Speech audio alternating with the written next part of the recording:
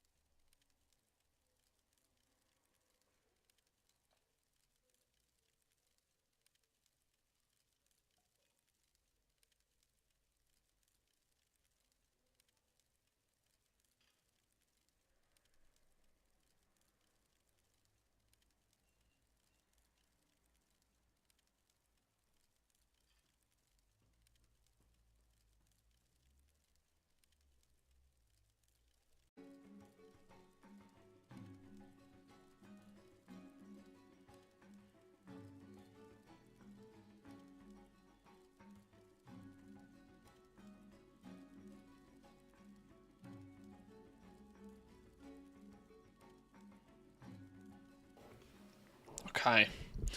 I think it might be time. Time to do something a touch crazy. Should we play some World of Warcraft? Shall we?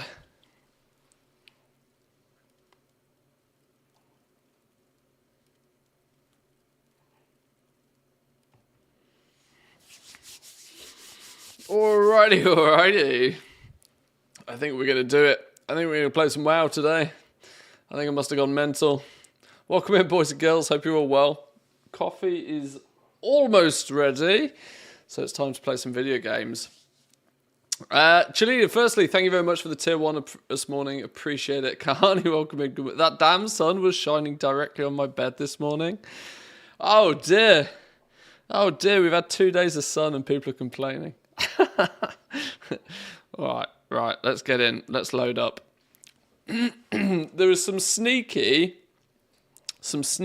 rumours floating around that 10.26 is going to go live this week. I don't know how much, what they're based on, other than the fact that there's a slightly longer extended maintenance, and so people are like, oh, there must be something, give me something. But who knows? I heard something about a store mount mini pet WoW just logging in for Hearthstone. Well, it is the 10th anniversary soon, right?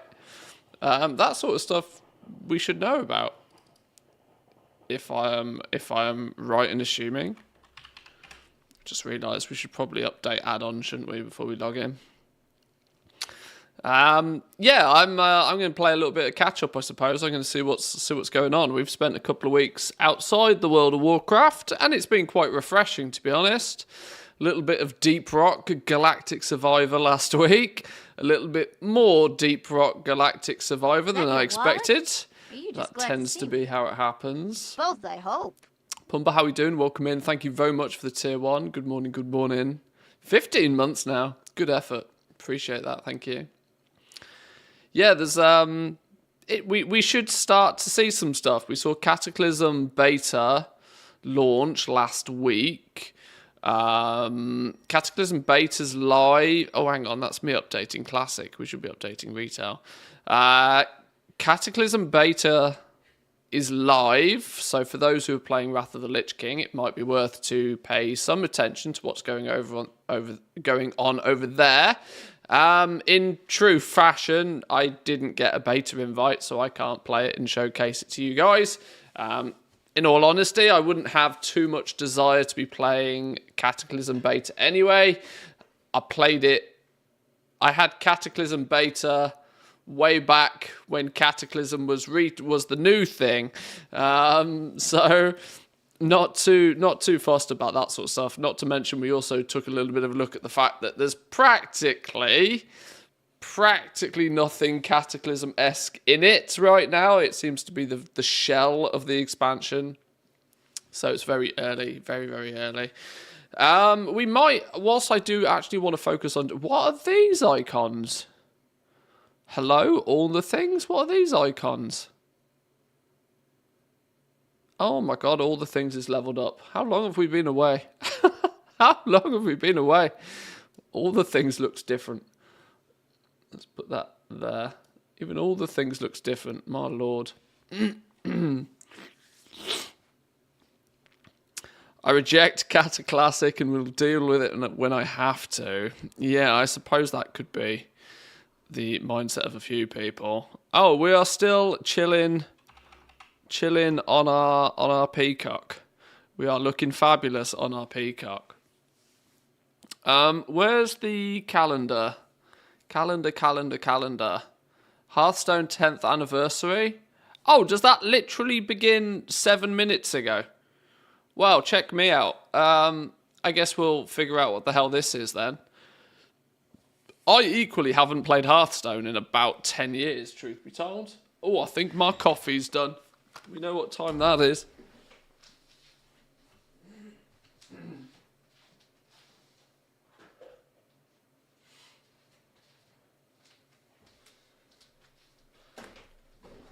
I want to do a bit of a crafting session today, simply because my auction house character is a little bit empty, which is crazy, right? Actually crazy. 9 GB download just to get a mount. What's the crack with this then? Should we figure this out then? Join us in Valdrakken, Stormwind and Ogrimmar as we celebrate the joyous card game that's delighted us all for a decade. Well, it delighted me for about 10 months when it launched. I don't think I've played it particularly much all that since. Although I think I've nearly completed the classic deck in Hearthstone.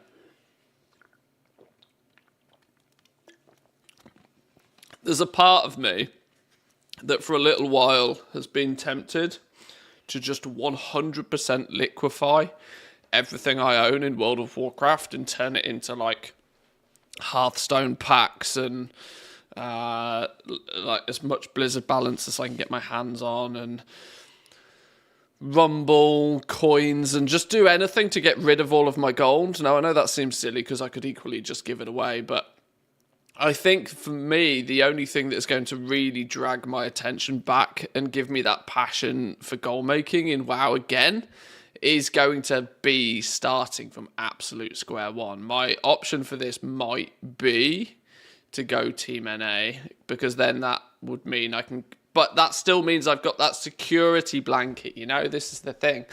The security blanket of having all of the gold just sat somewhere else. If we went full liquidation mode, I don't know. We could say. Right, so there's got to be something going on over here then, right? Surely.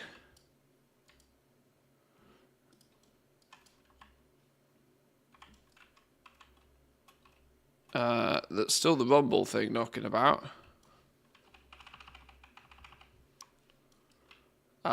If it starts at 10, that was 8 minutes ago. It means we should be good. What's this Hearthstone business about?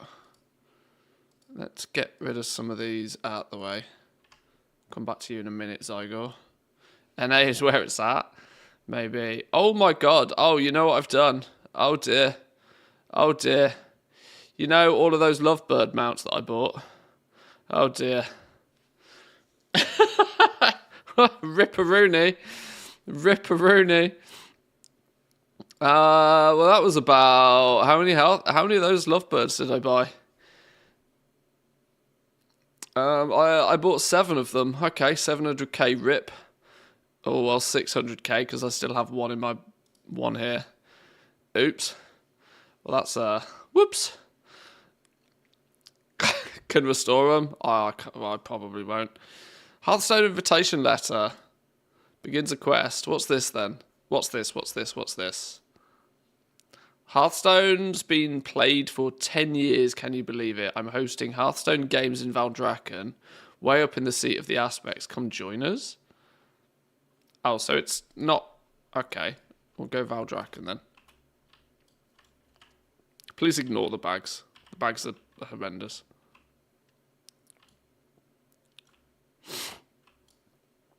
Zuna, Orobos, Valdrakken. I ended up joining a Rumble guild called Wales Unite and saw a whole different level of spending. Yeah. Yeah, yeah. I don't know just how much money some people have pumped into Rumble now, but it's probably quite some. Quite some, I would imagine.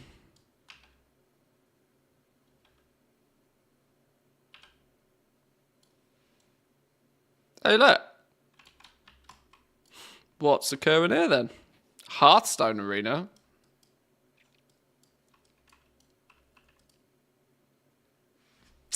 Let's make sure you guys have got some in-game audio. Should have probably made sure that was the case before we started, shouldn't I?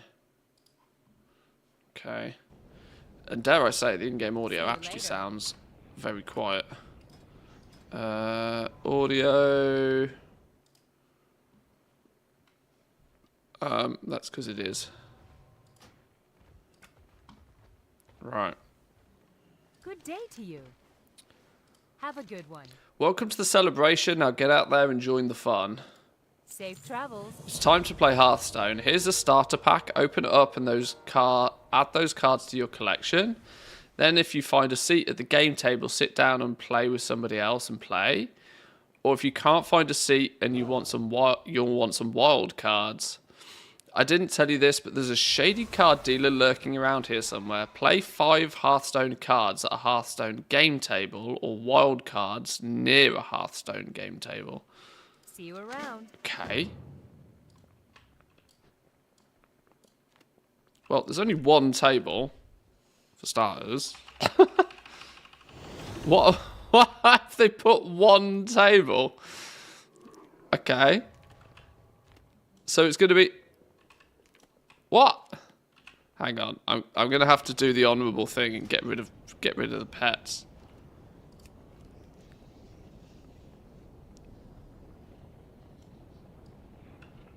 So what we got going on here then?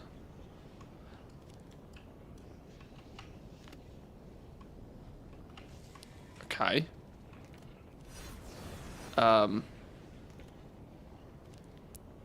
You shitting me? There's one table for everybody to do this?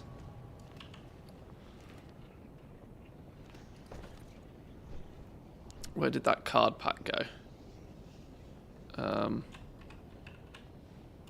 What was it called? There it is. Contains a starter set of Hearthstone cards to add to your collection.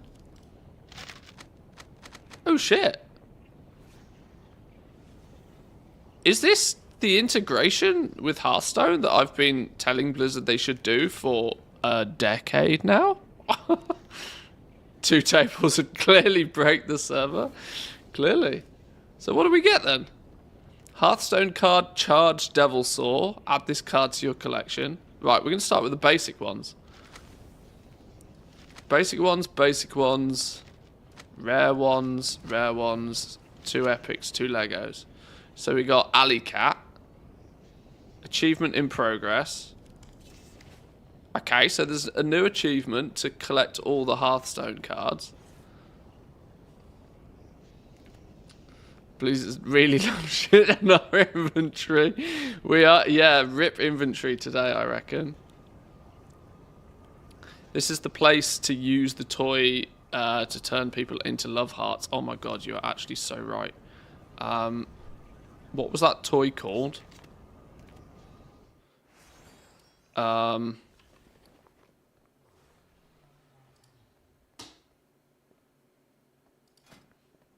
Collections, toy box. What was it called?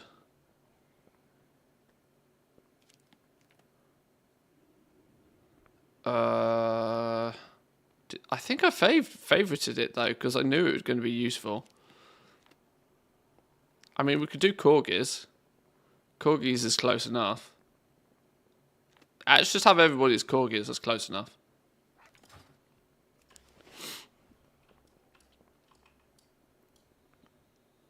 Okay, that needs to go away. What? What's killing this? Achievement comparison. Okay, I know what's killing that. Add-ons. Wealth auditor. Reload.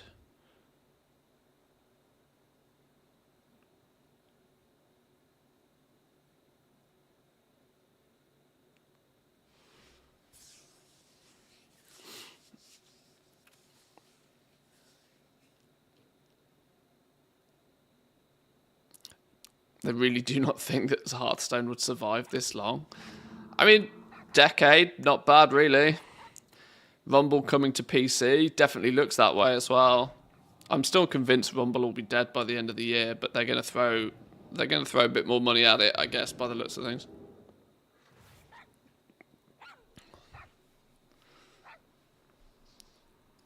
Right. Hand of Protection. I guess we should track this achievement, shouldn't we? Let's Dream On. Have I still not finished this? What's Defenders of the Dream? Oh. Yeah, maybe I should do that one day. Body language expert? Well, we're not going to be doing this anymore, are we? Support your local artisans. Lol. Stop tracking that one. We got Arcane Golem. Why are these not cards? Why can we not see these? Collect 10 Hearthstone cards. Hearthstone Beginner. Game Table.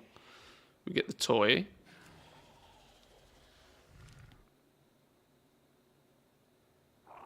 That's been in the game a while though, hasn't it? No, maybe not.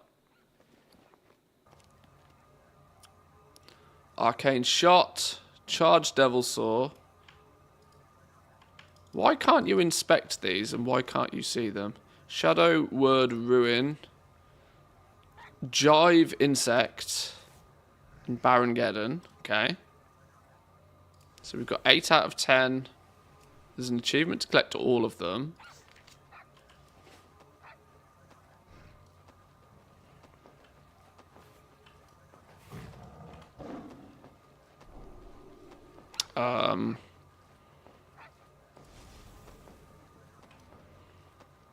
I can't be the only person that's like, what the hell?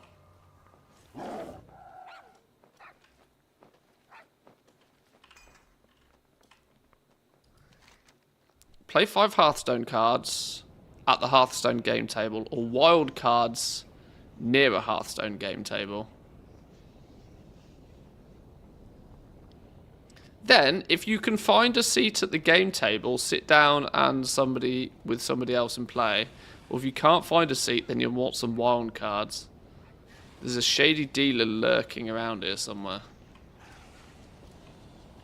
Refreshment vendor. What do you have? You have funnel cake, salted venison, basic stuff.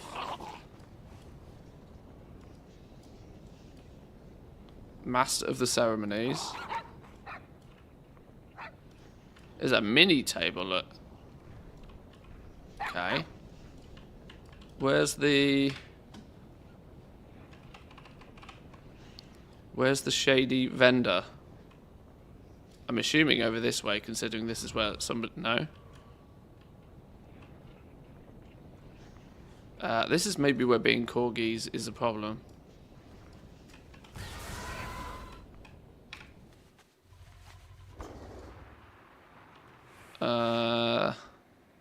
Oh, no. Refreshment vendor with his fish. He just looks different because he's not a corgi anymore.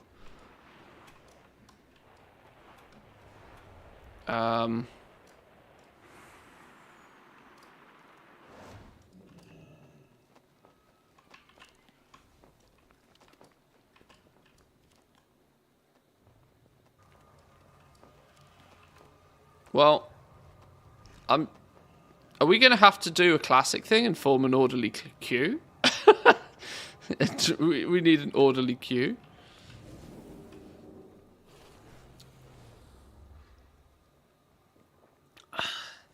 Is this an advert to go play Hearthstone? I definitely think there will be an advert to go play Hearthstone. Yeah, I'm quite sure there's a mount you can get by logging into Hearthstone. I'm pretty convinced of it.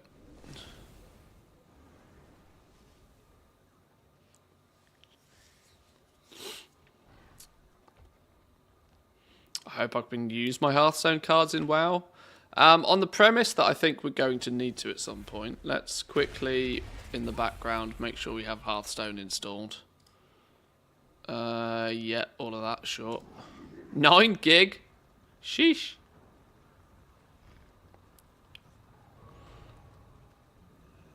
Right, that'll be done in a minute or two.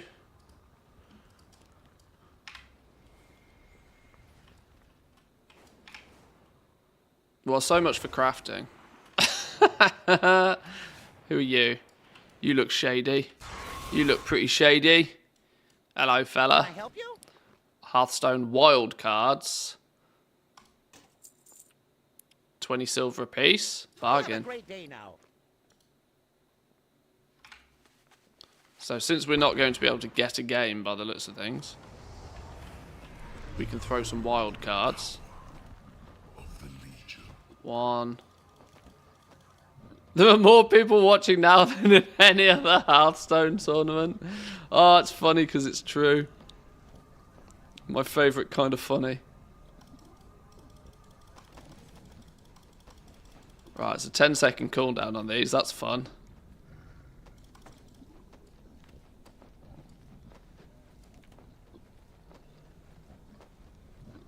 I want to actually have a game, though.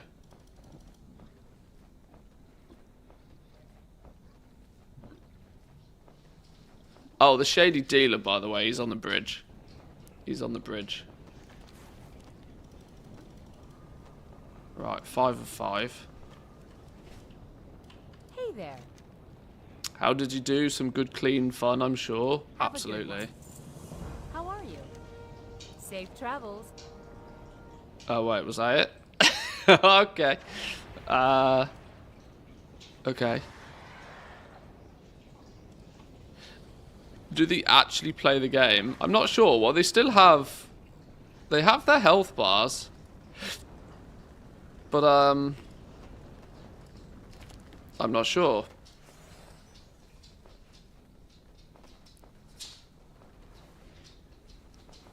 I remember playing the Hearthstone beta during work night shift on a Pentium with 1 gig of RAM with Windows XP, which drew the card as a purple square. Oh dear, oh dear.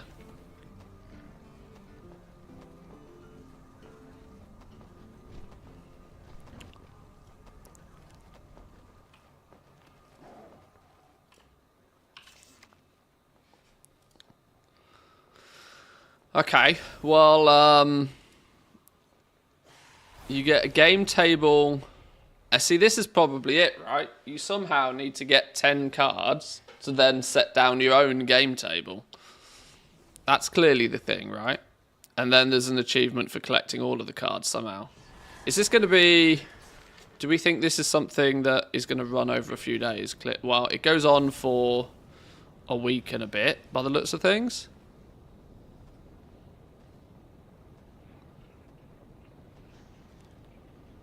Okay, it goes on for a week. What's the chances they're going to do something every day? Because this can't be it, right? Because there ain't no way with one table are you going to be able to sit down. Is this going to be something, right, that there's one table to begin with and it's going to take some people to get their 10 cards to get a second game table, and then they place a game table down and somebody, it multiplies. It's like a it's like a virus. It splits and it's a virus. Maybe that's what it is. What was the old Hearthstone achievements and collectible things? There was an old Hearthstone toy, right? What was it? I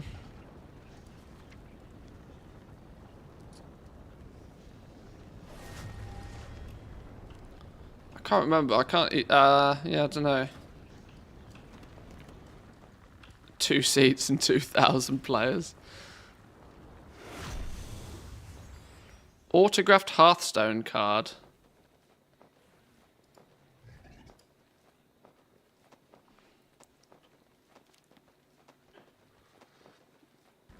Wad Garrisons, this was it. Autographed Hearthstone card. Apparently I've collected it. Autographed Hearthstone card. Manthe turns her autographed Hearthstone card over, revealing a common Hearthstone card. From back in the Wad Garrisons. I guess that's a good, it's a good random one, isn't it?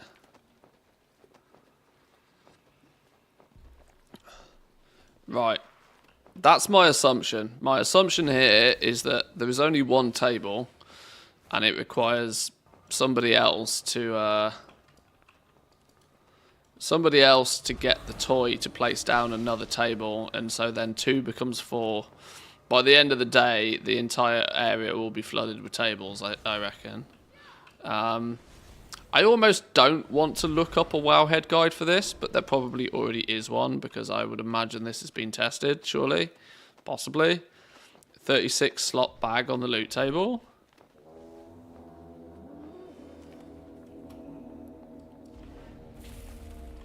Hang on, let's have a look. Let's have a look.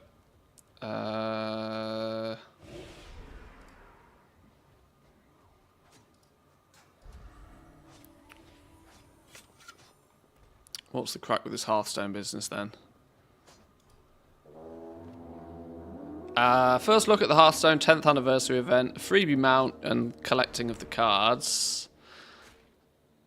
We're getting the first glimpse of what to expect from the event. We're currently compiling information, so the article will likely change, blah, blah, blah. Fiery Hearthsteed mount. It's a reward for logging into Hearthstone at some point during the event. Unlocking the mount on WoW and its feat of strength Hearthstone Fiery Edition will also unlock. Well, why don't we just do that then? Why don't we just do that? Sorry, Twitch. We're going to stay in the World of Warcraft category. Shoot me.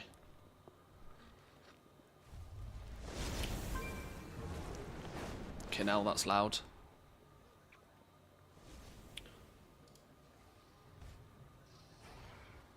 Jeez Louise, that's loud.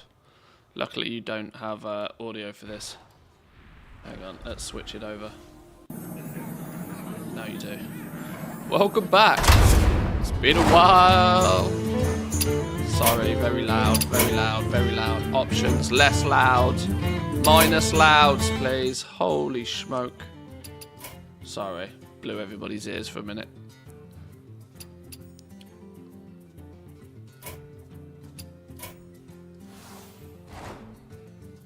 Partner in my adventures in the Badlands, I rustled up something called ketchup packets, guaranteed to make even a shoe taste good. This clearly isn't the right thing, right? Weekly quests. I've not logged into Hearthstone for a long time. Oh my god, what is this spam? Mechs, whatever. Delve into the Deep Home Golden Mini Set. No.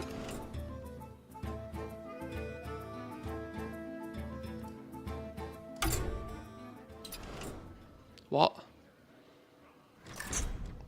Just let me in. Year of the Wolf.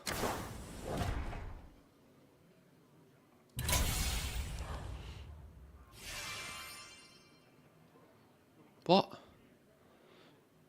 Okay. Do I have to select one of these? Only core and the last 2 years of cards can be used. Sure. Following sets are wild. Great, okay. Did the googly eyes work? Did I just completely miss it? I know I know I've probably set them to not. They did work, okay. Can I? 30 cards and 1 deck have been added to my collection. Jesus, how many things am I going to have to click through before I'm allowed to get to a menu? Sure. Okay. Can we back it up? Back it up, son. Right. I have 159 packs. How do I have 159 Hearthstone packs? Hello? Is this the 10th year anniversary thing? This must be it. Here, look. This must be the one. Hearthstone 10-year anniversary, 10 years in the tavern. Partake in the gifts and the celebration. Complete quests to collect event XP, earn rewards, and relive a decade of adventure.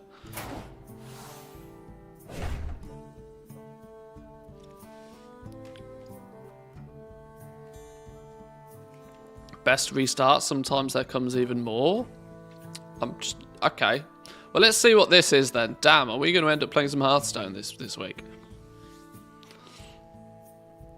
Play or destroy 10 mechs or use your hero power 10 times. Play 3 finale cards. I don't know what finale cards are. 1,000, 2,000, 3,000, 4,000, 5,000. I guess we need to make... Oh, event XP. Quests. Play a game. Deal some damage. Blah, blah, blah. Play a legendary card from Forged in the Barrens 3 times. Reward track, because who doesn't love a battle pass? Earn exciting new rewards on the refreshed rewards track.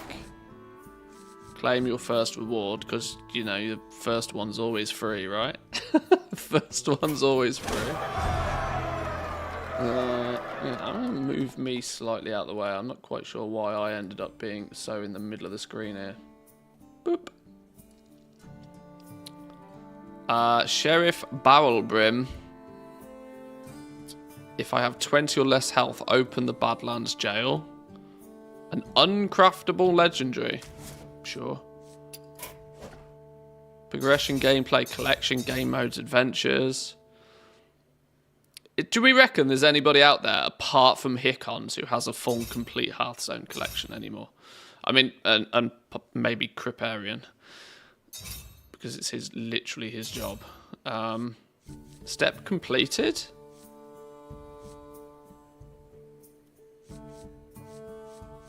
Apparently I've completed a bunch of steps somehow, magically. Not quite sure how I've managed that. I have 771 total wins in ranked. Maybe I played this game a bit more than I thought. Never bothered with the arena, because it cost money. The irony of all ironies is I played this game originally when Battle.net integration I don't think was a thing. Maybe it was, I don't know. Either way, I remember spending real money on this game at some point. And in true fashion, surprise to nobody, I mained a hunter apparently, by the looks of things. Never played a demon hunter, never played a death knight. Druid was stinky. See, the funny thing is here is this is exactly relative to how I play actual WoW. Hunter main, touch a paladin, bit of mage when I'm feeling crazy, and that's about it. Okay.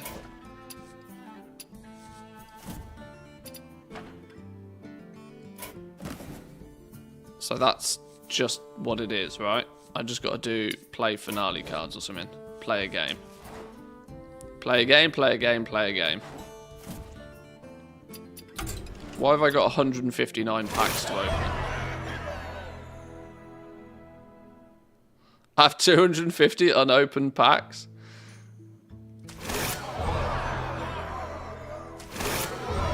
Hearthstone 10th anniversary, Hearthstone Brew. Replace your hand with an iconic one from Hearthstone's past, once per game.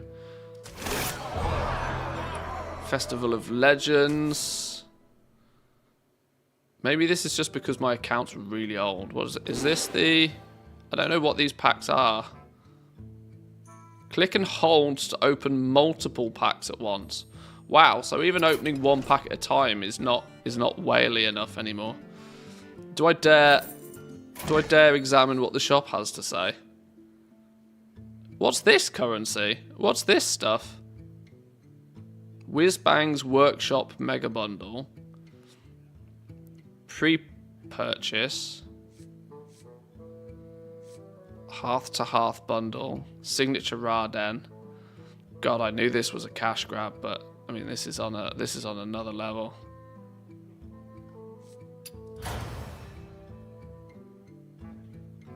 Specials just for you. Standard, hero skins, and wild. I think I've got most of the standard set. Oh. Like the original.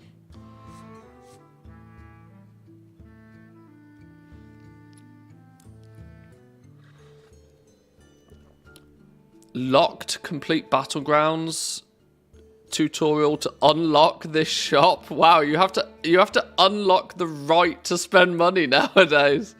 Oh god, the gaming scene. Sheesh. Unlock the right to pay money. FOMO to pay money even. Tavern ticket mega bundles? $40 for 25 tavern ticket mega bundles? What is all of this? I remember the single player modes were quite fun at one point, and you could buy those if you had enough gold coins. And as you can clearly see, I never have it. Oh, what are these? Rune stones. Rune stones can be exchanged for packs, bundles, passes, tickets, cosmetics, and more. Oh, so that's actually your premium currency nowadays, I see. And you can just straight up buy your premium. Oh, of course, best value. Epic value, 8,000 runestones for $80. Is that your wallet? Sheesh, Louise. Are you just glad to see me? Lady Daisy, thank you very much for the Thusday, prime. huh? I appreciate it. Welcome in this morning.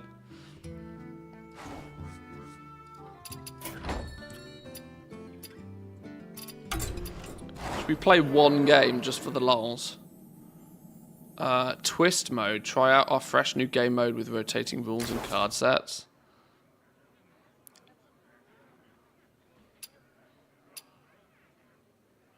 I want to see my collection, because I'm quite sure the OG standard deck, I have a lot of it. Standard cards, wild cards, twists, sets, wild sets. Would it be considered legacy, or is it the core set? Like whatever. Or standard cards? No. Like whatever the original was, I think I have quite a lot of it.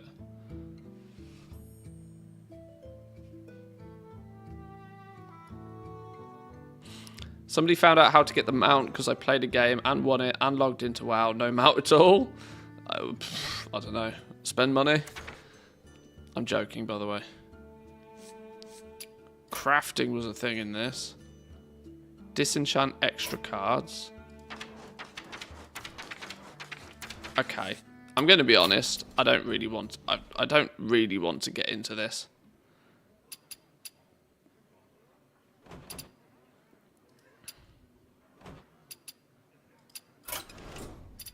It's telling me I have to press this button. No. Standard. You've got some standard decks, but you can always create more in your collection.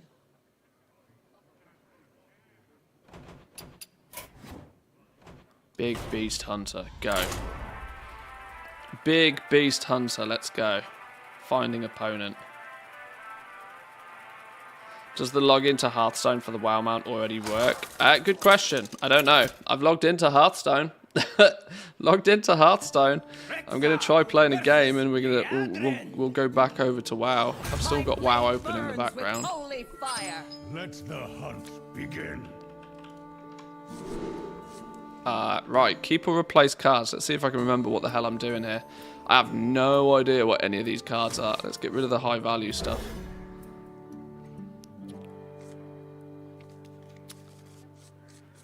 Okay. Let's see if we can remember what we're doing. Over here.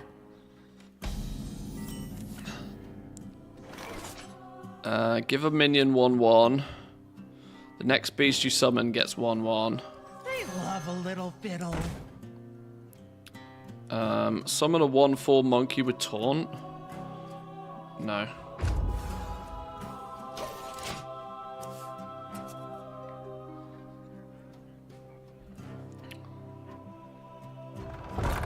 Three bananas left.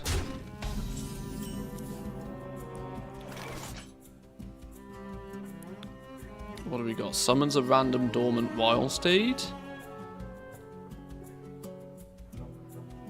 Sure. Caught this one eating party snacks. A stag spirit wild steed. Dormant for 3 turns. When this awakes, equip a 3/2 great bow. Okay. What's this thing? A dance floor. Gives your minions a rush. Add 2 silver hand recruits to your hand. That's a death rattle. Is it worth getting that out of the way now? 2 silver hand recruits are 2 1/1 minions, if I remember. Give a minion 1/1. Well, you can trade favourably. Oh, it doesn't even add them to the deck. Alright, fine. What kind of death rattle was that? Oh, it hands them, puts them in the hand. Ha! Loser. Stupid paladin. Wonder how many on Twitch are playing Hearthstone right now. Probably more than usual.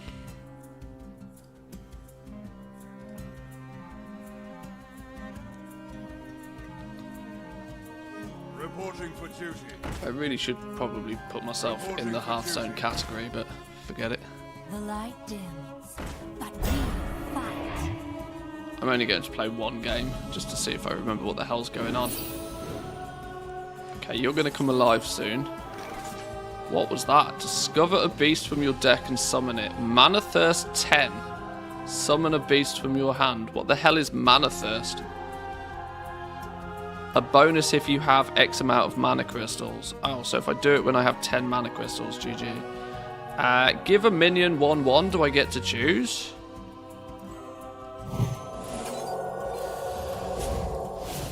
Calm down.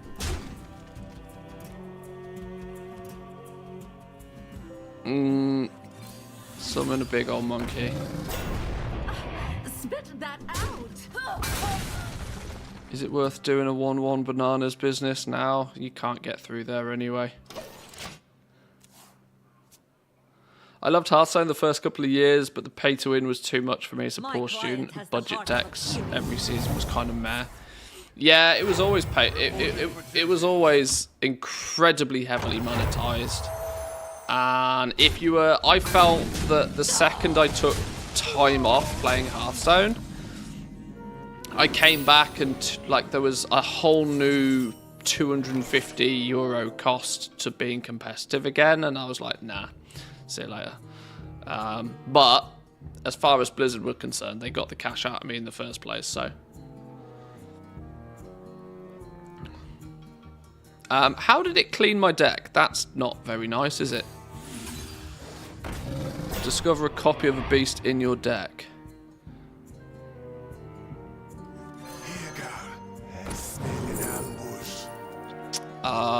King Crush is cool. Can't use him for a while though. Lifesteal Rush, although he's a cheeky win condition. Give your Hydrolodon heads Rush. I don't know what those even are. I want King Crush because he's cool.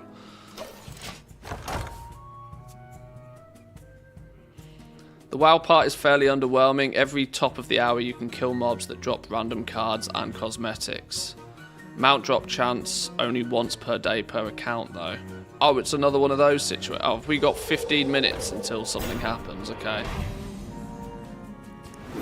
Where did you come from? Light Ray? Okay, now we have a fat bow. Deal 5 damage to a random enemy minion. Repeat this with 1 less damage. Well, I need something that's going to do 5 damage somehow, magically. I mean, do we face tank this thing to get rid of him? I hunt alone.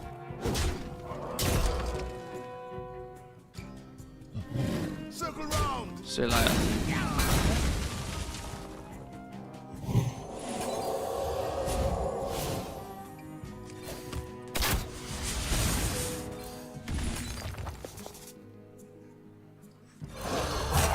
I'm just pressing buttons now. I've lost all sense of what's going on. There is so many new affixes. Like, lifesteal is a thing all of a sudden. Spice over here. I remember Taunt. Rush, I don't know what Rush does. I guess that's... I guess I should remember what that does.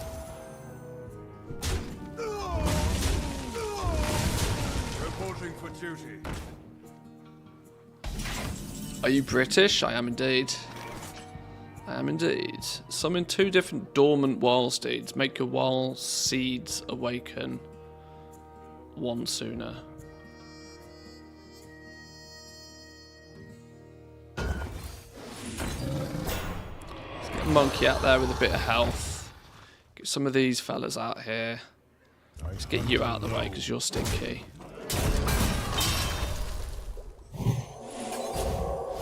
That means if either of those attack, they're dead. Let's pad out with a little bit here. And I hate not spending mana, but I guess we can't. See you later. It's like late afternoon there. In British land, it's like still late morning. Reporting for duty. I don't live in the UK though.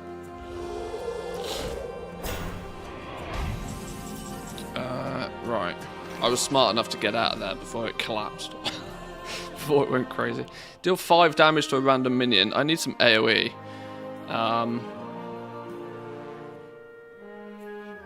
Why am I getting like wild spirits? This doesn't feel very huntery.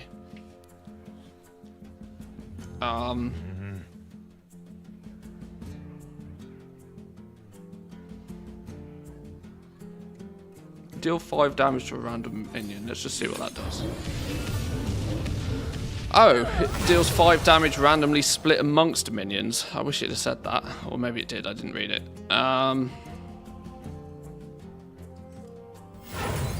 Probably not the turn to use a coin on, but let's get you out the way. Oh, you gained rush all of a sudden. How's that a thing?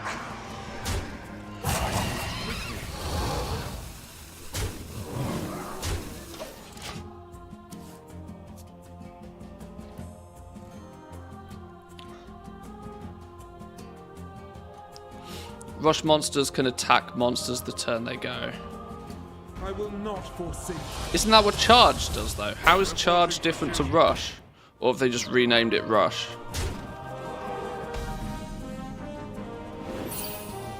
Ooh, why did you... Oh, okay. Haha, alive. Give a friendly minion +2 attack. If it's a beast, give it rush. Well, can we wombo that with summoning something? Lifesteal Rush also damages minions next to whoever this attacks. Give it +2 attack. If it's a beast, give it rush. Well, we got to get through this thing somehow.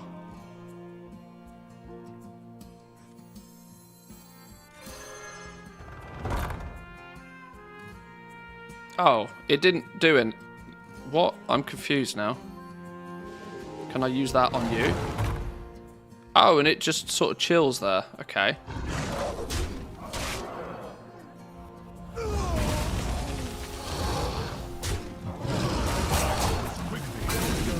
God, there's so... What is this number down here? Corpses? Resource gained when a friendly minion dies? There's so much more to this game. Oh my god.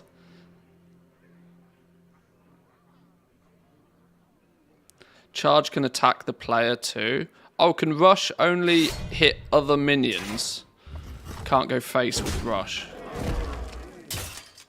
Rush only attacks minions, charge attacks players as well. Oh, I see, okay. Need a bit more spice over here. It's weird actually, this game is 10 years old and I can name all of one creator. Oh, I've got double King Crush. I mean, it'd be rude not to double Crush, wouldn't it?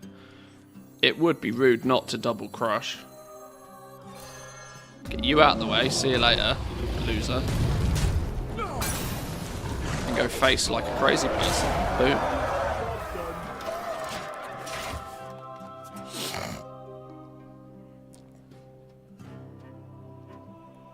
I can name all of one creator for Hearthstone, and that's Kripparrian.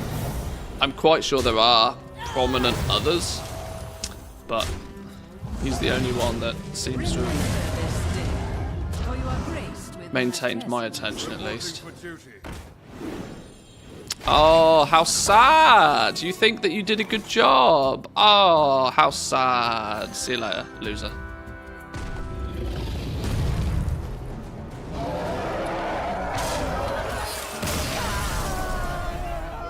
Flawless victory? Oh, we didn't take any damage.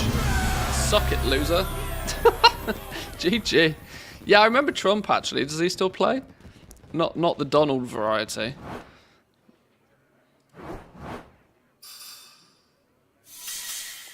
We're still cock rank, apparently.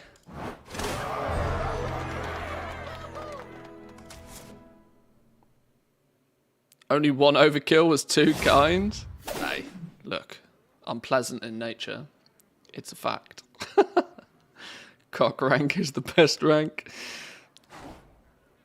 Right, okay.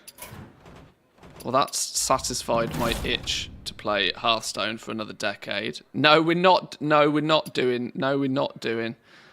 We can both earn rewards, though. All right, one game. One game. One game, Jack.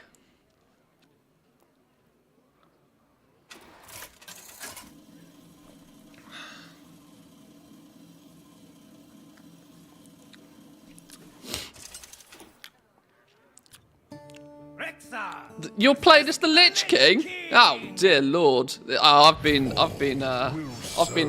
hoodwinked. I've been swindled. Not to mention, I'm gonna get stream sniped like a machine now. I will not look. Sure, you do you.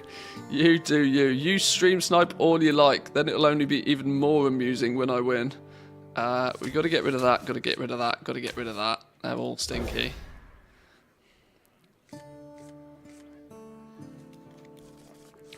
I don't know what any of these do, as long as I have something to play first turn. Gain a corpse. No idea what corpses do. Absolutely no idea. Draw a 1-cost spell. I want a 1-cost instant win spell. Gain 3 worms. They cost 1 apiece. Well, we're not doing that anytime soon anyway. Alright, sure. We tried. Not sure who to bet on here. I would, I tell you what, boys and girls. There's one way.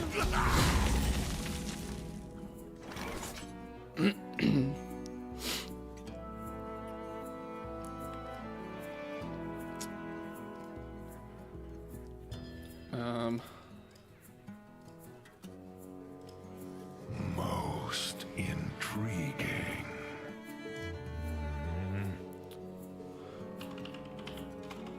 Will Manthius win?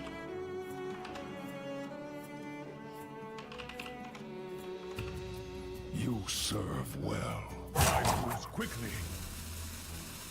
Make no. Right, put your money where your mouth is, boys and girls.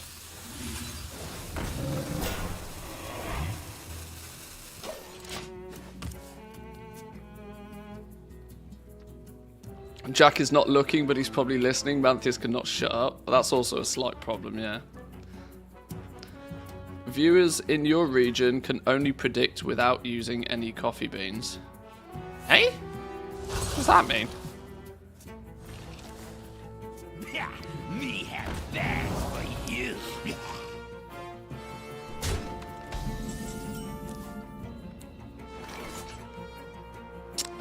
The problem is Jack is also a mod, meaning he can probably also influence this. Oh, because of gambling laws. Do we want to go big dick monkey business? They love a little fiddle.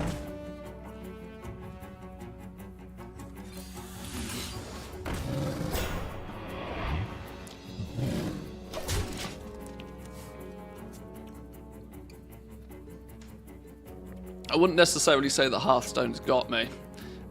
It's interesting to see how the game has evolved, though, over 10 years or something. Path is my destiny.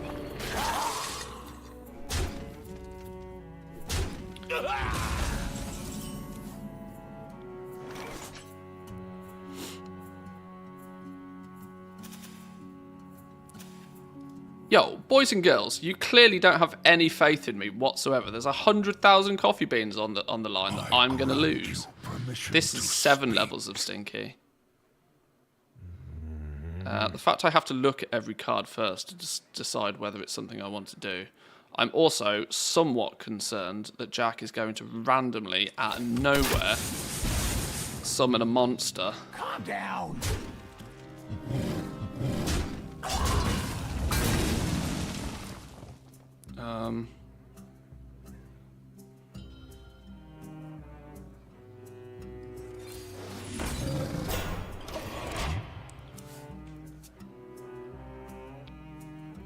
Pressure's on, boys and girls. Pressure's on.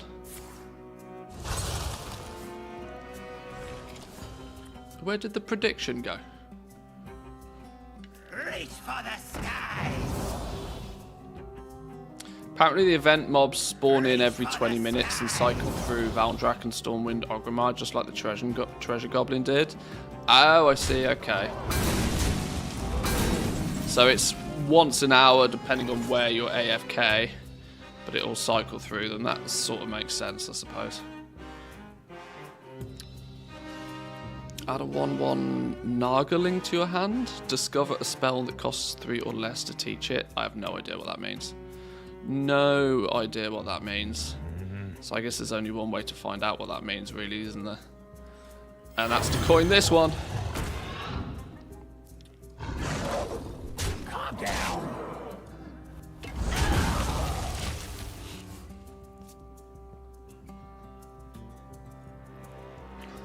The event has no fixed rotation, no fixed zone.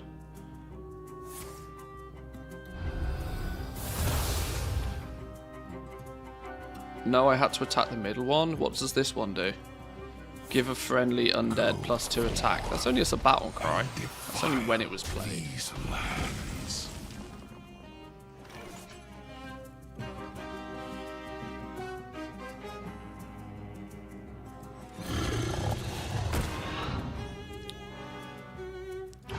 But we can do this now. Boop. Oh, what? Where did you come from? Sneaky son bitches. This is painful to watch. Look, when do I ever do anything professionally? It doesn't happen that way, does it? Let's be real.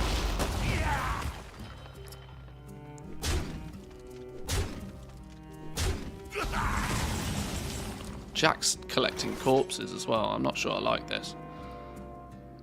Dormant wild steed, okay.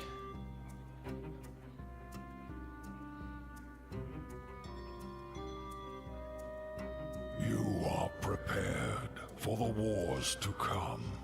Caught this one eating party snacks. Who here can spell Zinjari? Anybody?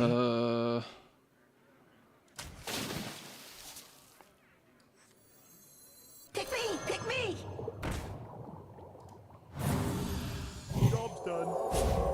So many things are happening and I don't know what any of them are. Your health is still high, I gotta give you that. Yeah, but it's a Death Knight. Surely Death Knight is just like, oh yeah, by the way, I'm back to full health, right? What are you doing? Patchwork? Destroy a random minion in your opponent's hand, deck, and battlefield. Ouch. Are you gonna come to life yet?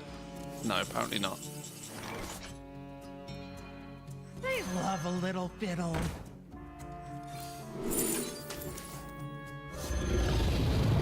Oh dear. Oh dear. Oh dear. Now the question is, do I apply pressure? Always face. Always face.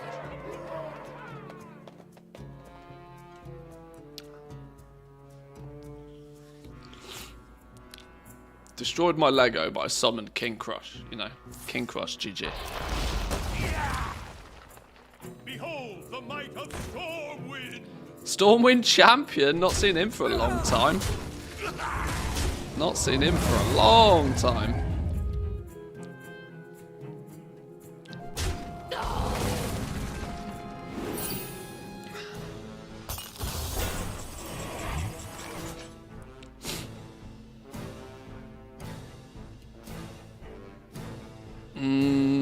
Give a friendly minion summon.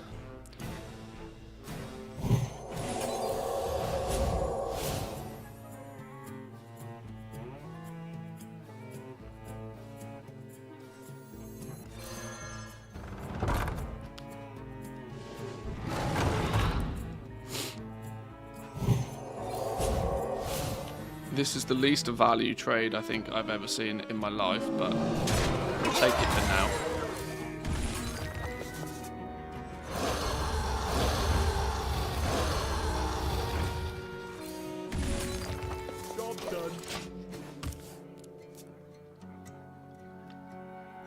I burnt through way too many cards there. Although I've still got 14 cards in my deck. It's not too bad. We're going to miss the event in WoW, aren't we? It's random enough that I don't think I'm that bothered. It's going to happen plenty of times. I can be very persuasive. 2 1/1 fighters with Rush. Oh my lord. They're all coming out the ground. These lands. All coming out the ground.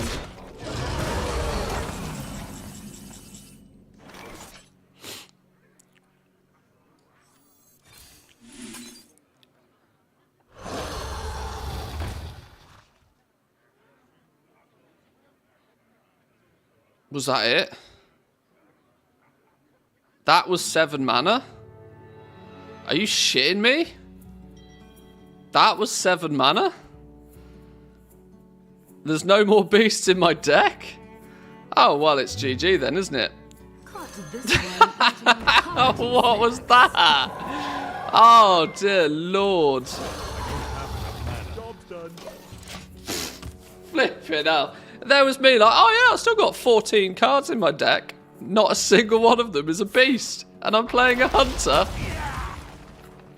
Yeah, distracted by squirrels today, absolutely. There's one more beast, yeah. Squirrel, thanks, appreciate that. Behold the might of Stormwind! Yeah, Might of Stormwind, yeah.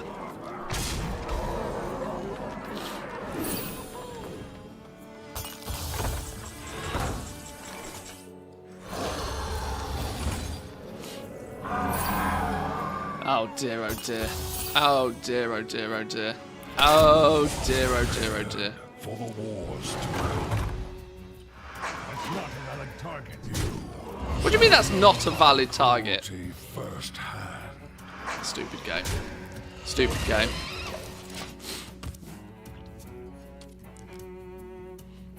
GG, Jack. Well done. You flipping whale with all of your legendaries. It's disgusting. Disgusting. Damn it, lost my 0 bet on that. Disgusting. Challenge a friend, you both earn a reward. 1,500 something or others. Wait. What? What is this? Points for days.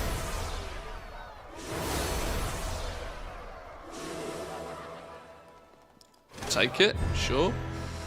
Hero power 20 times. What? See this? Ah, okay. So much stuff going on. Are these the...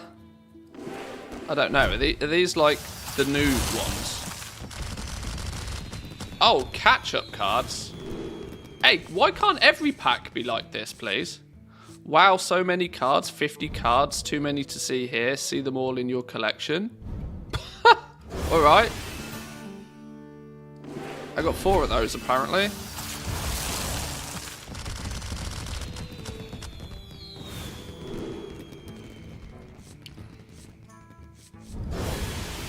Only got 49 cards that time.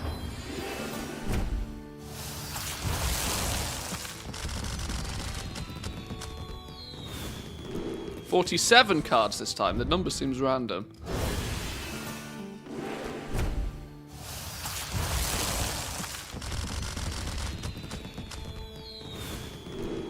Mr. Mukla. Oh my god, what are these? Oh shit. Look how many packs we've got here. Okay. Are these the standard ones? These look like the regular old school standard packs. Got to give it some luck, right? Wow, that's... Are these the... No, these are not the old school standard ones. What are these?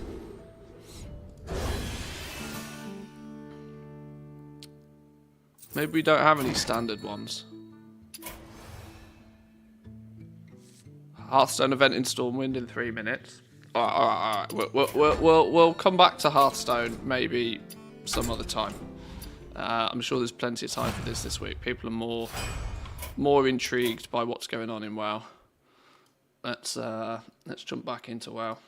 Let me switch the game audio over.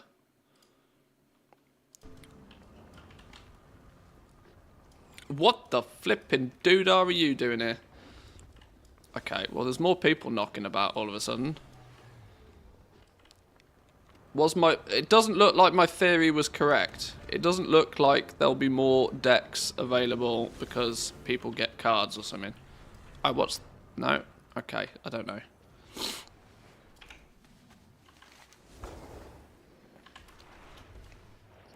Right. Oh, hang on. Hearthstone event in Stormwind in 3 minutes. Oh, I'm Horde, my friend. I'm Horde. As Horde, I'm not allowed there anymore. Last time I checked, I'm not allowed in.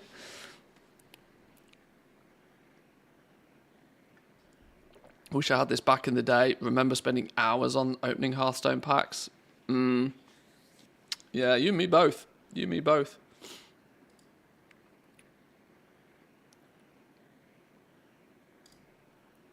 Will Manthius win? No, Manthius did not win. Congratulations, all of those who won a bazillion channel points. 110,000 channel points? Sure. Congratulations, boys and girls. I lost. Have your points. Have your points.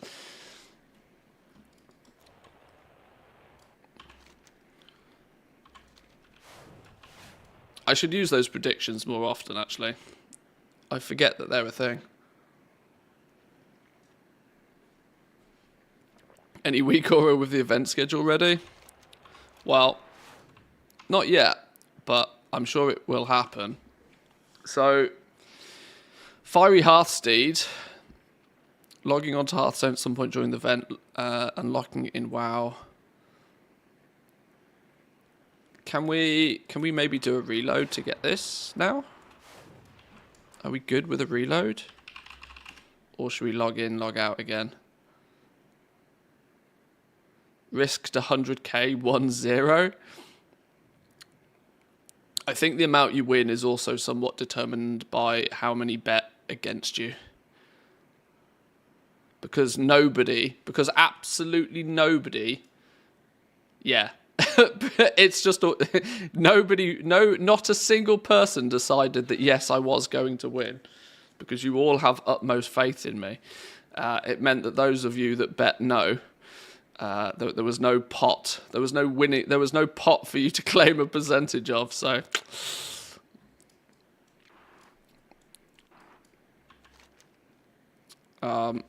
right. Well. Should we do a log out, log in? Let's do a full out and in situation. Full out and in, let's see.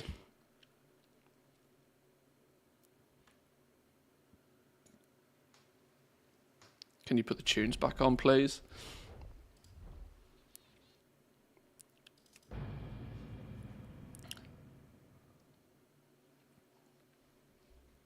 Obviously, the tunes are only for Team Twitch, although Team YouTube is quite quiet this morning by the looks of things.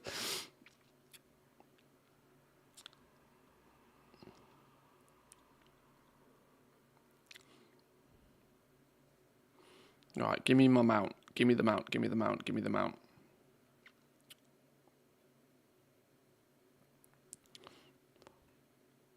I'm actually thinking about, for YouTube, I don't know how I actually do this, but setting the privacy of the YouTube stream to like not public, because I have a slight concern that my YouTube streams are having a negative impact on the reach of the rest of the channel as well. And I might just keep the YouTube stuff, considering most people still watch on Twitch, and understandably so. I might just keep the YouTube stuff for the purpose of actual, like, VODs. I still have the YouTube chat up and stuff as well whilst we're streaming, but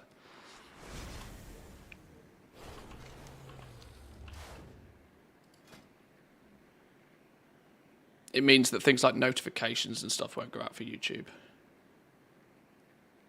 You shouldn't do the stream on the main YouTube channel. It messes with the algorithm. Well, it does, yeah. It does. But let's be brutally honest here. I'm not posting more than a few videos a month on my main YouTube channel at the moment anyway, so it's a touch quiet over there either way. Well, I don't seem to be able to get the mount. Is anybody else knocking about on the mount? It doesn't look like anybody else is on the mount either.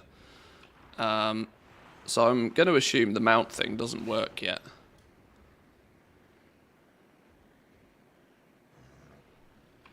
What else is this event good for then? Some WoW festivities. First time you log into the game during the event, you'll receive an in-game mail, blah, blah, blah, blah, blah. Go do a thing. Completing this quest starts Play Hearthstone, which requires you to play 5 cards or use the wild cards near one of the tables. We've done exactly that.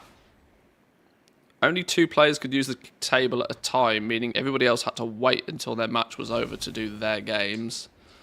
When talking to MC Fala, you'll receive a Hearthstone starter pack with a few cards. Collect the cards, blah, blah, blah. You'll need to collect 10 of them to complete Hearthstone Beginner, which gives you the game table.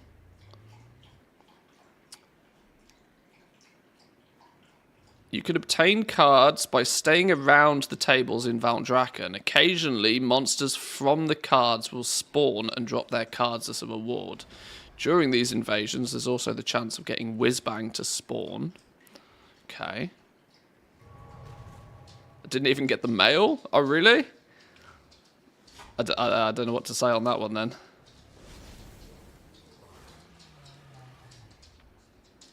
Anybody here grinded out Revered with the waylaid supply boxes in an efficient manner? Farming treasure chests is your most efficient manner. It's maybe worth looking up on Wowhead the location of some treasure chests and just, you know, run about. Treasure chests have a significantly higher chance for the waylaid supplies. And then obviously you need to film them and hand them in, but a portal will appear at the start of every hour in Valdrak and Stormwind and Orgrimmar with a 5-minute countdown. Once the countdown ends, Whizbang will appear and spawn Hearthstone minions. These minions include Hearthstone classics, like Patches and Dr. Boom.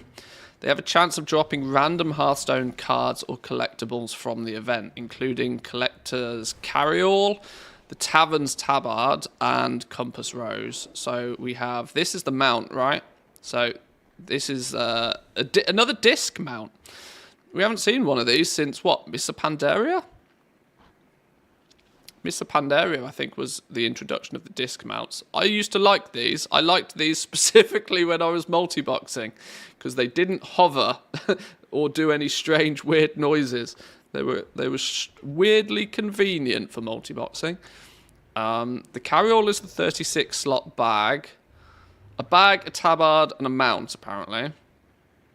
Oh, plus some other stuff. Look, Reno's hat, Reno's lucky hat, Taverner's belt, and then the tabard.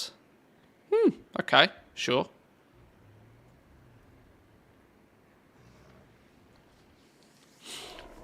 There was one in Stormwind near by the portal. Yeah, somebody mentioned that. I'm on Horde, unfortunately, at the moment, so... Disc mount was in Shadowlands in the Mega Dungeon. Oh no, I'm referring to a different one. That was the book. That was the book. I'm referring to this one.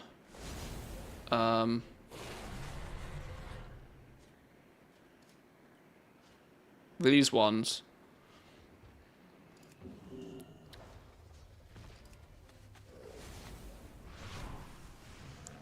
Red Flying Cloud.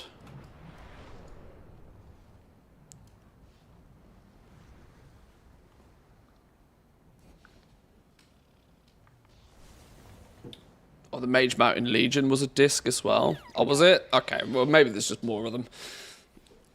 But these were remarkably handy because they didn't do any weird wobbling about. So, in a way, we are just kind of waiting. Where's the table gone? What? Now there's no tables. Hello? Closed? Closed?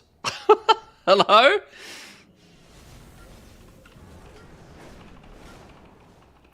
Oh, well, is this a toy? A tent? Are these people's toys?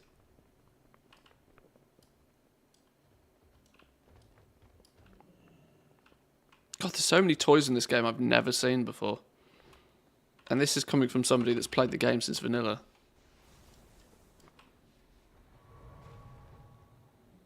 Okay, well, we went from one...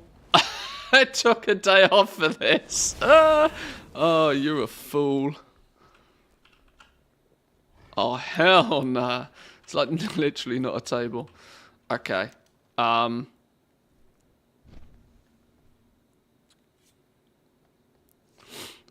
Maybe your prediction was right, just the opposite. Somebody won the toy. Yeah, it's like that kid who like picks up his football. It's like, no, I'm going home. It's my football. I'm going home. Are all the cards available or only ones from when Hearthstone first came out? Been playing Hearthstone since the start. Seems to be just the basic cards.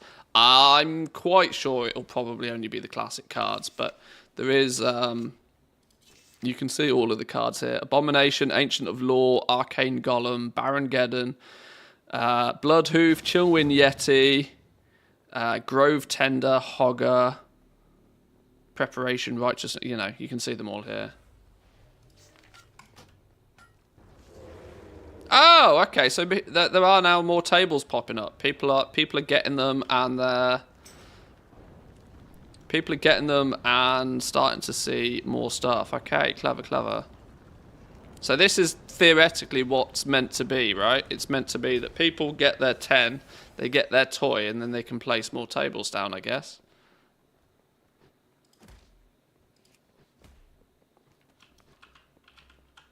I guess you just lurk near a table that looks like it may end soon, and you just spam click the button, I guess.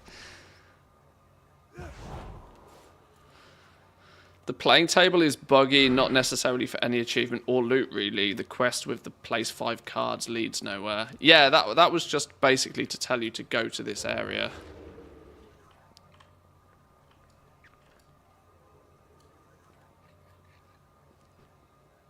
There was no point to using the tables at all. They give nothing and no achievements.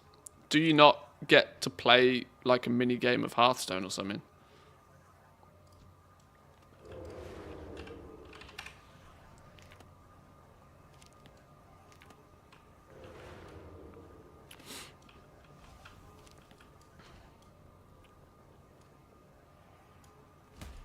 I guess not.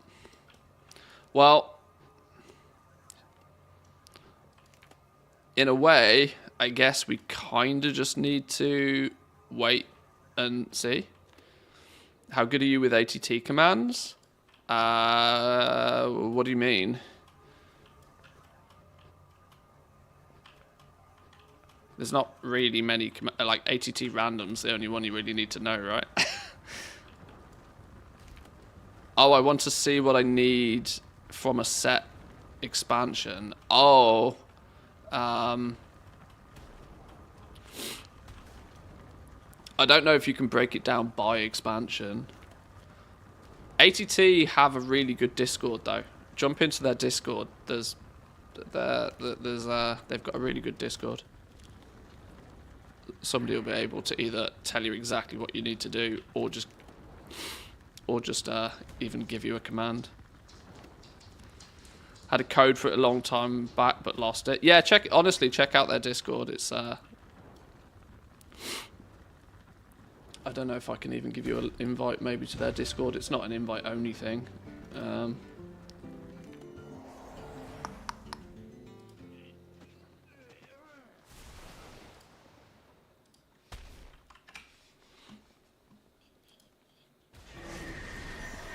Right, this one's about to finish. Can we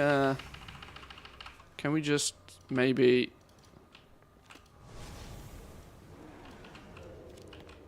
You're about to die. Let's make sweet, sweet So, profit together. let me on the table. Is it spam click the chair? Yes! Yes, boys and girls. Right, let's play some Hearthstone. Let's do it. Play a common card, play a rare card, play an epic card, play a legendary card. Oh, is that it? Is this like rock, paper, scissors?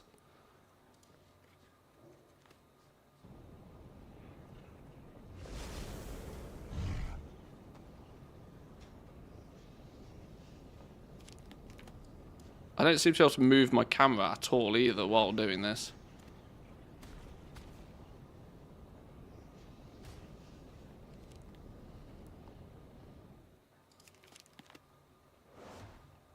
Play an epic card from your collection. Mana charge.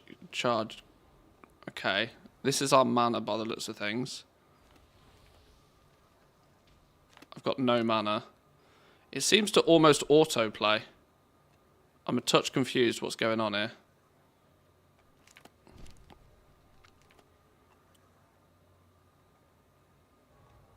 Play an epic card. Let's go.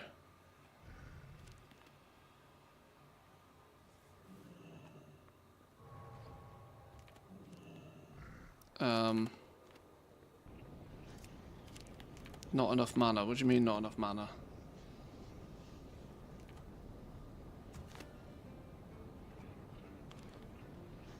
I'm sure stuff is going on here.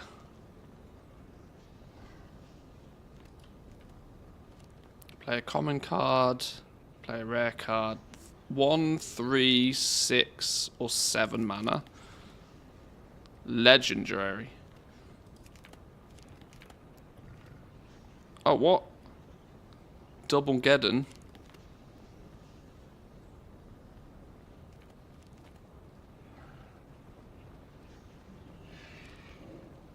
Just seems to somewhat autoplay.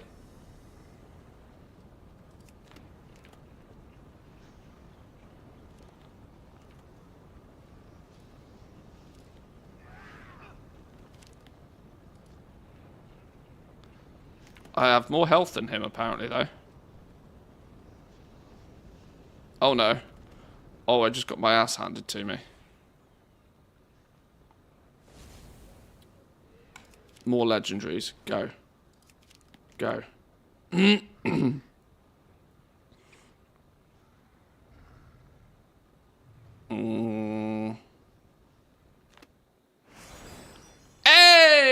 I won! I won, I won. Somebody can have my spot at the table. Okay. I mean, I won. I don't know what I won or how it worked. If you win a game, you should get a pack of cards, though, right? Surely that should be the play, right? Isn't that, you know? But then again, they're not going to do that because then you might accidentally complete the event too quickly. Heaven forbid, right? Okay. Sure. Well, I guess there's not that much to this then. I guess we kind of just, we need to wait for the event to happen, really. Is there any sort of big indication when the event's happening? Where does the portal spawn? Clearly, the middle of Valdrakken would make sense, but... It is the, you know, it does at least refer to being an actual game. Not one that I think that there's much skill involved with, but... Summoned legendary, spammed attack and somehow won. There was no tactics or strategies in this yeah, I think it's an autoplay. I mean, I didn't have to click attack in any way. I just played my minions and then it just autoplays.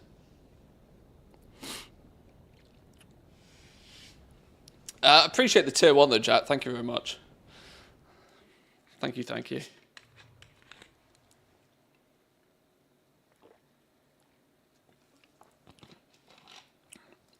So, I guess we can actually do what I kind of intended to do.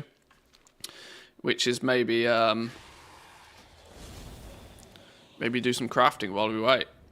And if somebody spots either the Orgrimmar or Valdrakken event starting, you just got to let me know. I guess.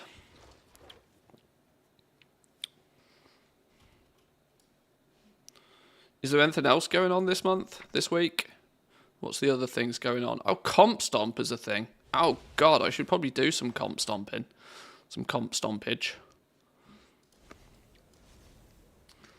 It's likely to be worth my time doing that. There's still a bunch of... Wow, I want to say, like, Legion...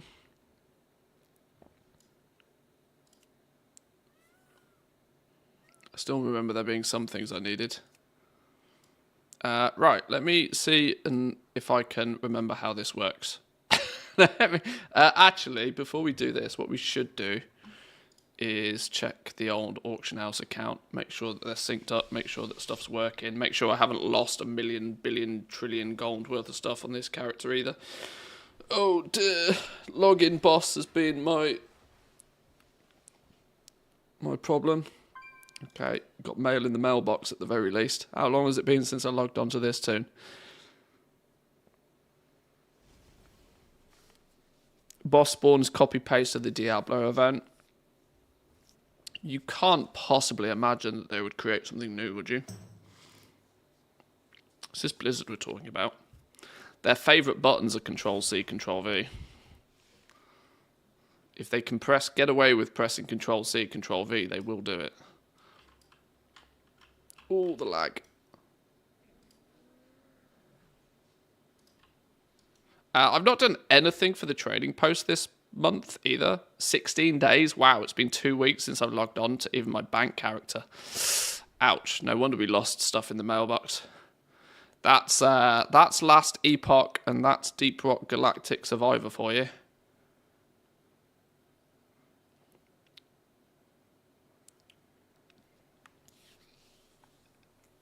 The only things to push for us are Alt and F4. Oof, burn.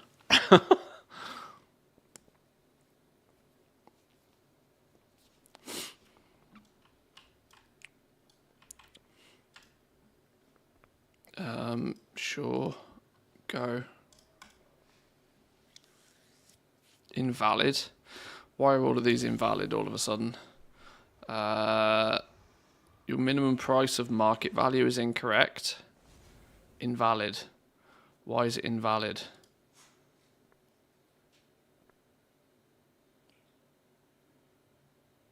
Wow. Is it genuinely invalid because there's no DB recent prices on anything?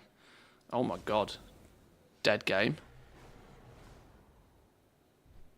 Half the PvP stuff doesn't have... There is... Okay. Wow. Okay, sure.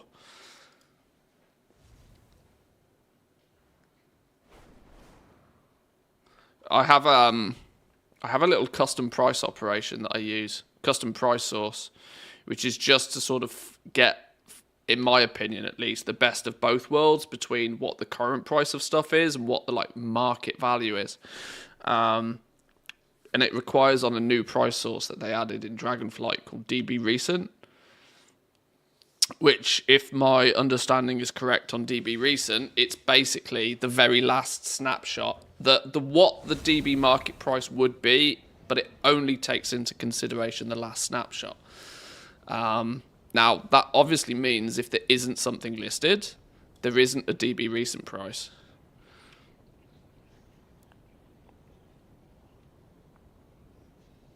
Now, playing on as large a server as I do, it is surprising that that's ever a thing. But apparently it is.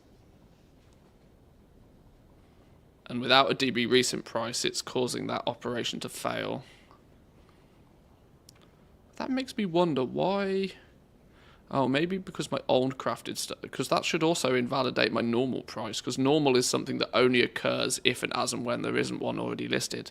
So maybe my TSM is not great at the moment. I've contemplated, you know, now that we are nearly one expansion deep with the region-wide auction house, reconfiguring my entire TSM profile, because I don't think that it's currently set up the way it probably should be. The game has changed in a direction that it's because it's season 1 gear. Why have I randomly got 346 pieces of gear still? That's not much of a surprise that it doesn't exist, really, isn't it? But the theory should be that it should still post... It should have a normal price. Let me take a little look at that then. What group was that? Leatherworking PvP Season 1. Leatherworking PvP Season 1.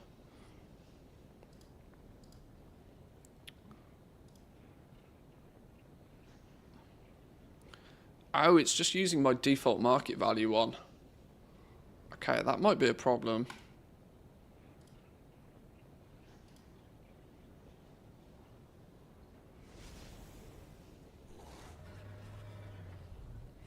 That would in essence mean that normal price may not ever actually trigger.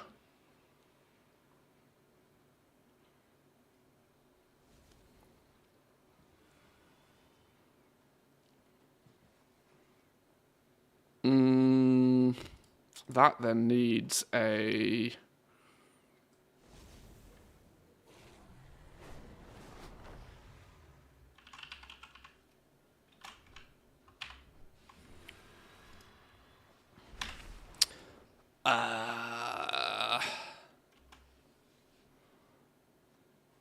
Do we want this to be a first or a max?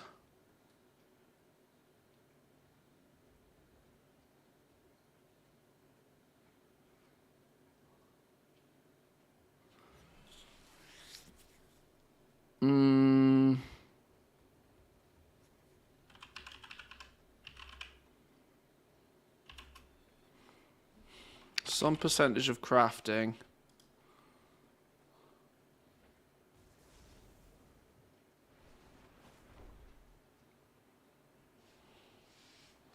What's the difference between first to max? Well, max just takes the biggest one. The first one takes the first one that's valid. So this is for when the scenario is that this market value is invalid because it doesn't work, then it would take crafting. If it's not a crafted item, it wouldn't generate a price for this, and so it would move on to the third thing.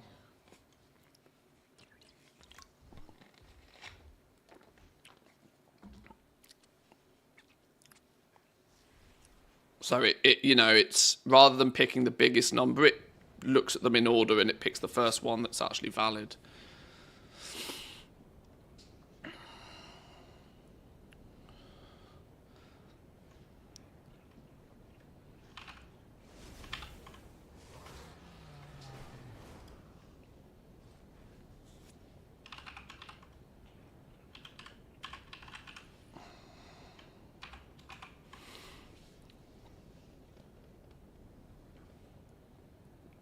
Now, there is also an issue here that if there is no minimum price, because if this market value is invalid for any reason, yeah, that's still...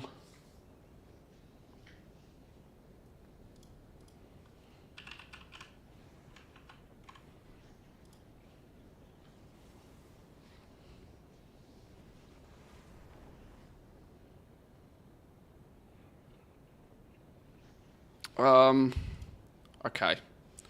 Truth be told, right now, I don't care to figure this out. I'll figure that out when it becomes a greater issue for me.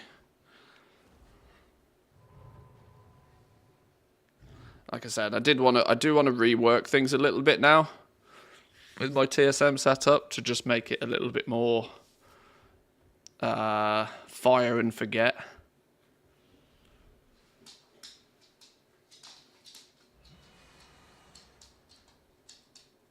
But my brain is not in tune for that right now. Let's just get the basic stuff on the auction house.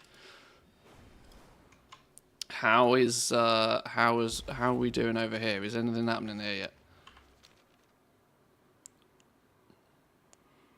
I'm relying on you guys, if preferable, to give me a heads up if something happens.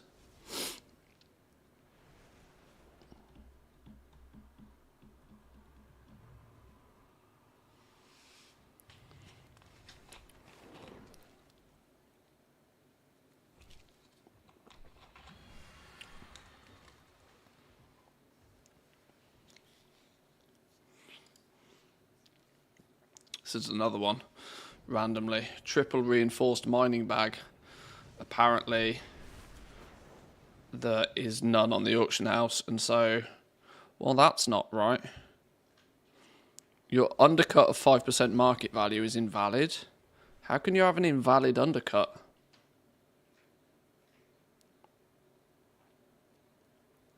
Minimum price of 1,000 gold. Normal price of 3,000, maximum 10,000. Why is that creating a invalid undercut?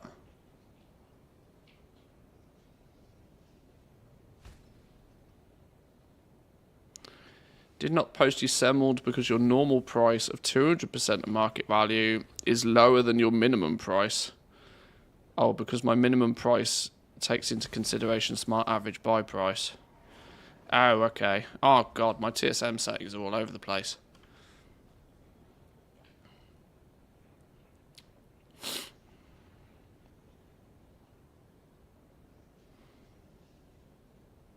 I'm not sure how a 5% undercut can be an invalid number, though.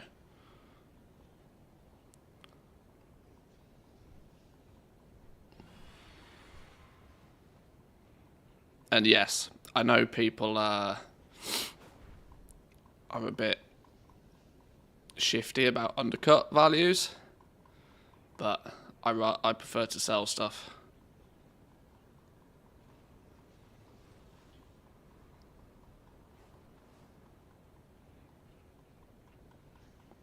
Why would an undercut value be invalid? Oh! Because if DB recent doesn't exist, it breaks everything.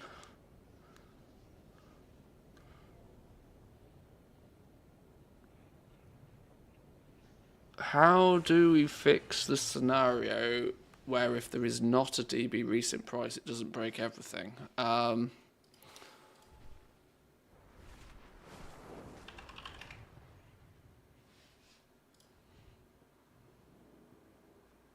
Maybe I do need to fix this now.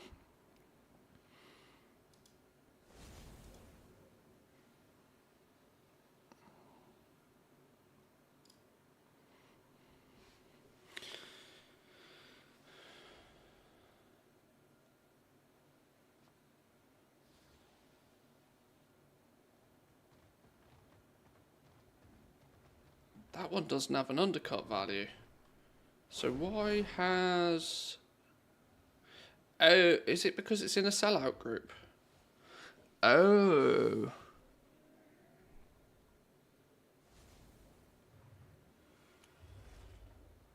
Oh, I need to put some fail safes in here.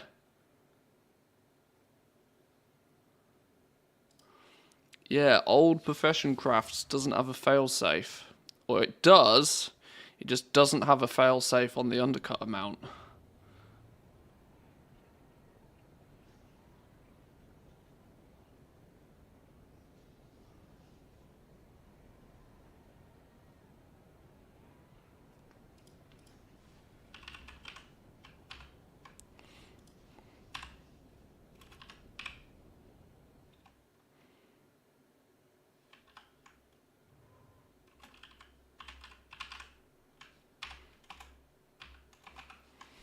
Well, there we go. There's that problem solved. Now there's a fail-safe. If market value as a price doesn't exist, DB market is always going to exist. If there's no DB market price for something, we've got bigger problems on our hands. I don't need a fail-safe for my fail-safe, I don't think. Maybe not the plan. Mad Hatter, how we doing? Welcome in. Good to see you.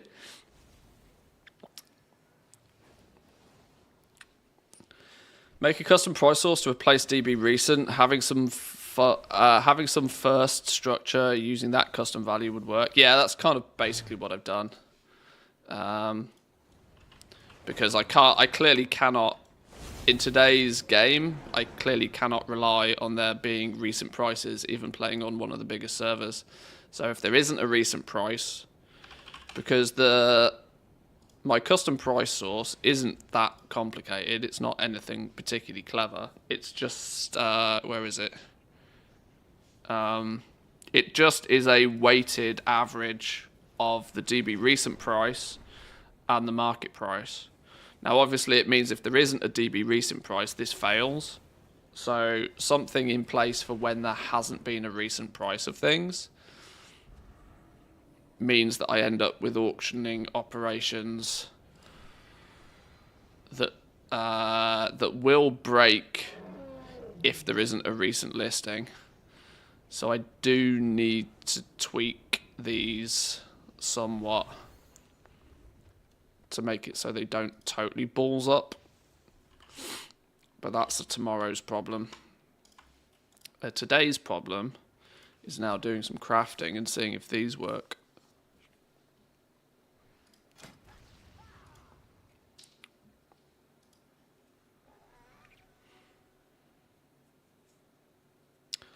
Do I want to do Nax stuff? It might tell me to go to Nax, mightn't it?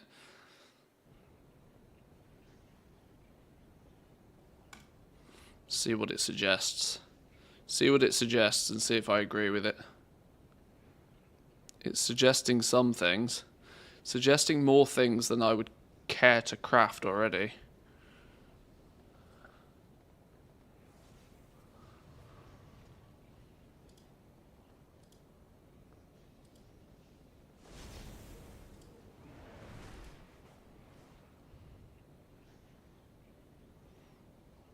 Anything in here that I don't strictly agree with? The things I'm going to not agree with are going to be down the bottom. Yeah, 41 shimmer scale diving suits is something I don't strictly agree with. Although they are just above where my threshold is set at. I wonder if nowadays I want to be more stringent with that. I think I do. So, how do we fix this? How do we fix this? We go into, for starters, we make sure I double check what. Oh Lord, I'm on the actual. I'm on the actual. Okay. Let's be careful about changing this then.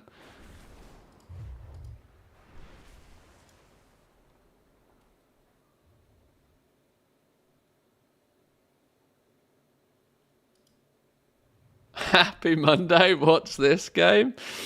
It's crazy, right?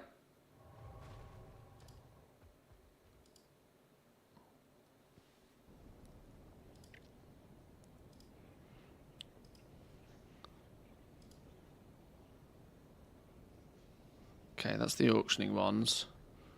What are the crafting operations on some of these?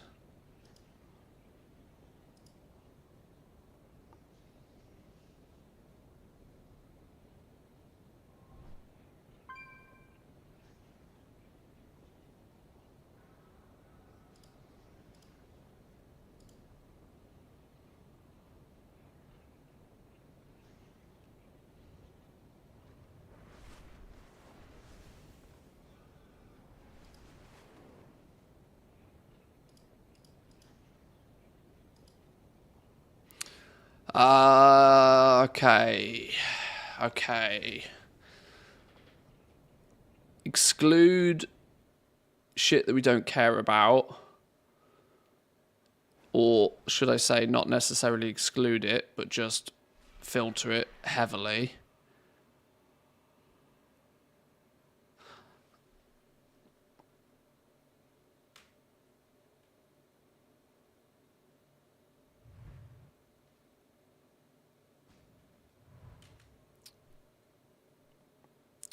Why can I not read it when it's in this form? I can read it much better when it's flat for some reason. Because I read it left to right.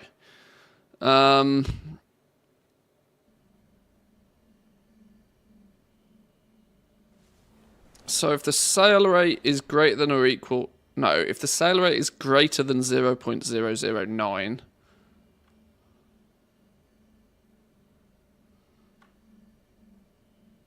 If the sale rate is greater than 0 by... Okay. If it's a 0.1 sale rate or higher, it will use the profit value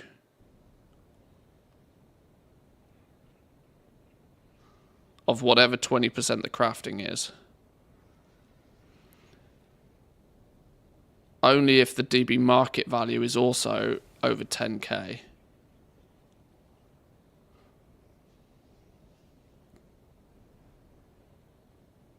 There's a problem in that somewhere. Oh, I'm so out of practice with TSM.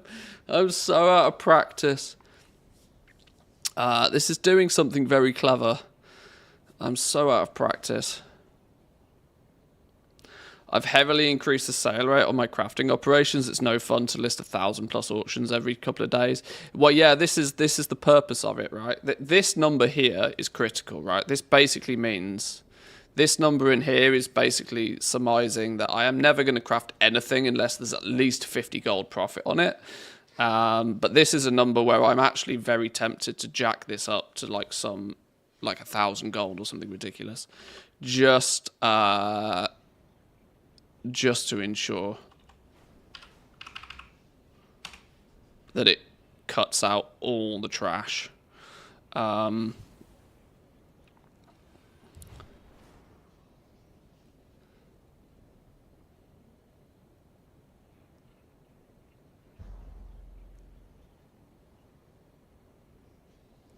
Yeah. So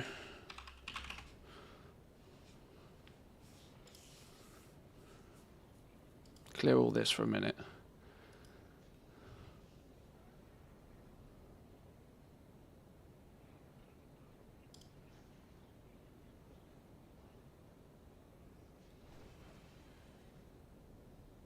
Okay, that's already 100% way more manageable of quantity, which means it's already starting to make more sense. All this old school stuff, do you just list it for 48 hours? I think it's set to actually only post for 24 by default, but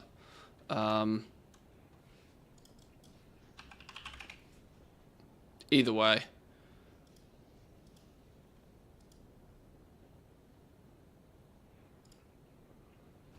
Yeah, it's set to 24 by default.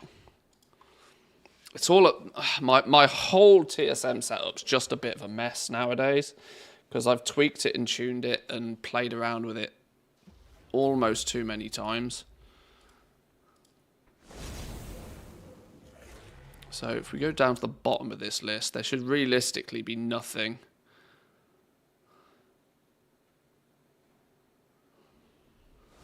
Okay, there's still a few things popping up. Are these maybe... Oh, these are maybe because they're Nax gear, newer Nax gear. So I'm more willing to craft those for some reason. Yeah, I need to merge everything into one nowadays. But that is already a significantly more manageable number of things to be crafting and listing. And quite simply meaning that, you know, as and when something's not worth making, just don't make it.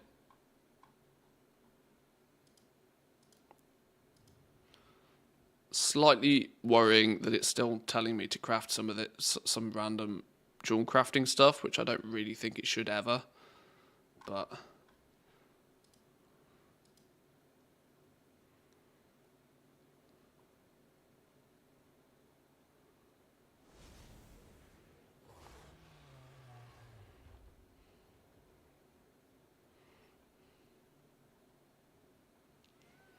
Okay.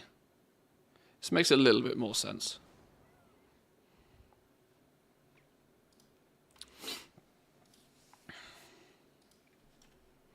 When's this event going to be up then? I just want to kill it for some... I just want to see it. I'm pretty sure we've been chilling in Valdrakken for plenty of time now. The event must have happened at least twice since I've been logged on. Oh, my voice nearly fell out my ass then.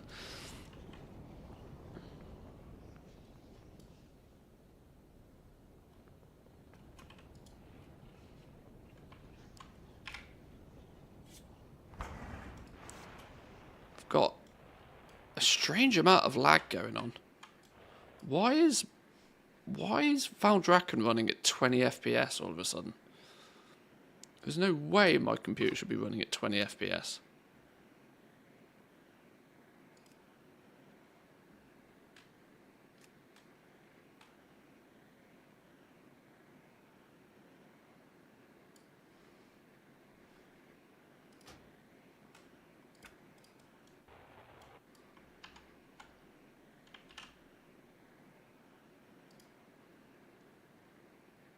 Even this bank character's only running at 30 FPS. What the hell's going on?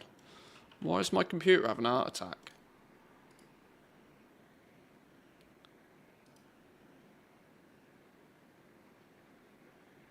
Oh. It's because my GPU's having a heart attack. Why is my GPU running at like 90% all of a sudden? What? Hello? God, I wish I could have a single stream without some technical issues.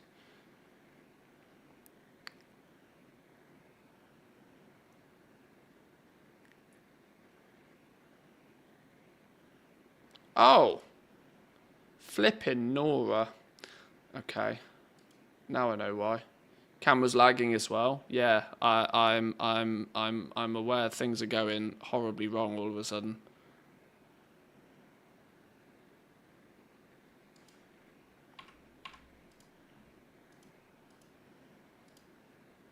Yeah, we're in PowerPoint mode. Please hold.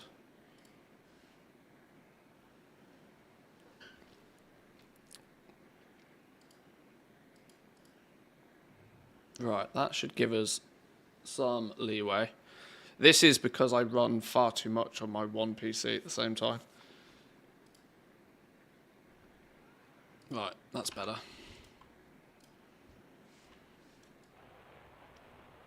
Should be good now. Are we saved?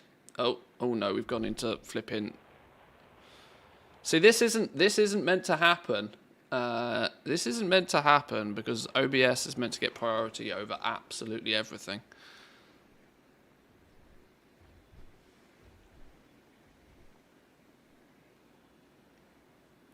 Cam filters on top of it.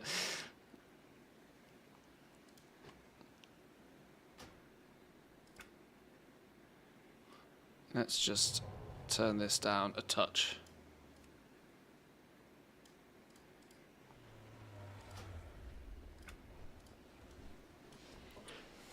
What is this screen?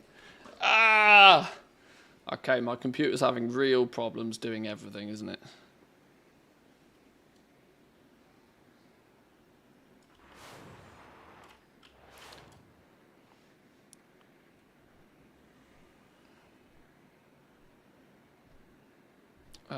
Apparently it's my graphics card that's capped out.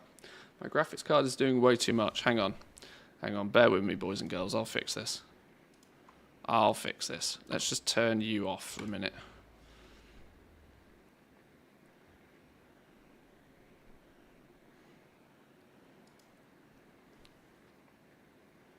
We should now be... No, we're still in slideshow mode. Hang on. I might have to kill the cam filters, boys and girls. It's causing issues.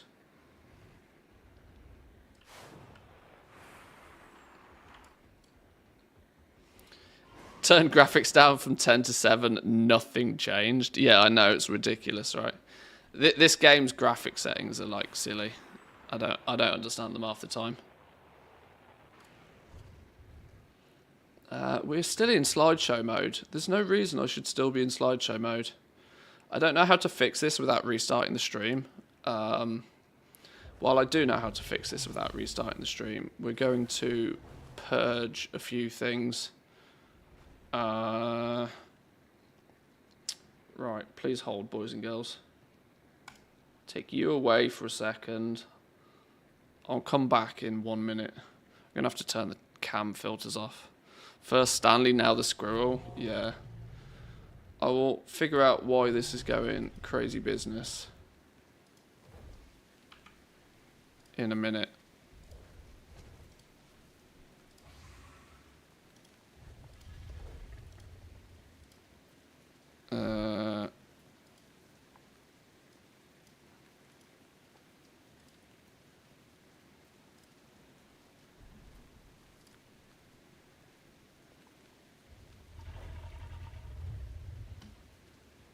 Right. Whoops. That's not right. That's not right.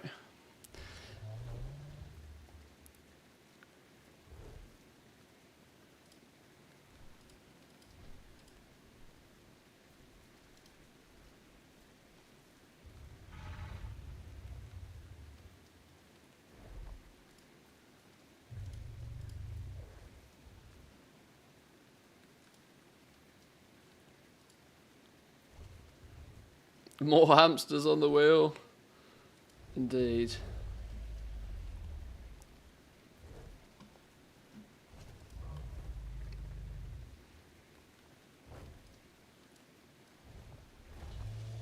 Right. Not quite sure why my graphics card is having a mental fit, but I've turned down. So, wow, I turned off the cam filters and all of a sudden my GPU is now running at 50%. Yeah, I might either... yeah, unfortunately, cam filters might have to be offloaded to either the second PC or switched off completely. This is annoying. Let me just quickly, so that people don't waste points on them when they don't work. Let me flick them off. Damn.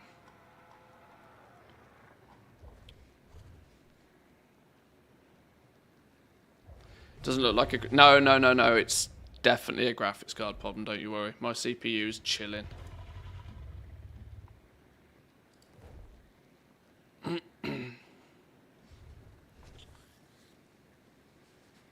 Yeah, my CPU is absolutely fine. It's not a problem whatsoever. Not a problem. Right, okay. We're back. Slideshow mode is fixed. Now,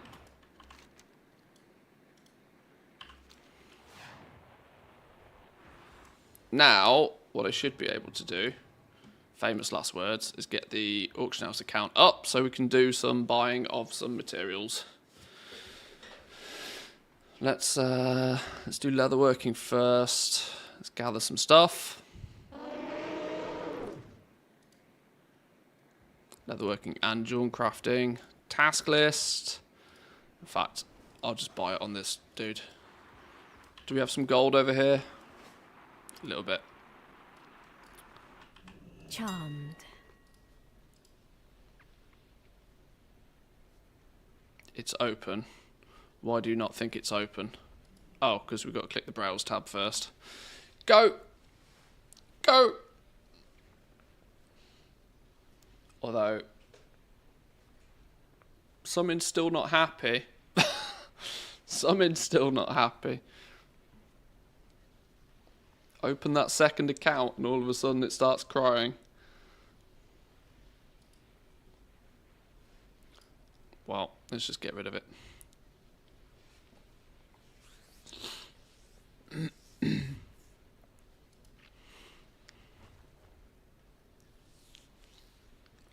Need more hamsters for the wheel. I need a more powerful graphics card. I'm very, very aware I just need a more powerful graphics card if I want to be doing everything on one PC. I could, I've mentioned this before, a lot of the stream stuff, I could, yeah, it's still a bit juddery. This is because I've made changes to it whilst it's live and whilst it's trying to do stuff.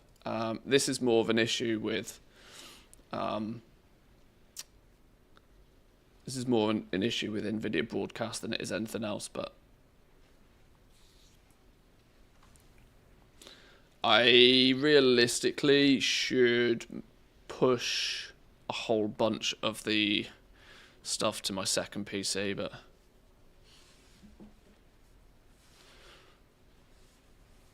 I've got a 3060 in my second PC and a 3070 in this main PC,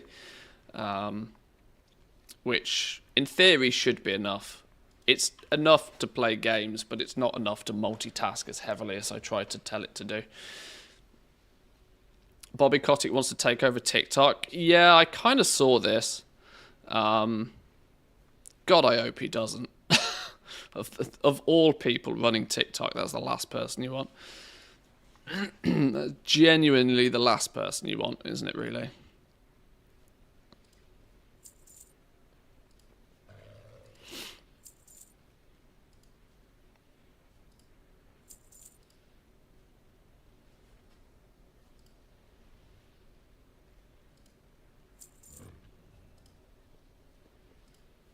Also being a little bit more strict with what we craft means I don't worry anywhere near as much about getting materials at the optimal price. If we have to pay a little bit over for them, it doesn't really matter because there's more margin built into the end craft. I'm just making sure that when I go through these, I don't accidentally fall into the trap of buying stupid OP expensive stuff.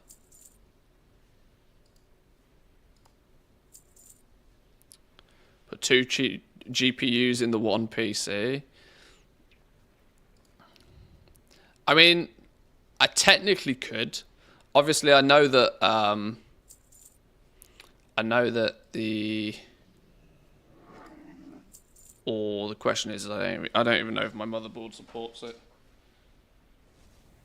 I think there would. I mean, I technically could, not running the SLI, because I know SLI doesn't do anything now. But I could put the second GPU in there, just purely running in ATEX mode, just for OBS, maybe. I don't know if that would cause a bit of chaos, though, if I tried to do that. It works. It would work. It's actually not a terrible idea.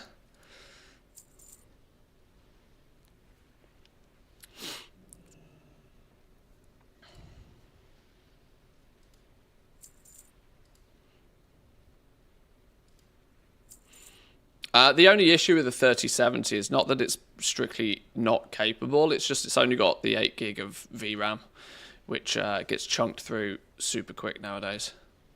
Oh, we've got a portal outside Orgrimmar near the docks. There is a universal. Let's go and have a little look. And it is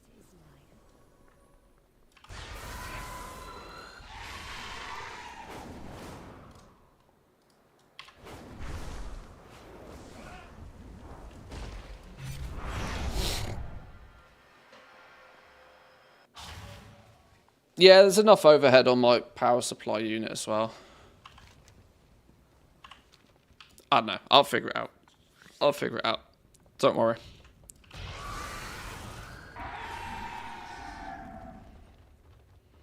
What was he saying?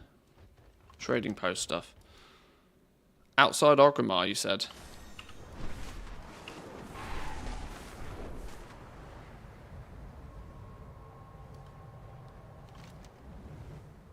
Ominous portal.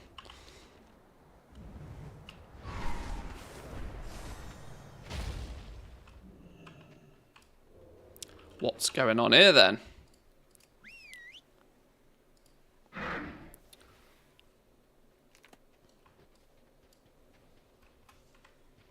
Something is coming. 1 minute 42 seconds. Ooh, it's coming, it's coming. Managed to get my hands on a 3060 Ti, which they fucked up a little bit with. And we're withdrawing all the shipments back because for some reason the 60 Ti series was much more powerful than the 3080 Ti. Huh?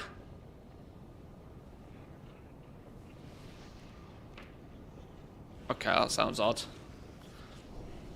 It's I think it's quite well understood nowadays that most of the chips on these GPUs are exactly the same. And that it's mostly, you know, the higher grade ones go in the higher grade graphics cards, and the lower ones are just sort of, you know, artificially limited because they're not as high quality silicon in them. They don't push them as hard. Obviously, you've also got the problems that you haven't got the, you haven't got the power constraints, you haven't got the right capacitors on, and there's a whole bunch of other things that go into it, but a lot of the components across all of the graphics cards are the same, to my understanding, nowadays. 20 seconds. It went from 1 minute 40 to 20 seconds real fast. Does it spawn faster if there's more people here? Seem to shave a minute off. Right, who are you?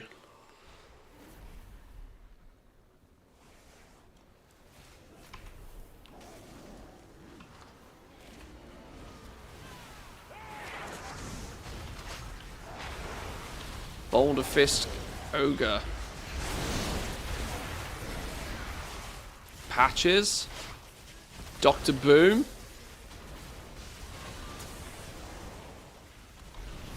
Oh, the lag fiesta. Woo!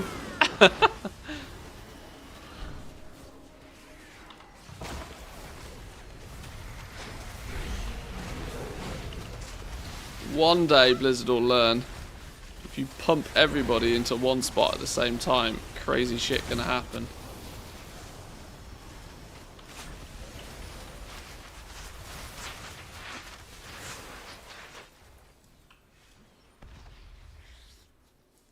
Lots of them have just been differently based upon how well they survive the fabrication process. Yeah, this is it. I'm pretty sure the base silicon in them is like nearly exactly the same.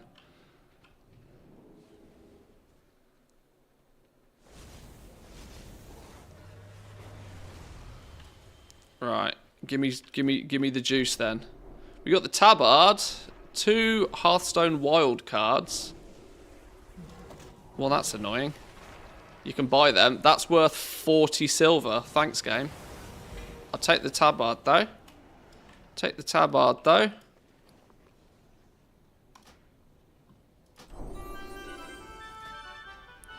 Should we equip the tabard?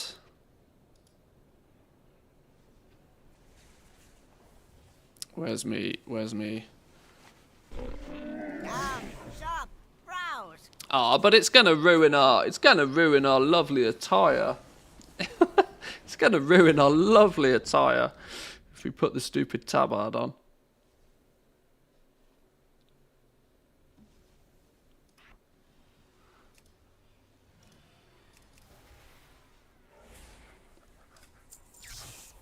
Oh. It shows under the rest of this anyway. Stupid transmog game. Farewell, friend of the Grummles. Okay, well...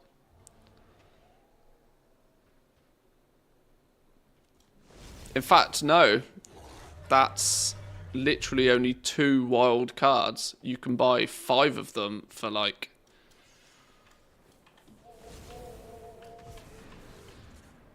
Where's the...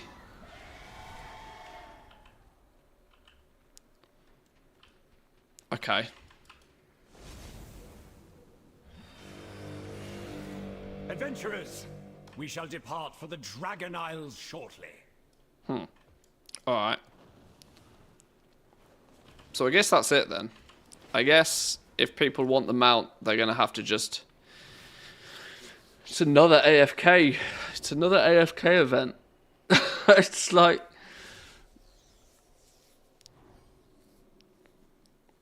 Join groups for more kills. My portal's up in 2 minutes.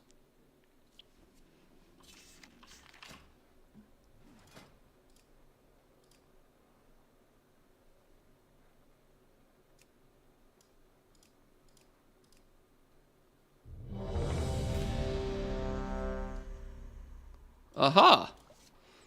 Okay. So this is how we do then, is it?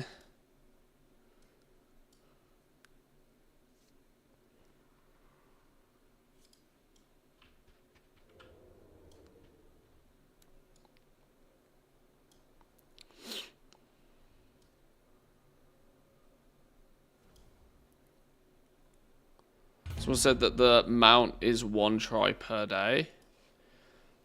I mean, that also wouldn't surprise me. Blizzard does love them a daily login. They loves them a daily login.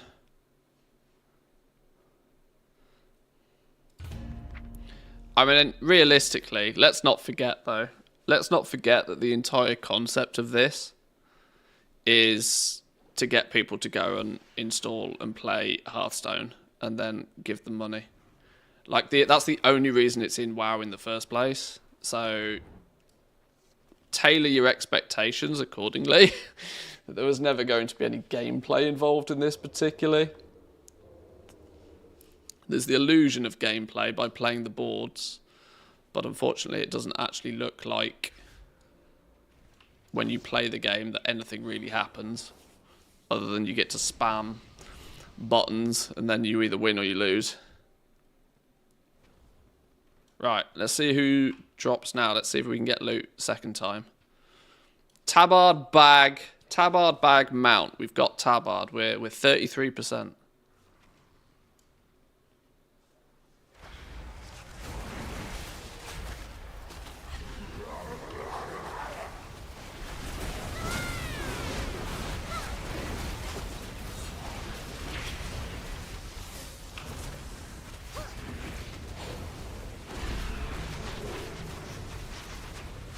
Die, my pretties.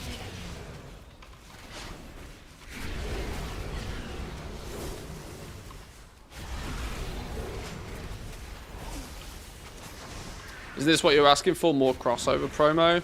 Yeah, what I really want though is the crossover to be legit, not like okay, people in these groups are getting loads of shit. Reno's lucky hat somebody picked up.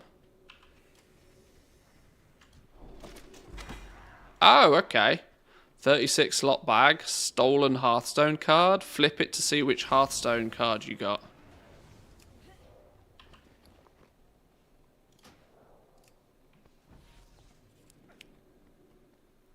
Can't argue a 36 slot bag though. We'll keep my Papa's mint condition. If they're unique bags, we'll keep them. Azure Weave Expedition bag, we'll swap you out. Boom. 2 more slots. And we get... What did we get? Grove Tender.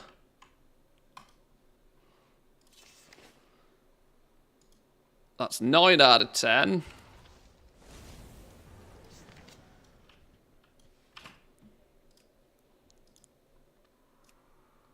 Don't join. Event Hearthstone boss war mode on. People are going to need to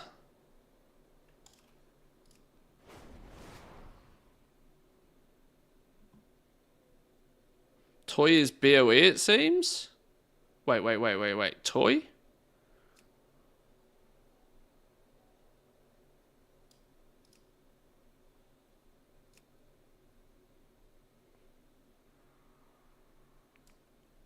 Portal Stormwind.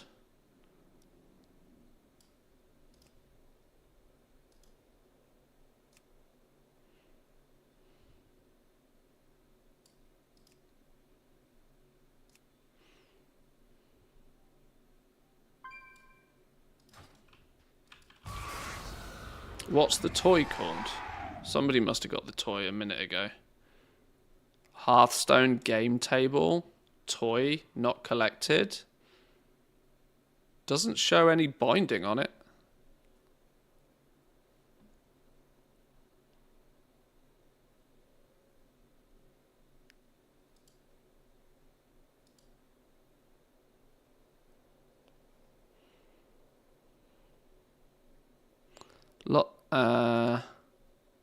Sarge?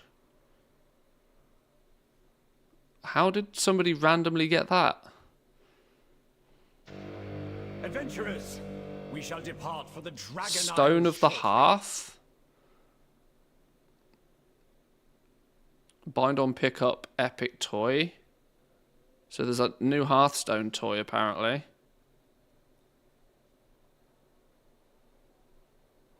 I'm just looking through the loot that other people got. Reno's lucky hat. An appearance. If there's no bind, it just consumed on use. Okay. Compass Rose. This is the mount then. Somebody got the mount.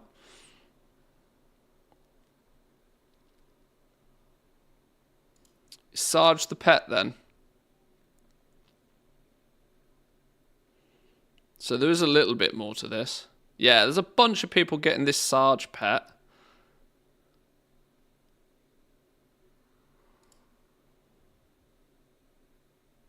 So there's the Stone of the Hearth. There's also... How have I managed to end up on a shard with literally nobody? So sad. So sad.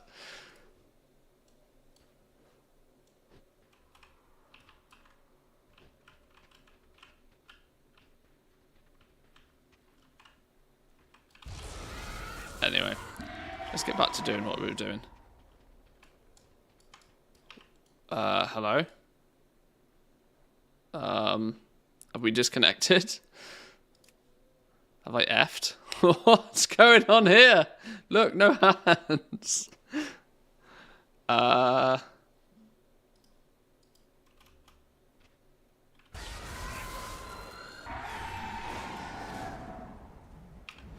Okay. He's just a bit scuffed. Do you have an add-on or weak aura for timers and portal locations? Stormwind, Orgrimmar, the capital cities basically, Valdrakken. Cha-ching!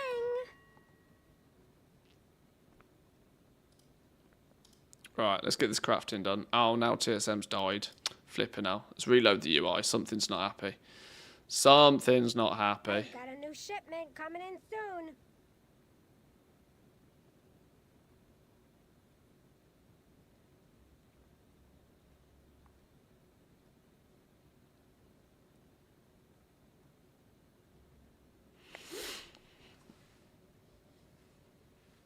I got the toy on the second try killing them. I'm assuming then you can just farm it out if you want the rewards. Got a deal for you.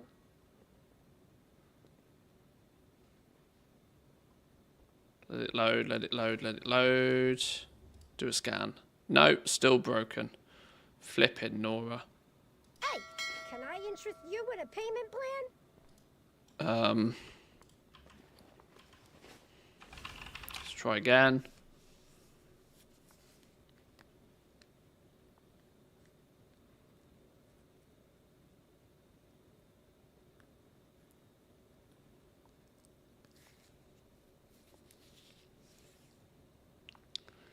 Trying to do some crafting. The attempt is there.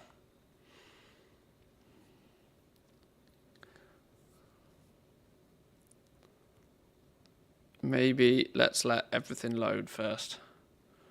Clearly got way too many add-ons and stuff off and running on this character.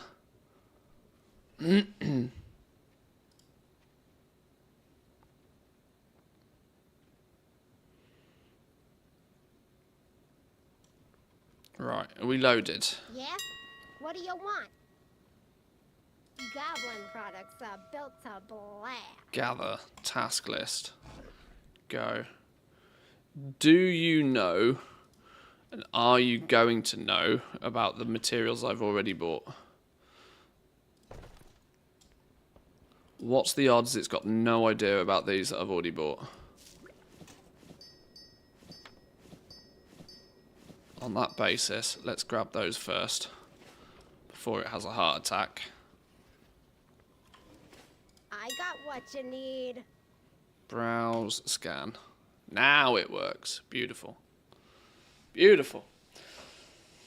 Do you get anything for playing the card game? It doesn't appear so.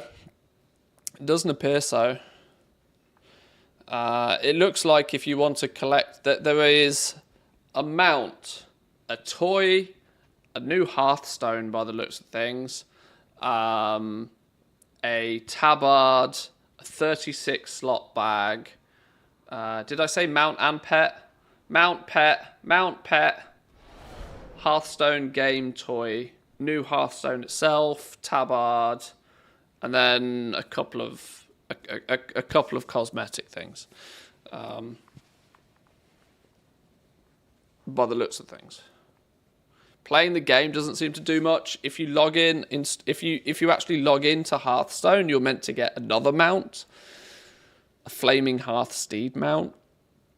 I have logged into Hearthstone and logged back into WoW, and nothing has happened as of yet. So it may either be busted or I don't know. Who knows? Might have to just wait.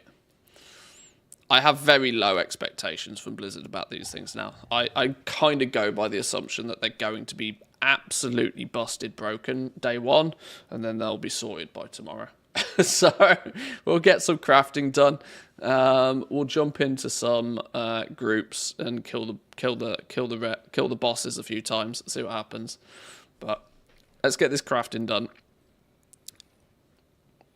And then we can have a bit of a play. Who knows? We might even try and play some Hearthstone this week. Who knows? Seems fitting.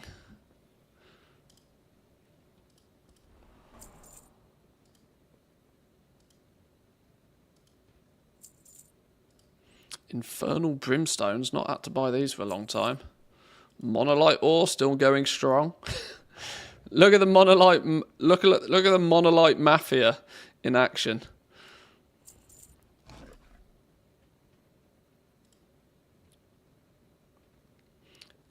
So funny to me that past expansion materials are worth more than Dragonflight stuff.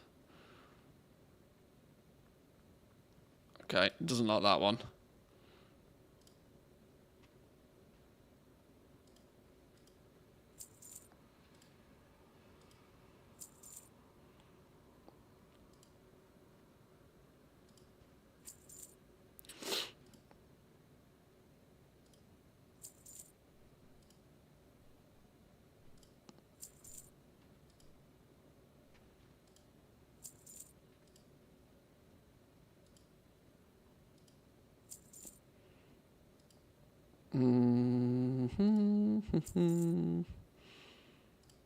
Just making sure we don't get scammazed on the prices of any of these, preferably.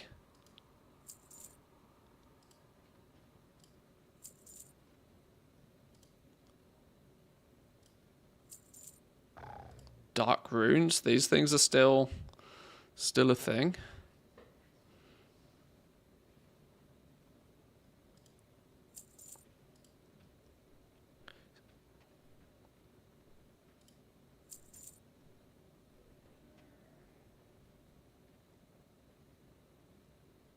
Oh, now it's broken. No, are we good? I'm going to have to go fix my inventory before we finish this as well. This is why crafting on your main character's usually a bit of a...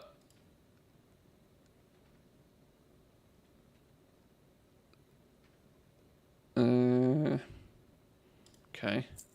Somebody's hoodwinked the price on those.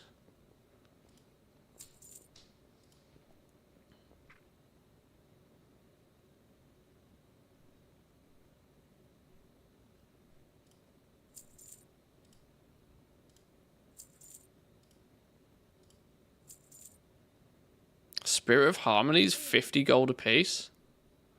Is this the rate for Spirit of Harmonies nowadays? Wow.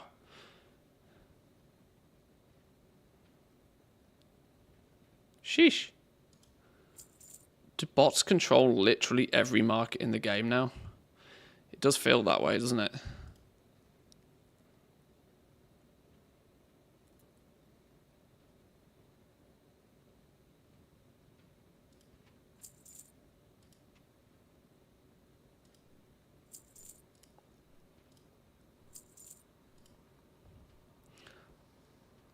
Even things like Eternal Fires.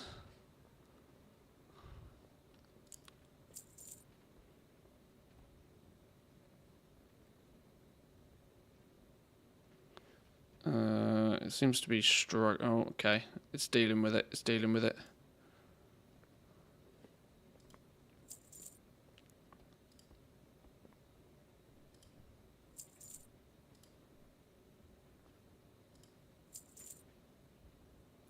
It's such a 125,000 stonehide leather, 160,000 stonehide leather. There is no way that these quantities exist naturally. Actually, no shot that these quantities exist naturally.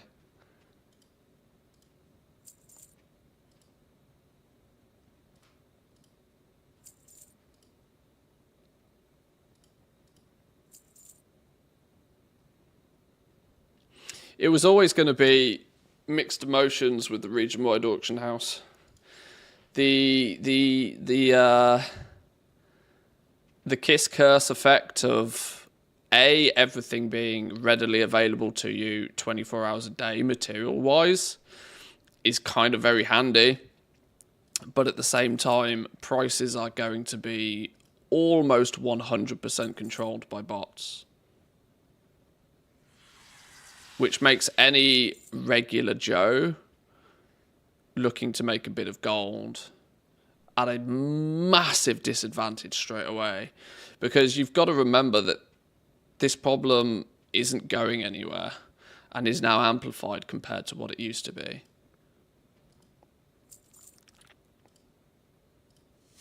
Because there's if you think about the fact that a bot technically a bot can technically, not that they do, but that a bot can technically be doing its thing 24 hours a day. There's 30 days in a month, give or take. There's 24 hours in each day.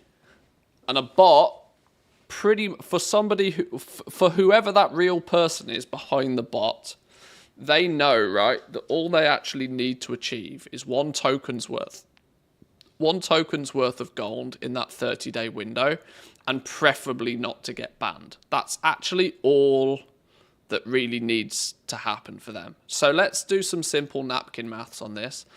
Let's assume your token is 300k average. It's not right now. It's a bit more than that in the EU. It's a bit less than that in NA. Let's just say 300k for the ease of maths. That means a bot has to generate 10,000 gold a day. But on the basis that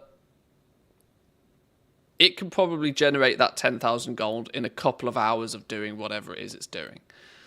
Let's say it runs 6 hours a day. It's made that 10,000 gold. Easy business. Easy business, right? Which means for a bot, I would imagine after about day 3, it's probably in profit for the month. This is the massive issue, right?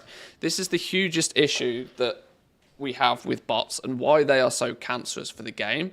Because in a 30-day window, they're turning a profit after probably 3 days, probably less than that. Yet, compare that to the actions of a real normal person, and in that 30, a real normal person would need to dedicate probably 30-ish hours of gameplay to achieve the same as what a bot can do in like 3 days. And it means bots don't care when the prices go down because they're profitable after 3 days. That means they have 27 days of just printing free gold, right? Which they then go and do whatever they want to do with it. Sell it. Who knows what they do with it? That's their prerogative. But the point is that they're probably profitable after a couple of days. And this is why they can risk doing it. Because it's so stupidly... It's just mad. It's just bad, right? I can't, articulate it particularly well, clearly. But a bot will spend 30 hours farming something across 3 days, just 10 hours a day casually, no problems whatsoever. Have the month of game time paid for. Let's say the first month of a bot's existence is the most risky because it's got to cover the cost. It's got to pay for itself. It's got to not get banned, and it needs to work significantly, to break even. But once a bot account has broken even, it's into profit so quickly. Blizzard just needs to be way firmer, way stronger with it.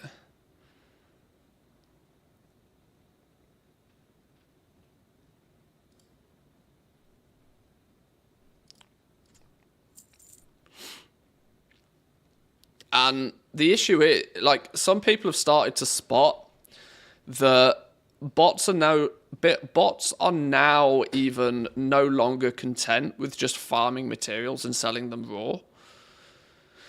That to improve the rate in which they can churn through the stuff they acquire, they are now also crafting with it. It's very, very, very clear to me that bots are also crafting, which is something that they didn't necessarily always used to do. And the reason they do this is that it multiplies the amount of things they get to sell. Instead of just selling materials, they sell herbs, and they sell potions, right? And what it also means, because they are in essence getting their materials for free. This is one of the things you see so common. It pops up on forums, Discords, everybody's, you see so frequently the question being asked, why are people selling potions below crafting cost? It's because they don't have a crafting cost, right? They don't have a crafting cost. which means they can sell them below your crafting cost and prevent you from selling any and prevent you from even trying. Because they are on multiple accounts botting the materials, and then since selling just the raw materials only gives them one way of converting that time and effort, like it's a human being, right? But it only converts their ill-gotten gains into gold via one revenue stream, right? One revenue stream of selling the materials. There is the problem that if they are not selling the materials because the potions themselves are not profitable, and if the potions are not profitable, then people aren't buying their materials. And so what bots have ended up doing is they've ended up covering both aspects, right? They will farm up the materials, they will bot the materials, they will also craft the items from those materials needed, and they will sell both of them below crafting price, which means that their market share explodes, right? If you can craft and sell things below what other people consider the crafting price, you have no competition selling apart from other bots. And this I think is one of the biggest problems, that bots are slowly but surely, anything that can be sold on the region-wide auction house is almost 90% controlled by bots nowadays. Because they are both farming and crafting. And, I mean, this is why I think Dragonflight is actually even better for bots than it probably ever was. Because they have the power of the region-wide auction house, meaning they can sell their stuff super fast. There is a very, very strong chance, let's not forget, that these bots can do things needed to get dragon shards as well. Which means the likelihood is these bots can very easily farm up, slowly but surely, level up their professions as well to do crafting. This is what I'm convinced of. I'm convinced that they now probably have the ability to far exceed what a regular player is capable and willing to do. All you need to do is get to level 5-ish, right? Level 5-ish with Dragon Scale Expedition, I think it is, until you can see dirt piles. And then your Herba Miner bots can just easily be programmed to pick up dirt piles at the same time. And if they're doing that 10 hours a day, you bet by the end of the week they've got 50, 60, 70 dragon shards in their bags from dirt pile farming. They can be programmed to quickly go back and, to make sure they have shovels, this sorts of stuff. And they can just do it. 10 hours, 15 hours, 18 hours, 20 hours a day. And they will, eventually bot up a bunch of materials, and then they can level up their professions and quickly have 100, 200, 300 knowledge points in their professions, and then craft as well. There's no doubt in my mind that they can do the whole thing now. I'm almost, for science, I'm almost tempted to look into how these, the problem is right, the readily available, the public stuff is probably pretty trashed here, but it's people that are making them make the bot programs themselves. It's not going to be difficult to automate. This is the problem. I wonder if AI will get more integrated into bots, making them more smart. Does it get even worse in the future? Oh, absolutely. Absolutely. There is no... I mean, they've been getting smarter for years anyway. And they're brazen about it. This is the ridiculous thing for me, is that they clearly don't care if other people see them doing it anymore. Bots used to try really hard to stay out of the public eye, right? They would try incredibly hard to be anonymous, to stay out of the way. They would desperately try to, fly under the radar quite literally, hide away in instances, this sort of stuff. But they're so brazen about it now that they'll just hang out in the open world. And it's probably because it's a cost analysis. It's a simple cost analysis. If somebody's running 20, 50 accounts and, you know, they don't get banned quick enough, and within 3 days of that bot being up and running, it's paid for itself, and then it's printing gold from that point on, it's, you know, it's of no wonder that, I mean, the risk is almost non-existent for them doing it, which is such a shame. What's up? Right, I need to fix some stuff here. I've got so much trash in my bags.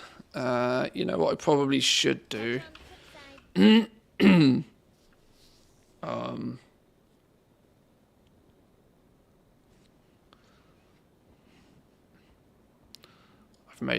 made a judgment of error here. I've picked up some materials already. Send groups. Let's not send the old materials just yet. Mail that stuff off. Does that get rid of much? Okay, that got rid of some.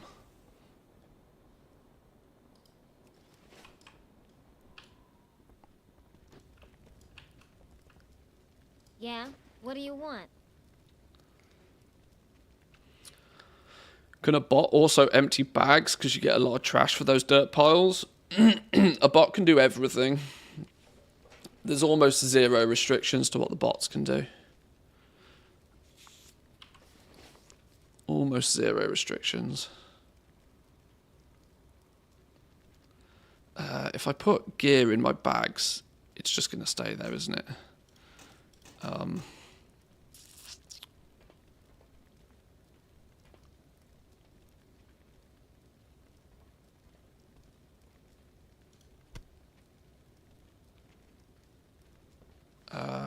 I think cleaning my bags just isn't worth. Let's just do it this way.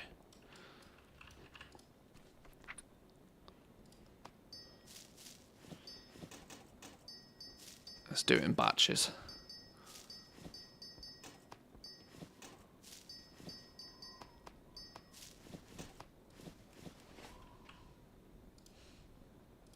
Right, craft some stuff. Let's go. Let's do it.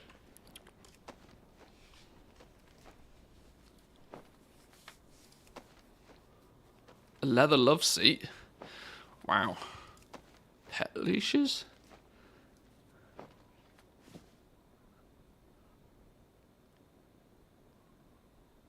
Who would have guessed?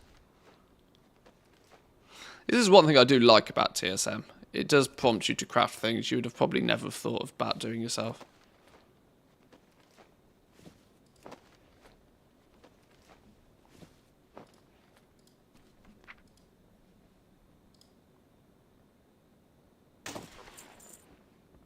Oh, wait, hang on, that sent materials as well. Oh, this is going to go horribly wrong.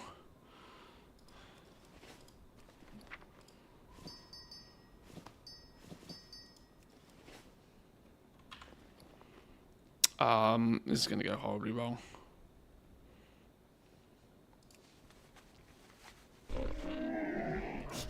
I have many, many wares.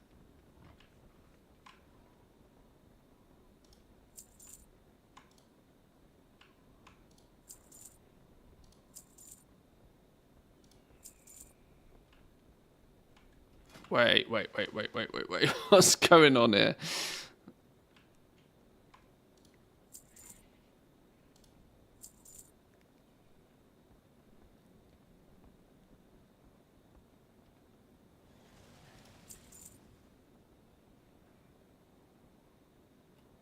Oh, God, inventory management.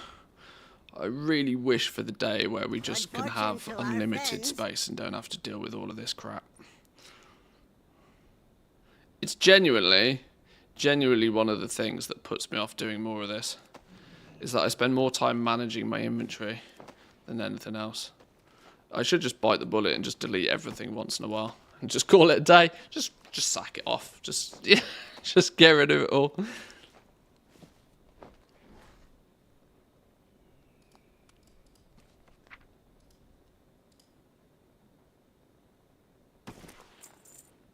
And if you don't deal with it at the time either, you forget what you need and what you don't need.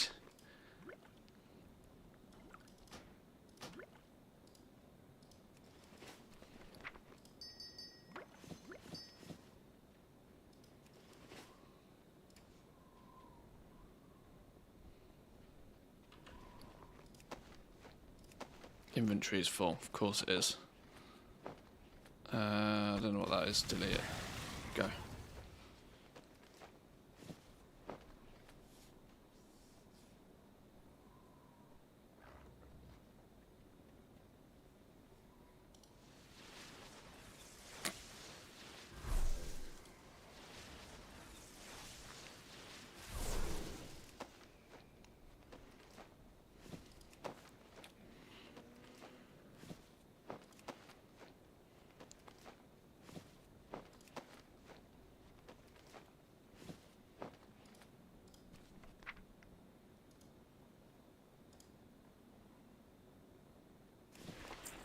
A few more things. So what do we need with jewel crafting? Can we craft a few things here? Ah, loads of stuff, look. What? Hello? Why is it broken? Hello? Game? Hey, it's thinking about it. Okay, go.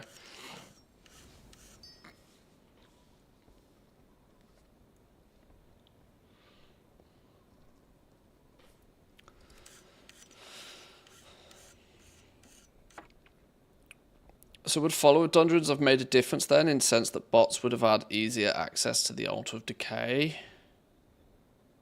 Is Altar of Decay in the normal mode as well? I don't know. Bots don't care about the crafting orders and gear stuff though. It's all commodities.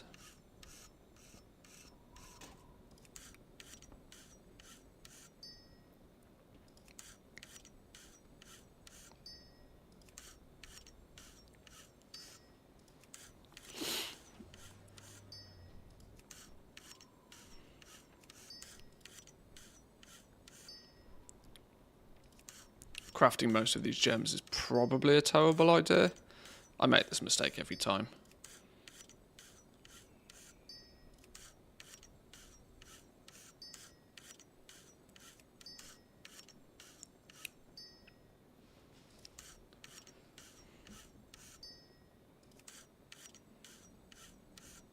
I'm not sure why it's telling me to craft 19 of these. It claims there's 1,000 gold profit on each one of them. This is because prices have got out of hand. I needed to fill my inventory with stuff to sell anyway.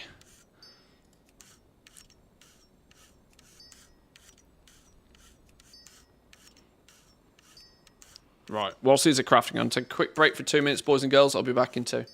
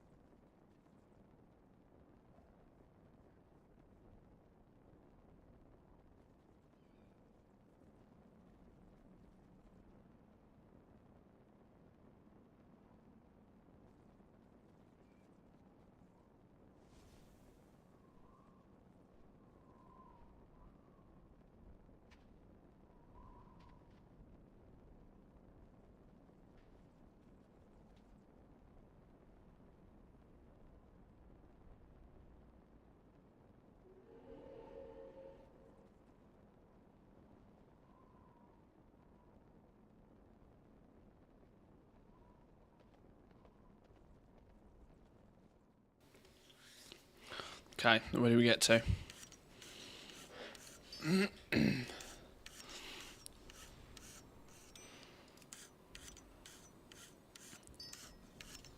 Did I have my... I don't think I did. Can we open this without it killing my stream again, please, game? Computer do computer things.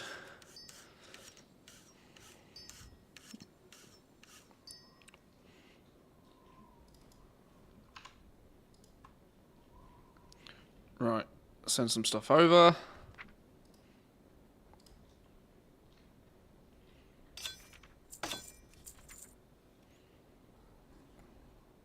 Okay.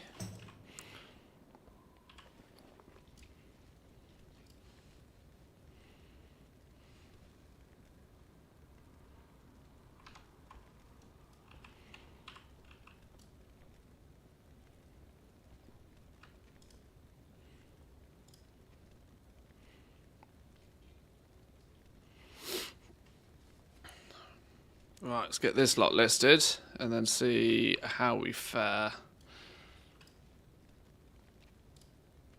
How many of these break? Oh my god, a lot of them are broken. Okay. Most of them using my market value thing again. I know, yeah, I kind of know half why they're all broken. All the old profession stuff should post normally though.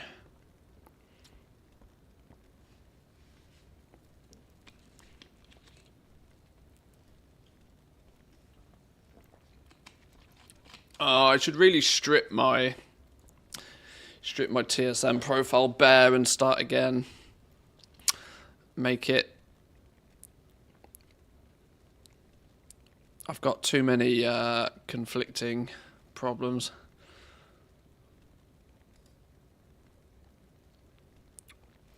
I used to do this once an expansion anyway, just completely delete TSM and start from the ground up again. I've not felt the need to do it in either Shadowlands or Dragonflight though, based on mostly how little I've used TSM.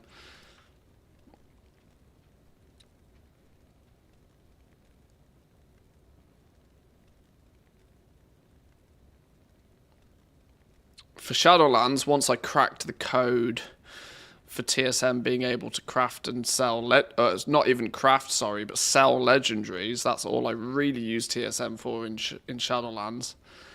Now, Dragonflight has come along. I use it almost 90% for past expansion stuff. Some very sus names on this list, by the way. Some hella sus names on this list.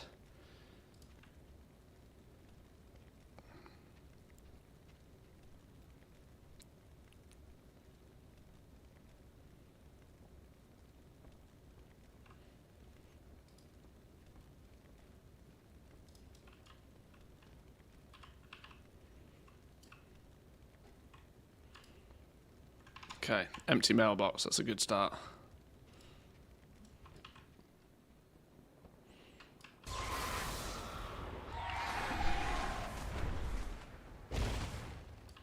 This stuff sells itself.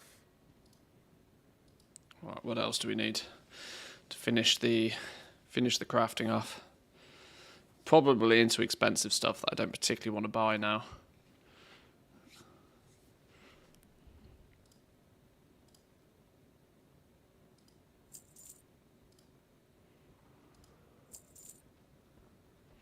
Frozen runes. I swear we just bought a bunch of these. We did just buy a bunch of these.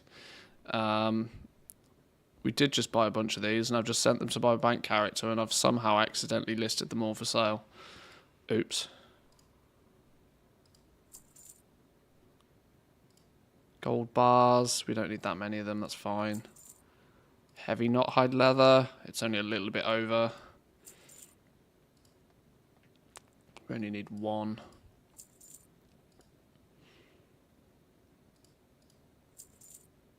Cured light hides. What are we playing? Season of Discovery all of a sudden?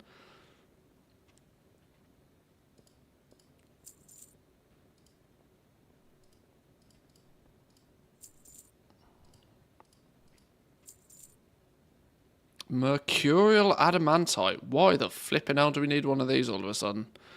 The irony is I've bought a fair few of these in the past. Vendor mats that I can't be bothered to go to the vendor for.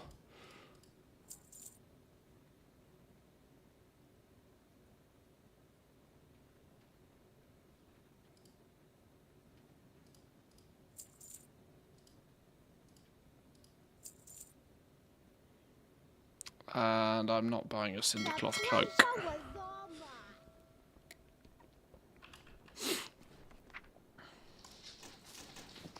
Please have inventory space, please have inventory space. Okay, we should be good. Right, that should, in theory, allow us to craft most of the outstanding stuff. There'll be a couple of things that it will have just not worked out on, but...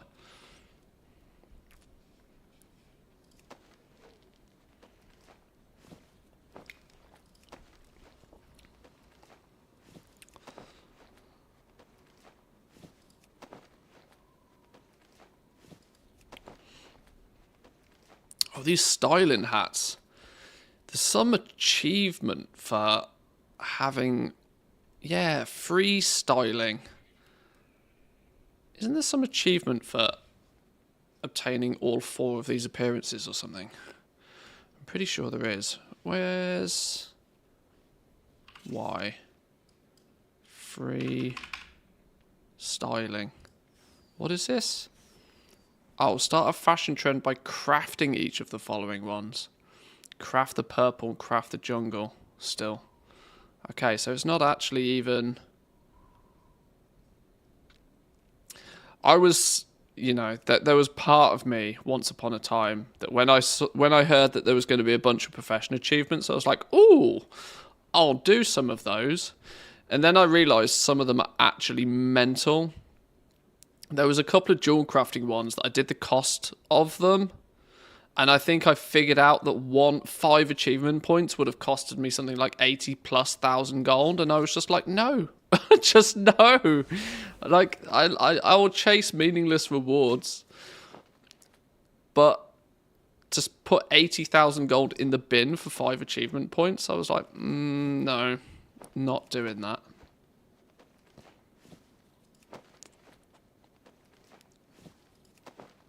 And so, like a lot of things in Dragonflight, I looked at it, realised it wasn't going to be fun, and put it down.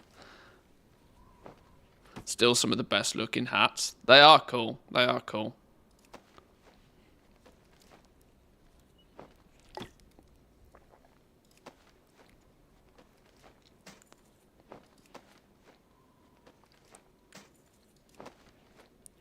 Okay, we've not made a bunch of the polar set.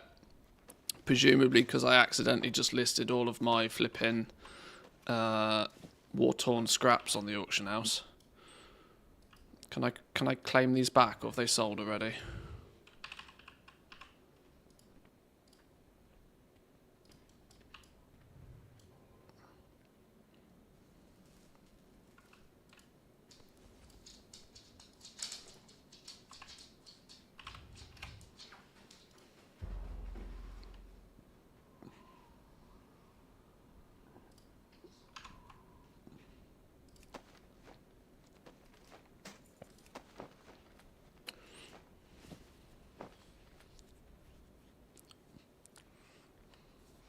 Wadulak, welcome in. How are we doing? Sire Demanthius. That's a new one.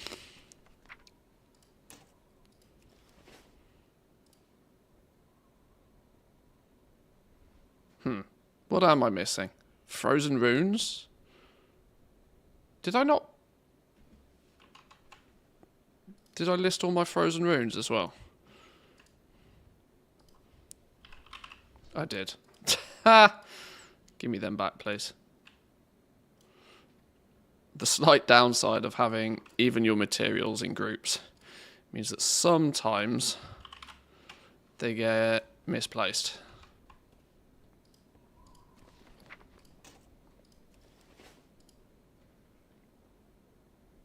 There we go. Beautiful.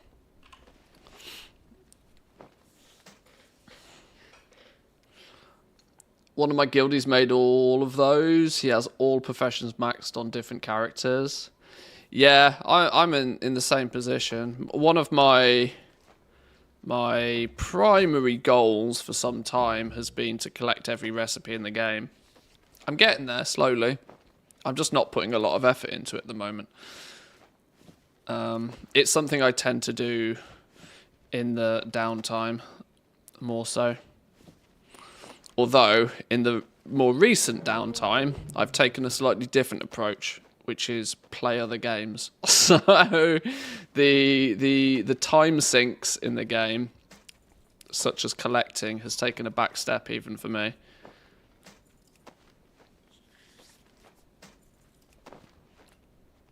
Part of being the ultimate profession master will at some point be not only collect all of the recipes, but also get all of those profession achievements and so on, and make sure I've got all the MOG from the different professions. You know, you can set your own goals as far as you want to take them.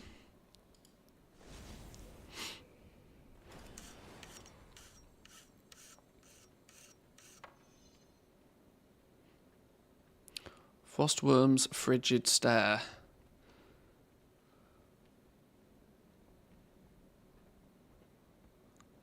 Still got a region market value of like good money. Doesn't usually sell for much more than 12,000 gold, but that's still double its crafting cost. Some of the knacks and some of the zone grub stuff still seems to be pretty powerful in terms of at least face value. I wonder just how many people didn't do any of that. Because it was, I think it kind of could so easily have just gone almost unnoticed. People who, because if you think about it, people who played 10.0 and maybe didn't get it too far into 10.1, maybe not have done the knacks or the zone grub stuff at all. I too have been playing other games, got sucked into my first pay-to-win mobile game. That was awful. Rip bank balance. Yeah, that'll happen.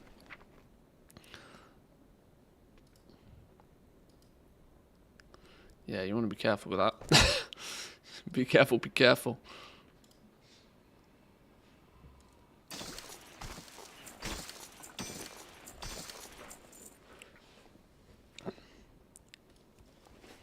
Right, is that everything? Let's give it another go just to be safe. Talking about pay to win, there's the possibility that we'll play a little bit of Hearthstone this week if the interest is there. I logged onto Hearthstone earlier to find out I had like 150 packs to open randomly from all of the events over the years that I haven't bothered to do anything with. And since it's it's Hearthstone focus at the moment, we might play a bit of Hearthstone.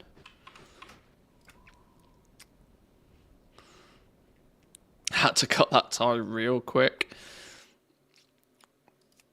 I think you and this is I think a big problem with pay to win games, especially the mobile games, is that people think that people tend to think they're immune to them and that they'll never, I'll never play any of that. I'll never get caught by that.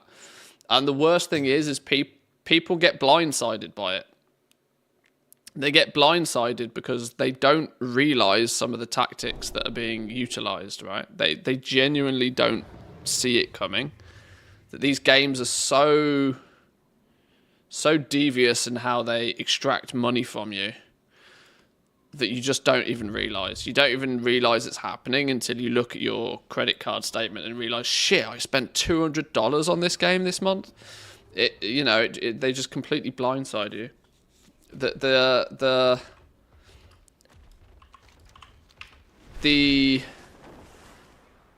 that's the wrong way. The psychological tactics used by these games to extract you of your money is wild to me.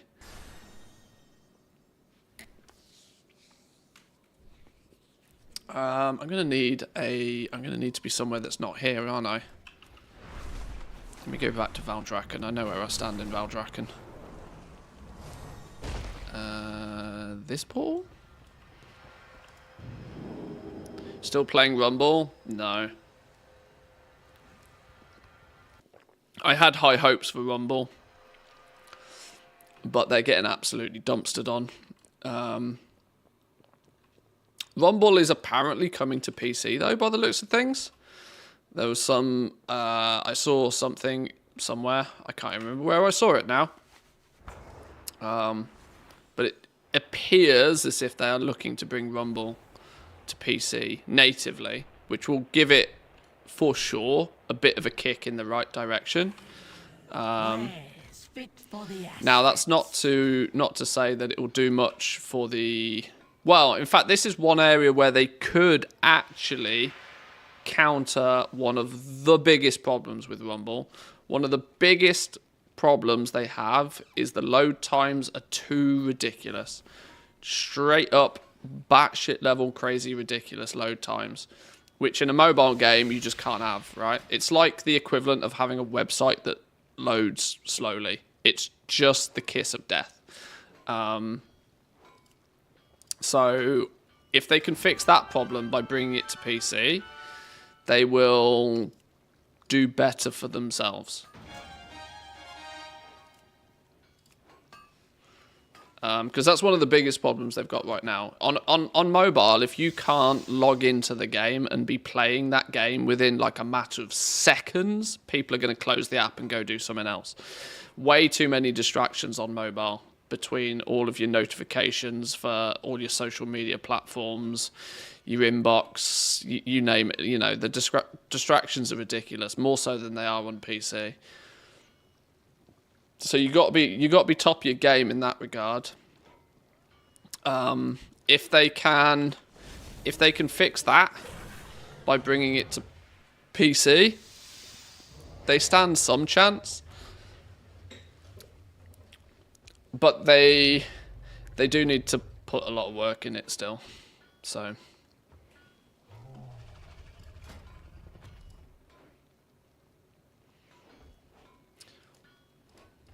in true fashion, it seems to be a bit of a... It seems to be a trend with Blizzard at the moment. Rumble has great potential. Just like Diablo 4 has great potential. Just like Overwatch 2 had great potential. Just like Season of Discovery had great potential. There's a bit of a running trend here for those that are looking for it. That they have... Things have a lot of potential, but it's the follow-through where Blizzard are really struggling now. Take all the time you need. That they... You can promise whatever you like, and you can build hype as much as you like. This is why I'm actively cautious about 10.2.6. We know... Oh, I'm in flipping slideshow mode again. God damn game. I really need to fix this. The fact my computer seems to be having a heart attack every time I open 2 accounts in WoW is something's not right.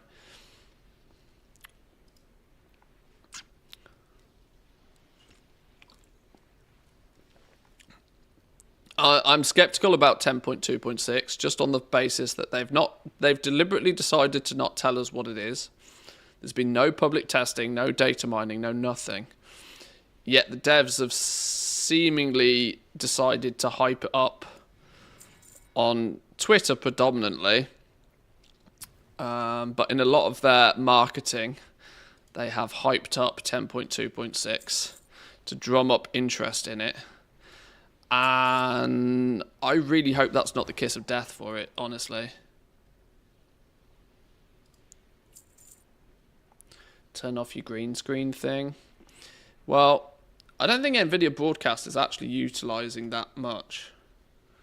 I can switch it over to performance mode, meaning it will use less resources. Just might not be quite as clear and crisp.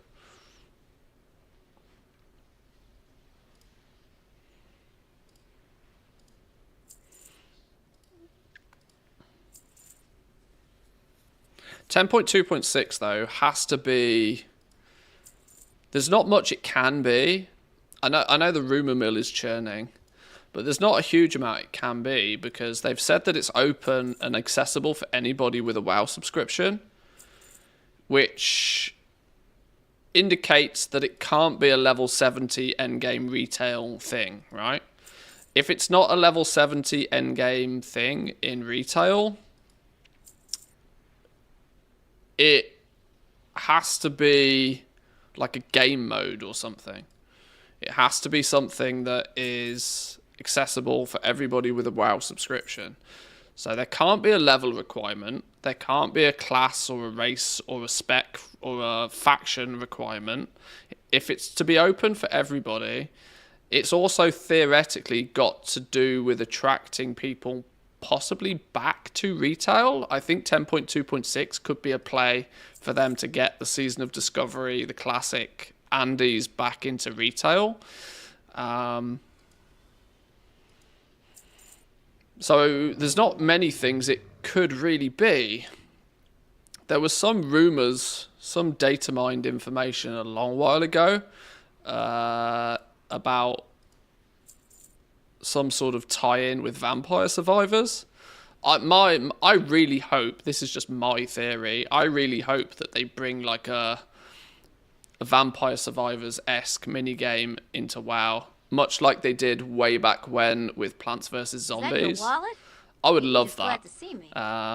But have it the hell? pirate themed, so like Pirate Survivors or something that you can play.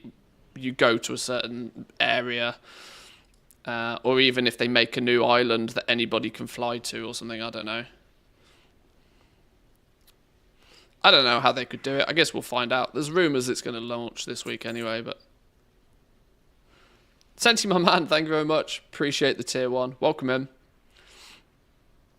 Tuning in on lunch break. Is it that time? Oh, it is. It is that time.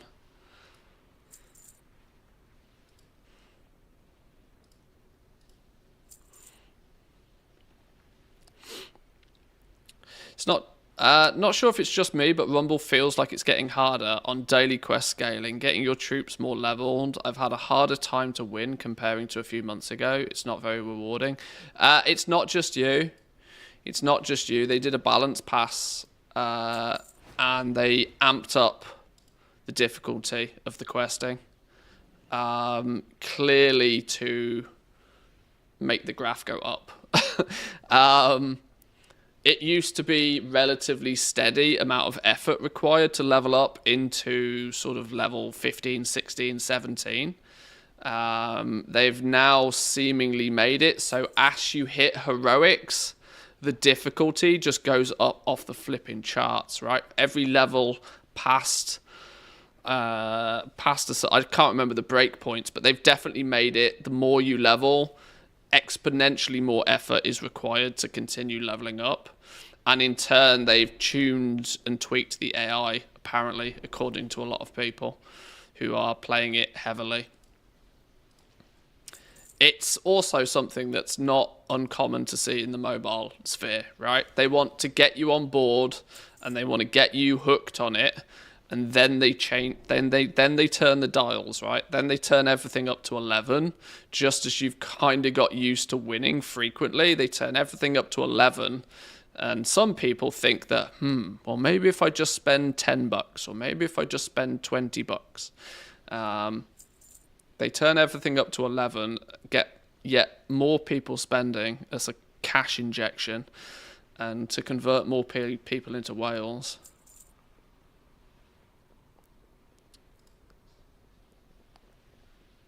Because even people who are aware that it's pay to win have the assumption that by paying, they will progress faster. But that's actually often not the case either. It's often the case that the more you pay, the harder the game becomes. Often due to you being out-leveled by your paying. Meaning that the natural rewards that you acquire are less of value to you which gives you the incentive to spend more. It's a vicious cycle, and it's very cleverly designed exactly such. This is why one of the safest things to do in any game that's got any form of microtransaction in, that's even remotely close to being considered pay to win, is to never spend a single penny. Because the very second, this is why all the transactions, they start off just 99 cents, just $1.99. They always start off tiny, tiny, tiny, tiny, tiny, because that's where they get you. Because there's something that happens in your brain, right? There's something that happens the very second you spend even a penny, even a single dollar on something changes in your brain, right? No longer do you consider it free-to-play entertainment. It starts to become an investment. And then you're way more protective of it. And you will then go, oh, well, I've spent... And then before too long, it goes from being, oh, well, I've only spent $5 to you're like, well, I've only spent $5, I'll just spend 5 more, and then you spend $10, and then you're like, oh, well, I would quit this game, but I've just spent $10 on it, so maybe if I just spend another 10, I'll get past this next hurdle. And then eventually you get to the point where you've spent $100 on a game, and now you're like, well, now I've spent $100, I would feel silly not buying this $5 boost. Yeah, I can get a 20% boost for another $5, and I've already spent $100. Now I feel bad for not getting that one. It's very psychological. So the safest approach is just to never spend anything ever. True 100% free to play, if a game provides you that ability to do so, is the safest. The very second you spend a single dime, a single cent, then there's a good chance that you'll get captured.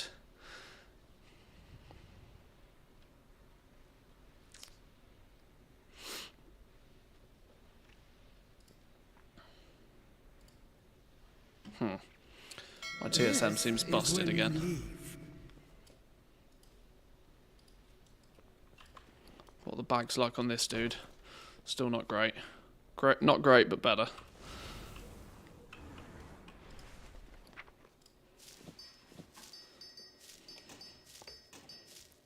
Stormwind Portal in 2. All Alliance. Hop on it.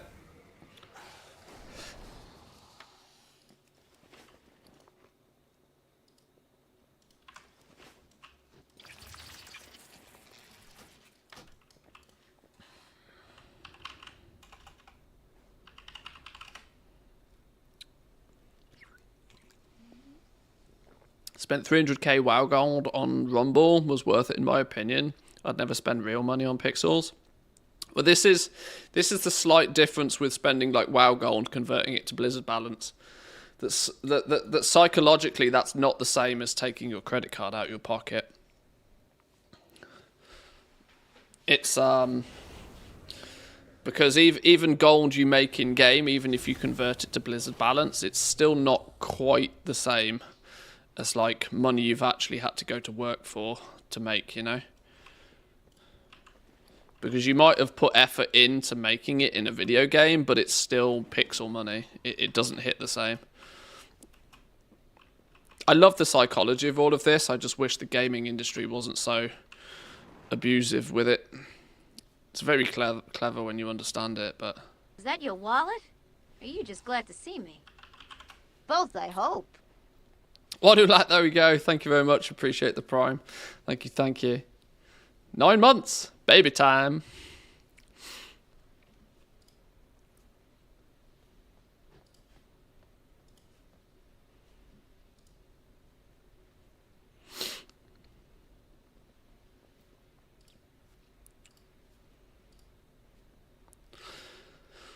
Not really proud of this, but I did spend about $400 on a Mobile Legends MOBA game back in 2017, 2018. The experience taught me a lot. Yeah, I tend to think that most people do it once.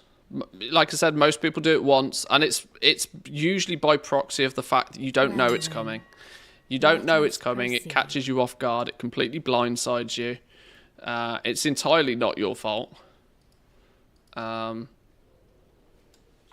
Because you are not aware of the psychological tricks at play until it's happened to you. Often referred to as blissful ignorance.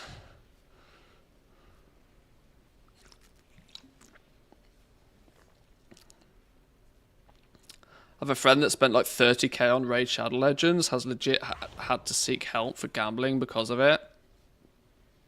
Some people don't know, and this is the thing, right? This is why I say some people get blindsided by it. Because some people do not even realise they're susceptible to it. You know, if you don't step into a club or a pub, you don't know if you're susceptible to alcoholism. If you don't step into a casino, you don't know if you're susceptible to gambling. Yet you would never expect that sitting down playing a video game could trigger some sort of, inner malfunction in you. And you may just not realise you're susceptible to it. And mobile games, this is where they catch you, because everybody on the planet has a mobile phone in their hand or in their pocket most of the time. And you don't expect it to do what it does. Games are a form of entertainment, and historically entertainment has been something that you spend some money on in return for some amount of entertainment, right? So you buy a music artist's album, you pay $15 and you get 10 tracks of music to listen to. You go to the cinema and you pay $15 and you watch a film and then you leave. It's a very straightforward, simple transaction, and people have understood it for time. You go to a football match, it lasts 90 minutes, you are entertained, you cheer, you're happy or you're sad at the end of it, but it's a straightforward transaction from an entertainment perspective. The gaming industry, though, gives itself a bad reputation by the fact that it seems to break all of the normal rules of entertainment. There's not another form of entertainment out there that nickel and dimes you quite like the gaming industry. That sort of, pay some money and get something in return. The honor of trade, it's the unwritten rules of sales. You provide me something of value and I will pay you for said value, and then that's the transaction done, right? You pay $10 a month to Netflix and you can watch your Netflix stuff, and the agreement is done up front. Gaming industry, no, you can pay $60 for a game, and all that actually is access to the store. Quite honestly, no other form of entertainment out there nickel and dimes you quite like the gaming industry, apart from maybe strip clubs. Strip clubs are probably the only other one out there that's a little bit more. Casinos are pretty shady. Strip clubs are pretty shady. They will employ tactics to extract more money out of you than you would probably enjoy. But regular forms of entertainment aren't meant to be that predatory.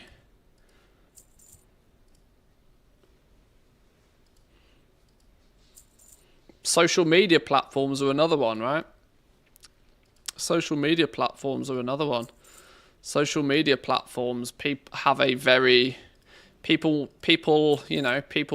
Facebook page, and people have their Instagram, and people set up their TikTok account, and none of it feels as if it's going to jump out and get you. But given the option, they will.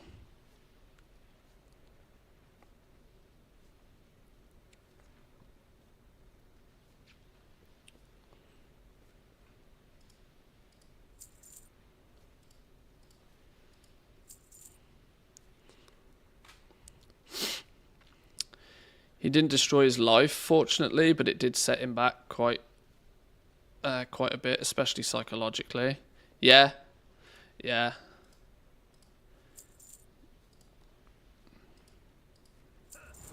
like I said, it's the lack of expectations more than anything else. You stroll into a casino, like I said, you stroll into a casino, and there's a solid chance that you understand what you're getting yourself in for, right? You step into a casino and you're like, okay, well, I'm going to lose some money in here, but I'm going to have fun doing it. And as long as I don't lose more money than the fun I have, it's not a problem. I'm not sure the strip club would appreciate nickels and dimes. No, they're more in the note business, aren't they? Yeah. Or, well, it's been a long time since I've been to one. I assume it's all swipe nowadays, isn't it? But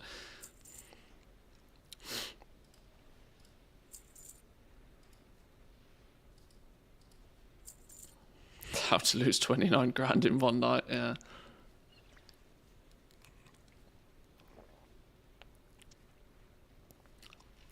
If you can blow 20k in a strip club, geez Louise.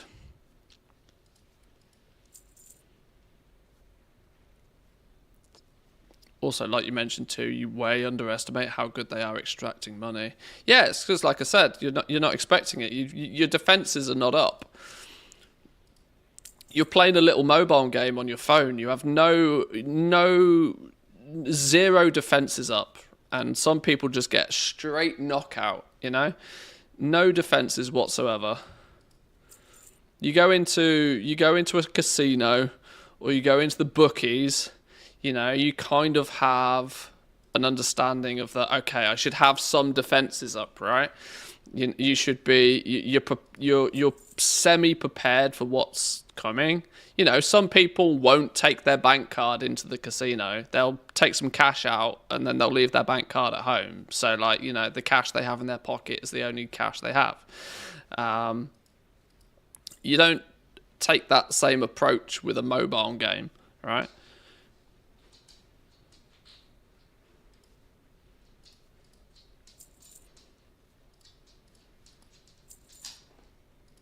Brilliant mana oil, 50 gold apiece. Well, thank the Lord I only need one of these for some reason. Right, can we try and buy these war-torn scraps this time? I know it.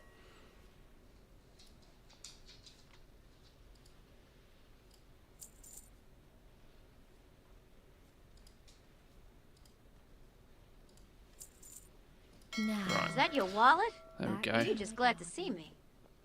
Both, I hope.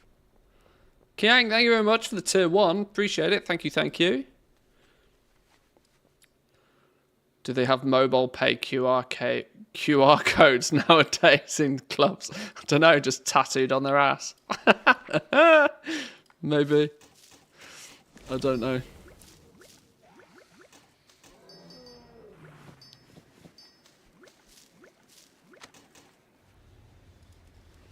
Right, that should mean we can craft most everything. Let's head over to the crafting table.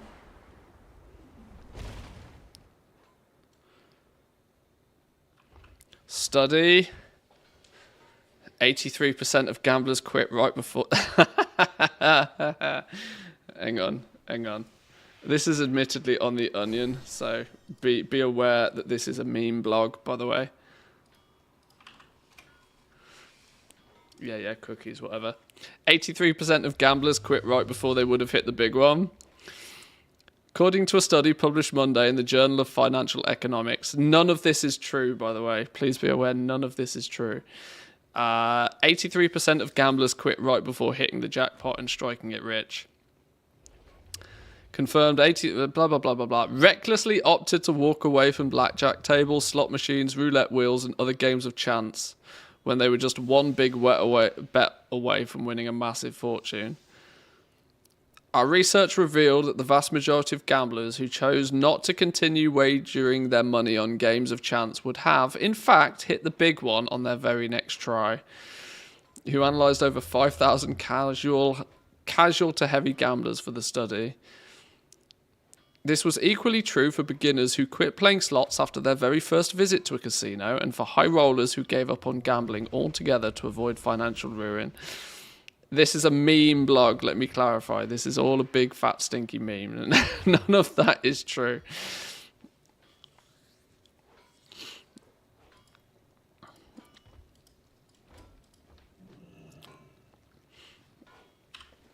Oh, I've just realised we're not going to be able to make half of this, are we? Because we need to go to Nax to craft some of it. The Icebane set, for example.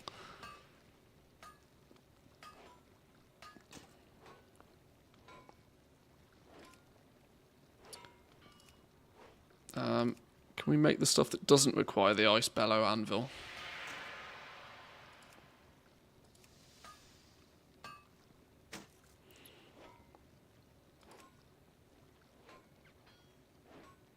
I worked as a croupier for 11 years.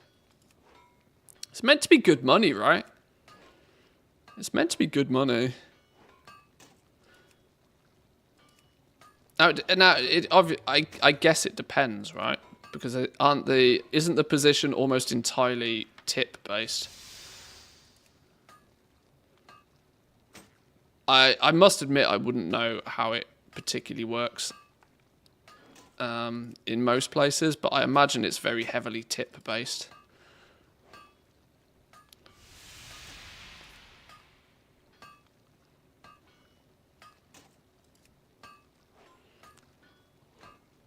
I'm assuming my understanding of the croupier is right. The dude that, you know, stands behind the blackjack table.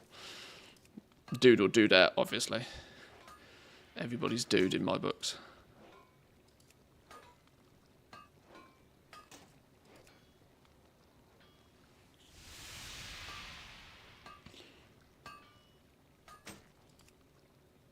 Oh, we're going to have to run over to Nax in a minute by the looks of things. Loads of Icebane stuff to craft. In fact, nearly all of it is Icebane stuff. Okay. Oh, we've actually got some enchanting stuff to make, apparently. Researchers have also concluded that going all in on red when you're down to your last few chips is an effective way of earning money 100% of the time. Yes, of course.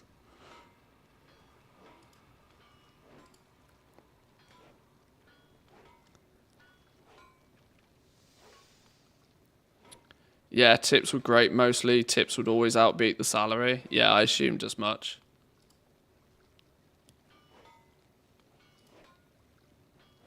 I'm not strictly too much of a fan of any position that is predominantly like commission or tip based. I think it's very open to abuse. I'm firmly of the belief that people should get paid, you know, a flat rate regardless. But each to their own.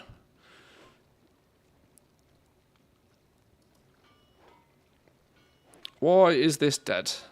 Why is it broken?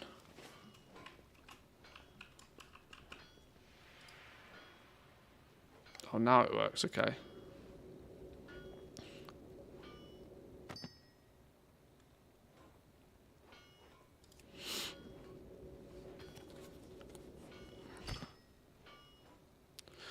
Should not be tip based to stay neutral and not favour people. Well, in all honesty, that's kind of the point though, isn't it? The people who are spending the money, you do favour them. Because that literally, you've got to remember, it's a casino. That is their business model. Their business model is to take your money. And they're not, this is the point, right? This is why I say that like casinos, strip joints, bars, clubs, they're upfront about the fact that they're out there to take your money. And this is why people get blindsided by mobile games and video games and microtransactions, because their defenses are not up and they are not expecting it.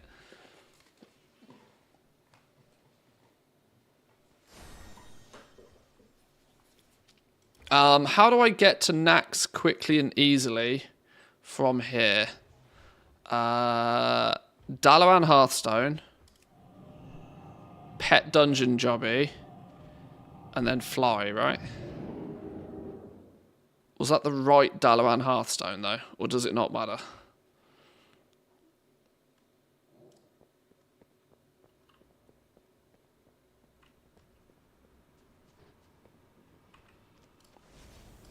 Mana poof.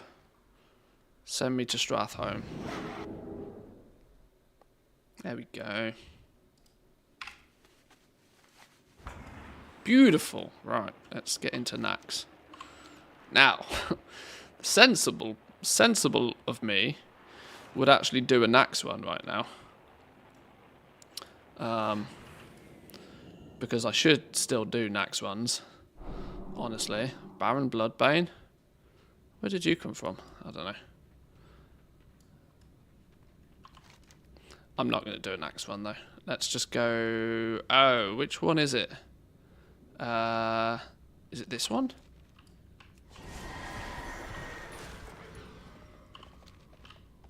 Oh no, I want to see it. This is the one.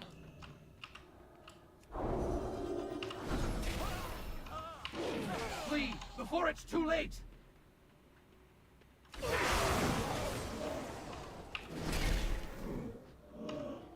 Right, let's clear out the trash just so I don't aggro anything. And let's crafty craft. Go.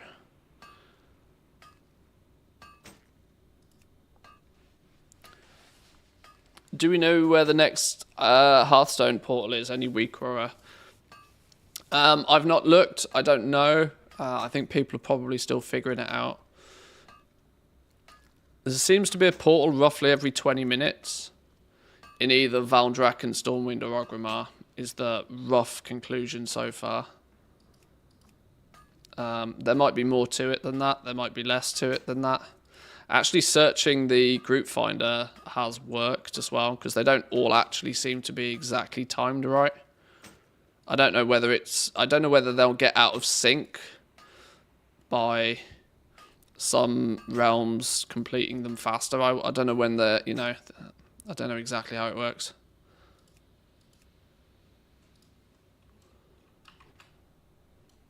Right, and then back to Valdrakken. Seems a bit silly to come here just to craft one of each of these, but it's not really much bother to come here.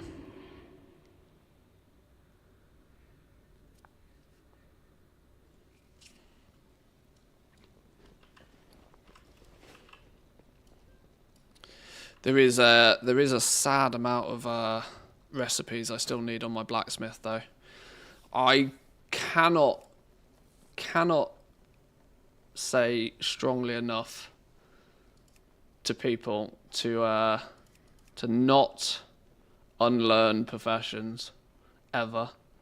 Oh, I never bought this season's blacksmithing recipes. They're probably pretty cheap now. Shadowlands were good. Zandalari, I still have work to do.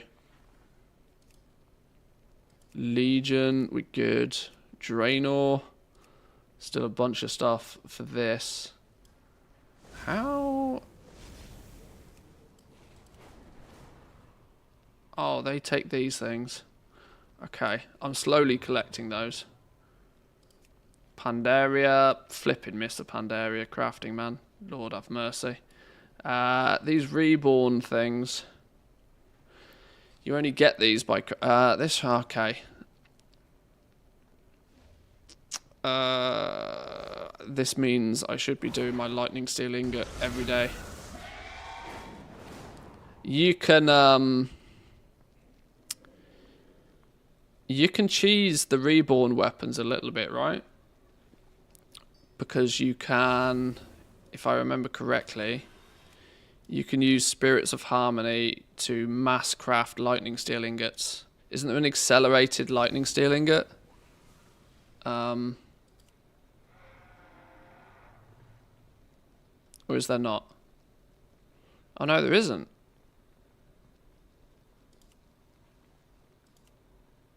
There's an accelerated balanced Trillium ingot. Lightning steel ingot, though, there's no cheese for. Oh.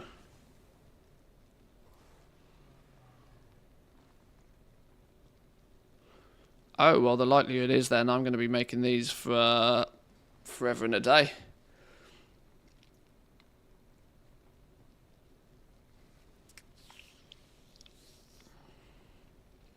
Oh yeah, because of course this is the basis of this is the basis of sky golems, isn't it? Was it sky golems? No, that was engineering. Oh, I can't flip and remember now.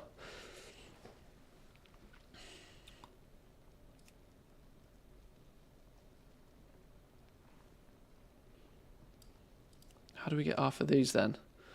These are discovery. Oh yeah, it's all discoveries from doing this business.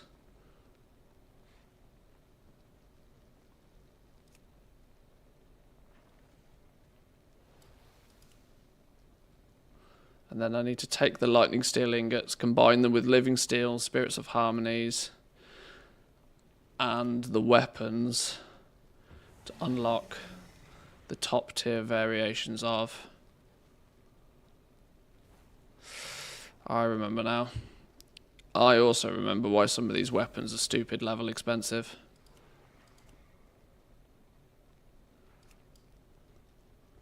Ouch. Got the mount and the bag so far? You got the mount already? GG. It's it wouldn't surprise me if you have like a bonus luck on your first time per day as well. With this sort of stuff. You know what they're like.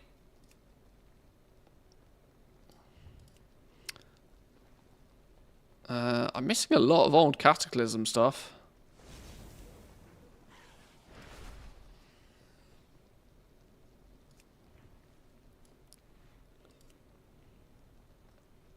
Molten Front.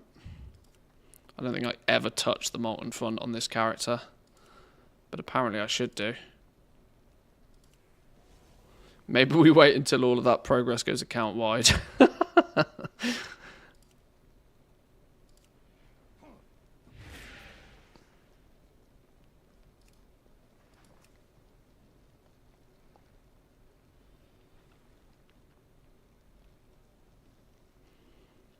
But it was on the second character, so comments on Wowhead not true.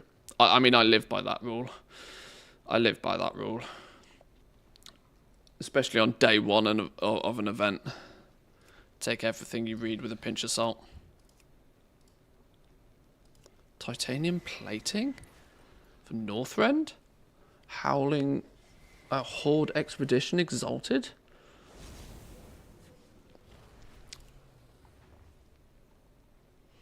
I need to figure all of this stuff out. Yeah, there's a scary amount of stuff I still need on blacksmithing generally. And all of this stuff I should focus on, because some of this is actually worth. A lot of this is actually worth. If you can get the recipes. That is. Which is easier said than done. Fell steel long blade. Still surprises me how cheap this is relative to how annoying it is to get the recipes.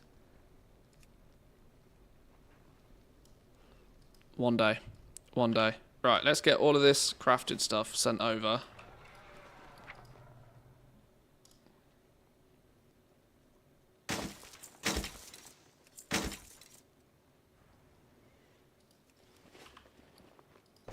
Let's check that was everything.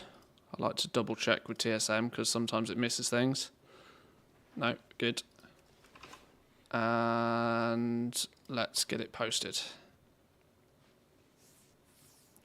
I've just finished farming the Molten Front dailies on 3 characters for recipes. Yeah, I need to figure out exactly who I need to farm it on for recipes for who and do it at some point. I don't actually think it takes that long. But it's still one of those things that is on my to-do list, and it's just a time sink thing that I'll get to at some point. One day. One day. Has anybody got the fire horse thing from Hearthstone yet? Has anybody had that turn up in their mailbox? Or in their collection yet? How many times am I going to need to log into Hearthstone in the next week?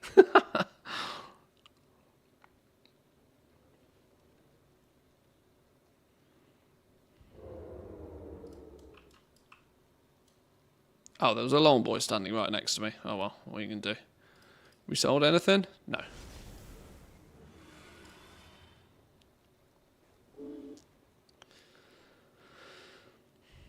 You need to quest through half of Hyjal until the dailies become available. Oh yeah, I'd forgotten about that. There's even unlock requirements for it, isn't there? Oh lord.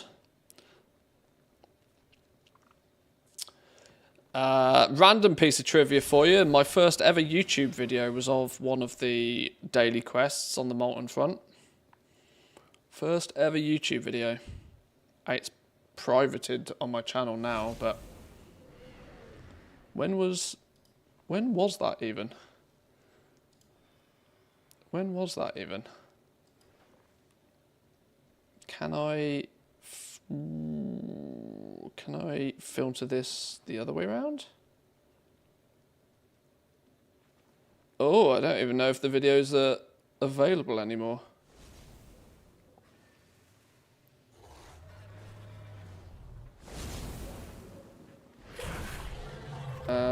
There we go. Hyjal Daily Guide, Enduring the Heat. July the 22nd, 2011.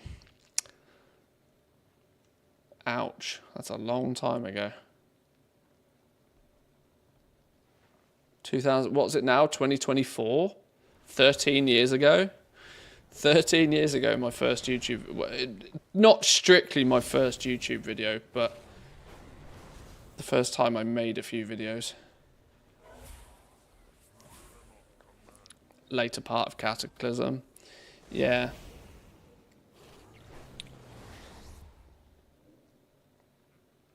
...2011. Lord have mercy.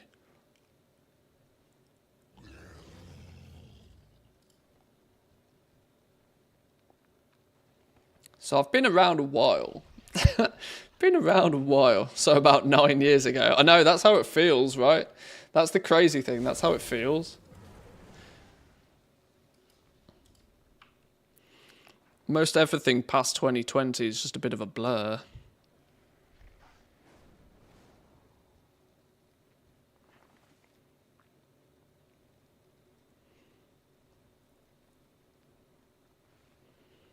Got the BOE toy on the 3rd kill? Hey, do you want to share some of this luck? Let's share some of this streamer luck. Maybe I should pay more attention to this.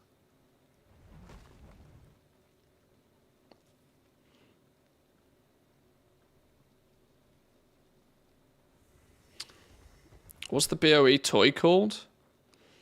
I want to search for it, see what people are listing it for.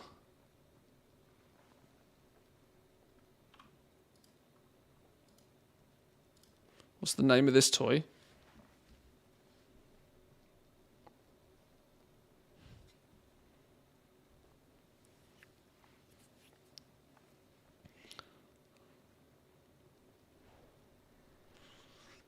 Some think the horse might arrive after it goes live in NA. Oh, is it not live in NA yet? Oh. Oh, that might be why. That might be why. So far I've got the mount, the bag, the toy, the belt, the hat, and 2 cards. Oh, fair play.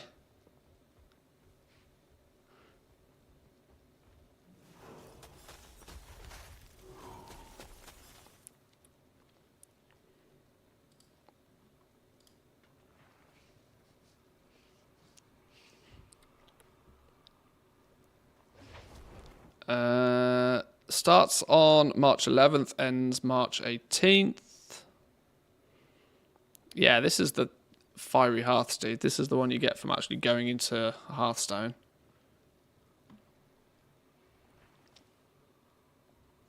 $36 slot bag.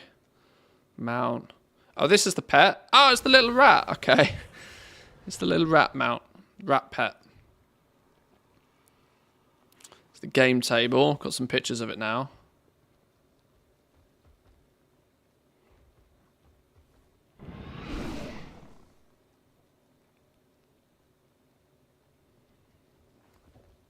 Hat, belt.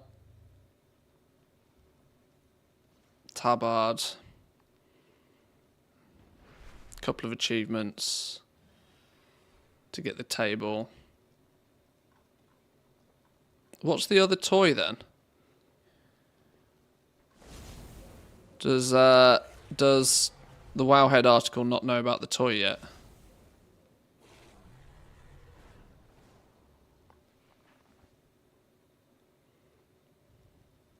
Who in their right mind thought it'd be a good idea to put one table in Valdrakken? Just got to wait for a few people to get the toy.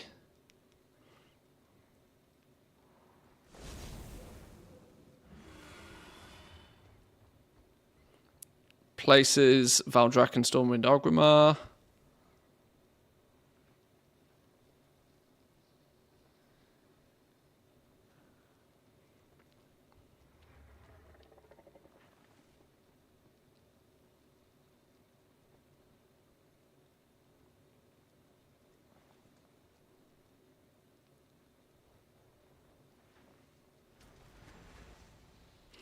This guide is lackluster. The event starts every hour but rotates between Valdrakken, Orgrimmar, Stormwind. Didn't know that and missed it. Seems to be Valdrakken, Stormwind, Orgrimmar. The Fiery Hearthsteed and the achievement isn't available as of the 11th March, noon.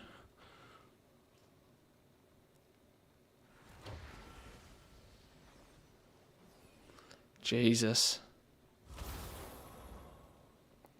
There's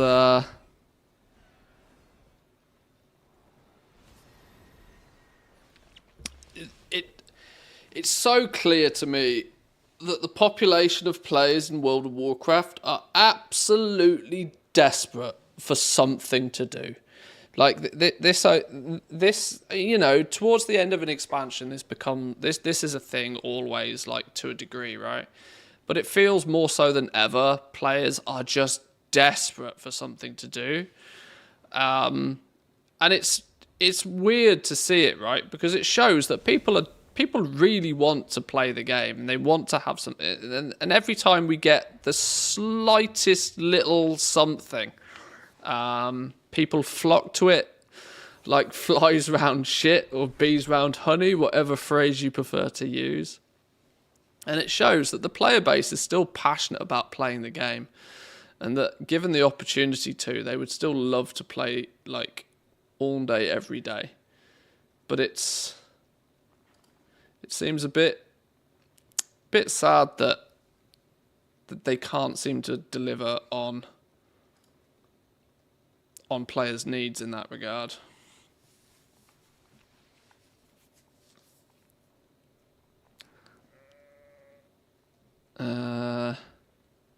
Wasn't there a... Yeah, here we go. This is one thing I wanted to check out just towards the end of the stream today. The WoW Economy Report. We take a little bit of a look at this most weeks. Before I do this, actually, let me... I should, if we're going to do this, at least... where does the portal spawn in...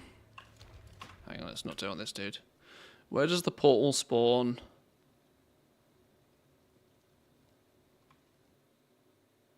The toy appeared in my bank character that was nowhere near Stormwind on the second account. Oh, really? Log in on 8 different accounts, get the toy 8 times.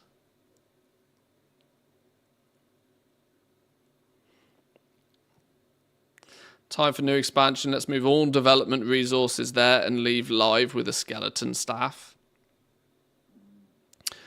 For years, I was kind of happy to give them the benefit of the doubt when it came to stuff like that, though. I just now think it's a convenient excuse. Blizzard isn't a small indie team, right? It's not 5 sweaty developers squirreling away in a shed somewhere making this game. It's not that they have resources that are, like, limited, and so that if you've got 5 developers making a game and you take 4 of them to make the expansion, there's only 1 developer left to deal with the current state of things. Like, Blizzard work at such a scale now that shouldn't be a thing, right? Yes, you can take a bunch of people and you can have them making a new thing. But that shouldn't in any way, shape, or form take away from the current offering. Especially considering it's the current offering that people have and are still paying for. I don't really feel that that's much of a valid excuse anymore. This is what worries me somewhat about them trying to like make 3 expansions in one go.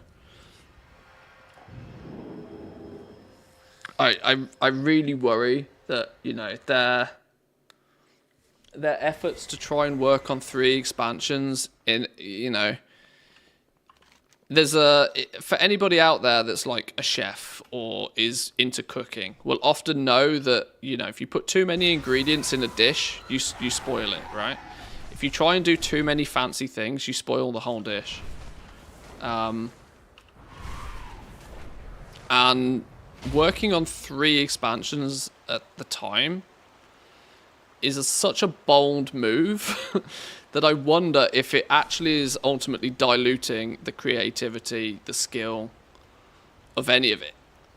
You know, this is something that could come back to bite them in the ass. Like, it's a convenient excuse, sure, that the main team is doing something while like the side team is doing something else.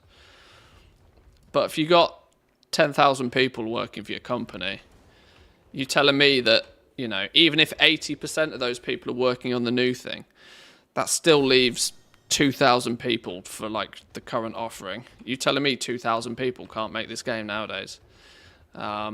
It's just not. It's not the same.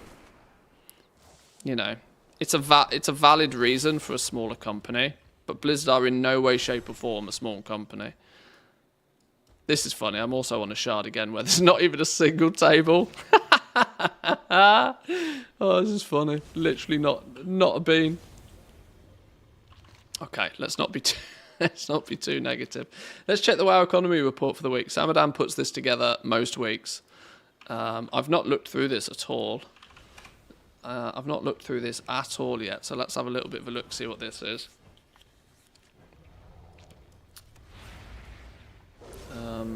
Right, and we can pay some attention to what's going on behind us, hopefully at the same time. Right, table of contents. Is there an auction house cartel? ? Oh dear lord. Rare drop farms, instance rare add-ons, open world gold farms for Season of Discovery, and then some further reading. Okay.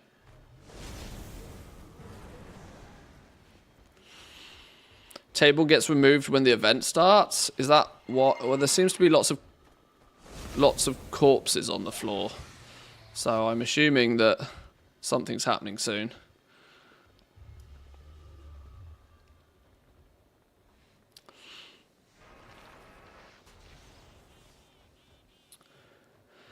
It's not 3 different teams, it's not 3 different expansions, it's one big expansion split into 3 to sell it 3 times. Or that, maybe. Who knows? I feel like the conversation is often this: Dev, we would like to create something fun. Higher ups, that doesn't sound very lucrative. Increase the subscription price and add more shit to the store. Yeah, something close to that, yeah. From what I understand, they're just doing 3 expansions in one to make a better story, not saying that they're working on all 3 at the same time. Well, historically, Blizzard have always worked 2 expansions ahead of themselves. I don't think this is much of a trade secret or anything. They've always been working on not only the current expansion, but the next one and often the one after that.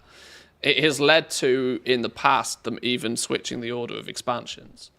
They're always working way ahead. Whilst they may not be, you know, they might not be finalizing, you know, zones or loot tables or anything like that, but they're working away on like the storylines, the questing, the art assets, the physical coding that goes into just making the game work in the first place. A lot of the systems and stuff is being worked on way ahead of time, because shit takes a long time, right? We get an expansion every 2 years. but it probably takes a good 4 years of effort for them to make each one. So they have to be working on multiple at the same time. But the frustration, more so than ever, it feels, is that they launch an expansion, and then almost soon as that expansion is out, they drop their focus from that expansion to work on the next one. From a business sense, it makes perfect sense. From a business perspective, it's very smart. They can look at the analytics, they can look at the data, and they can be like, oh, when do we make the most money? When we launch an expansion. So what should we do? Maybe launch more expansions, right? And make sure that make sure their cash cow event, the expansion launch, is as profitable as possible. So it's of no surprise they work on the 0.0 patch, and then the 0.1, the 0.2, and the 0.3s that apparently we don't get anymore are less worked on, right? They are never going to be as fun to play. They're never going to offer as much content. They're just kind of, things to put in place to call it a live game, right? It's the big 0.0 patch expansion launch that is always their money maker, right? And always where the best gameplay and content is. So it's no surprise to me whatsoever that they're going in the direction that they are. I just hope that they don't dilute too heavily, because they've already made the safest expansion that they've ever made with Dragonflight. They've tried nothing even remotely risky in Dragonflight whatsoever. They're claiming 10.2.6 is a risk. I don't believe it. I think they're just, not telling anybody what it is to hype it up a bit. They want a bunch of, they want a bunch of people to come check it out regardless of what it is. But let's take a little look at this then. This is already the 318th edition, which is wild. Hang on, I've just noticed my dog is doing the cutest thing in the world. Sorry, I have to take a picture of this. I have to showcase to the world that my dog is the cutest dog on the planet, because she's snoozing, fast asleep, and she's on the sofa. Let me see if I can show you this. I have to show you this. That's the focus. My dog fast asleep. I mean, there's two dogs in the shot now, but fast asleep on the sofa, head on the pillow. She's all snoozed. And then there's this one. This one who's just... You alive? Flap your tail if you're alive. Good girl.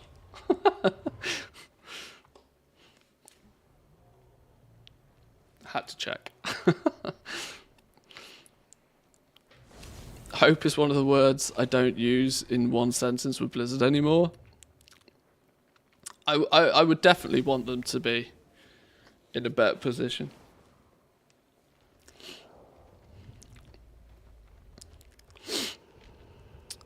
Anyway, right, let's take a little bit of a look at what's going on this week. Is there an auction house cartel? Is this stolen from the WoW Economy subreddit? I think it is, yeah. An observation after watching the Cosmic Ink market, wondering if there are cartels of bots controlling the markets. Anybody watching closely the Cosmic Ink marketplace in the EU during reset day? If you do, I guess you know about those guys who I guess that's meant to be, who immediately dropped the price from 200 gold to 130 gold with a wall of 500 pieces of Cosmic Ink at 5 to 10 gold differences in descending order in like 5 minutes.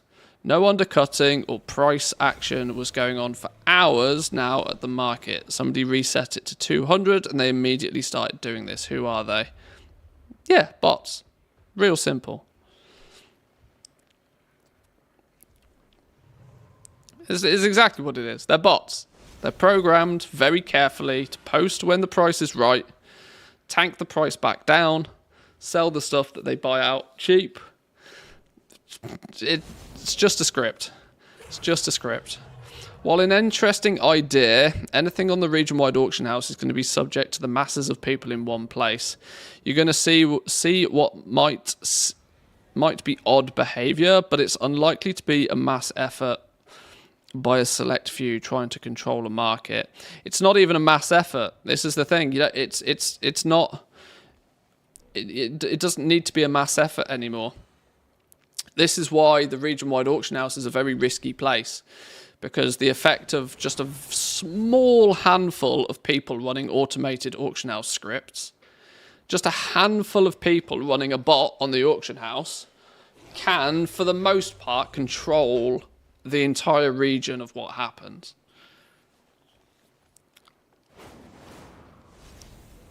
And it wouldn't surprise me if what happens here, going from 200 gold down to 130 very quickly,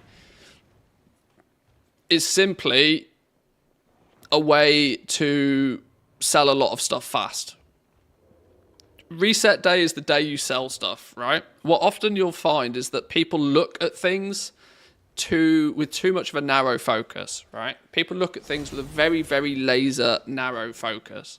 They're looking at it from the perspective of, on this day, because they even said, right, they reset the price to 200 gold. So a price reset is an indicative of the fact that the price has been jacked up artificially, and is that the actual selling price of an item, regardless of the fact it's Cosmic Ink for a minute, the selling price of an item, the price in which an item actually sells, is unlikely to be 200 gold. So you can practically ignore that price, right?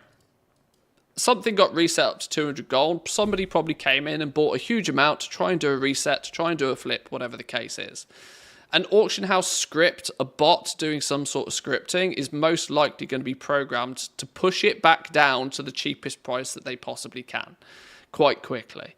A bot is probably running more than just reset day, let's not forget. It's probably buying Cosmic Ink during the week anytime it dips below 100 gold, and they're probably buying it and they're holding it and they're holding it, and then what the bot will do is just sit there and wait.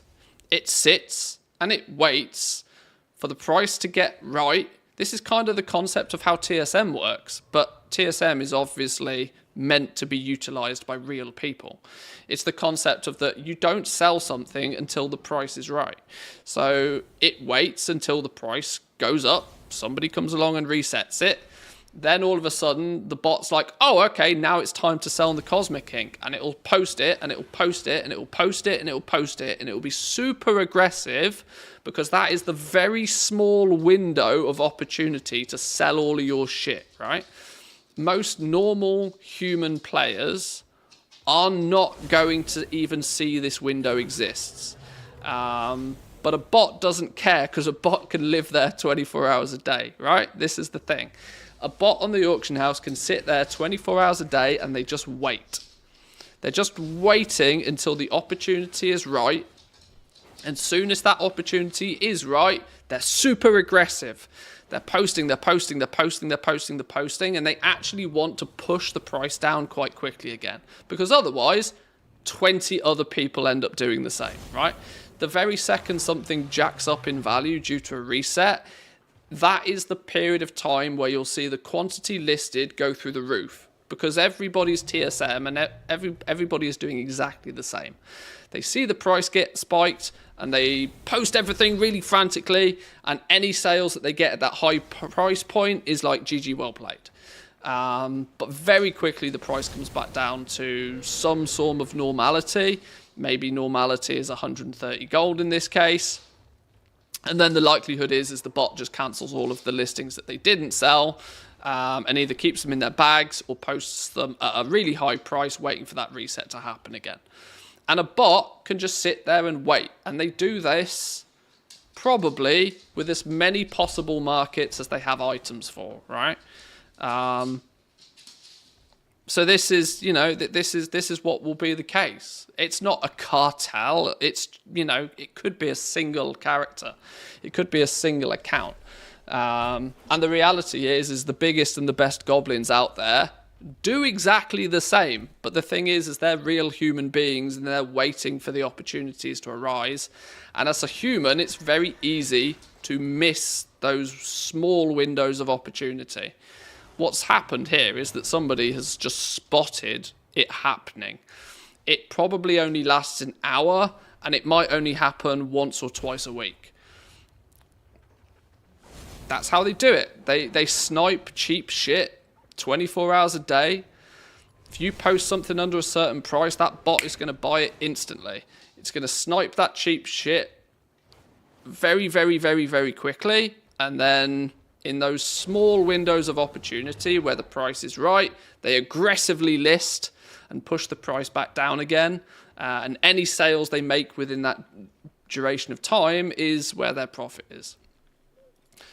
You know, it doesn't take a genius to figure out why this works. But, you know, auction house cartels, this sorts of stuff is just, you know, it's hyping it up. It's hyping it up for you know, to try and make it sound sort of fancy, but it's pretty straightforward.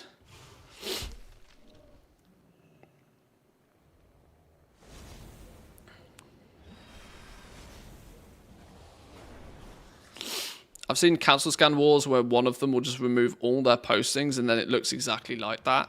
Yeah, it will look like the same person because it's, you know, somebody will have cancelled all of their auctions and the other person will not have cancelled their auctions, and then it's just their list of stuff and it looks weird. But, you know, this is just one side of the, you know, it's a two-sided story with only one side of the info, you know. Bots on Wall Street do the same stuff. Yeah, I mean, it's the thing is right. It's the game's economy over the years and how the auction house has worked has been studied aggressively, and the links to how stuff works in real life is remarkably similar.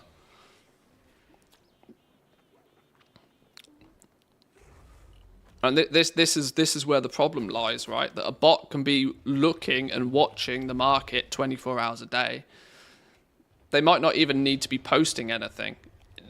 23 hours a day, they could probably just be sniping stuff. You know, they're just looking for cheap deals, just cherry picking anything that pops up cheap. And then only relisting it and aggressively trying to sell it when the price flips. And you may think on the region-wide auction house that the prices don't fluctuate that much. They kind of still do. It's just, it's so fast that most people just don't even see it happening. A reset will last probably an hour, at best, at absolute best. A reset will last an hour. This is why people get, you know, people have been caught out in Dragonflight with this, because people who used to do quite a lot of this sort of flipping of stuff, right? They'll look and they'll see, oh, there's only 1,000 of these materials listed. I'll buy those out and I'll relist them. Back when we had individual realms for materials, you could buy out 1,000 of something, reset a market, and it wouldn't be, you know, it could be the next day before the prices come back down to normality. And so within that period of time, you could sell out the stuff that you had bought and make a small profit on it. Everything was so much slower, but the region-wide auction now sped everything up because everybody's playing in one ballpark. Everybody's playing within the same, you know, arena. And it's just so fast, like literally an hour. And this will probably be, there's a link to the Undermine Exchange here. It's worth looking on the Undermine Exchange for items or markets you're interested in. There's always natural flows during the course of the week. Okay, so this is just indicating somewhat. These heat maps show the lowest price and total quantity available of Cosmic Ink on EU realms for each hour the past week. Now, even this information is not super accurate, particularly anymore, because stuff happens so fast that it doesn't even get caught by one of these snapshots. But you can see that prices fluctuate quite heavily here on these items. So if you're sniping them out at a cheap price throughout the week and just relisting them, when the going gets good. The quantities here are quite interesting. During the heavy parts of the week, there's like nearly highest 20,000 listed. Whereas at the light ends of the week, there is, there are periods in time when there's as low as 4,000 listed. So clearly there's movement in the markets even still. If you really want to know how much stock there is, try and reset a market. Yeah, yeah, exactly. Yeah, soon as you can spike the price up, then there will just be floods of materials that hit the market. I think nowadays probably only about 10% of what actually exists is on the auction house at any point. Either because TSM has not listed it, or it's just lurking in people's bags, or it's expired and it's in people's mailboxes and that sort of stuff. I don't think a lot of what actually exists lives on the auction house most of the time. But then the very second the price spikes and somebody goes to do a post scan and the price is high and all of a sudden it does list all of that stuff, then it's go, go, go.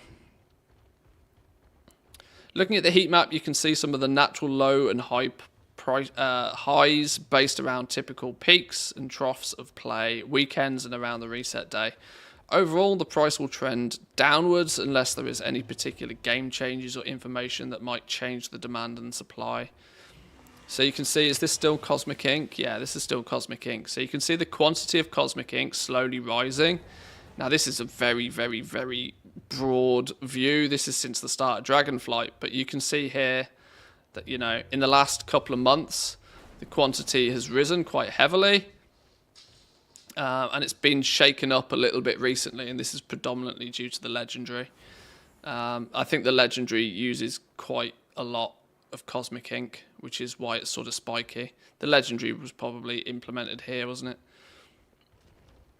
But that's just very specific to one material.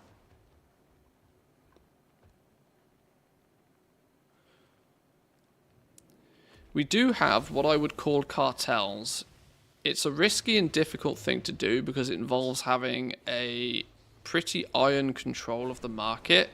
It's easier to do on server-side markets rather than region-wide markets, and usually requires a truly stupid amount of capital that you can control the market with constant resets to push the price higher, or by constantly pushing the price lower so that you'll constantly hold higher market share. It's something that really requires multiple people doing multiple different jobs, watching different markets and controlling your postings. One controlling purchases, sometimes some controlling crafting or farming. Trying to control prices on any given item is far more difficult than you would imagine. The only thing in that, I believe, is this last sentence. The only thing I believe is that last sentence. There's not cartels of people work. Like, the fact... Like the simple reason why there's not cartels of people doing this is because you don't need people to do it. Why? You don't employ a person to do a job that a machine can do. This is why, individual goblins do individual goblin things, but nobody is going to there is never going to be a team effort to do this sort of stuff when you don't need a team of real people. This is the problem.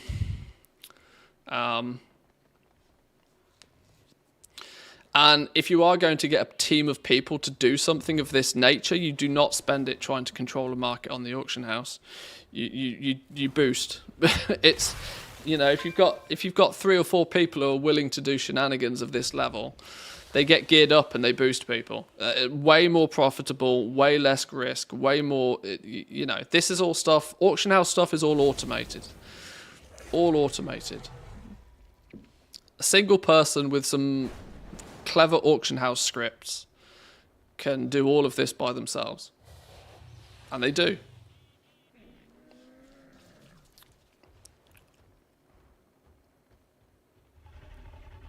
This sort of thought process is like wannabe stock market day trader kind of thinking. It's not really a reality. That's not saying that, the auction house isn't a bit broken, but That doesn't seem... That's just, you know, hyperbolic.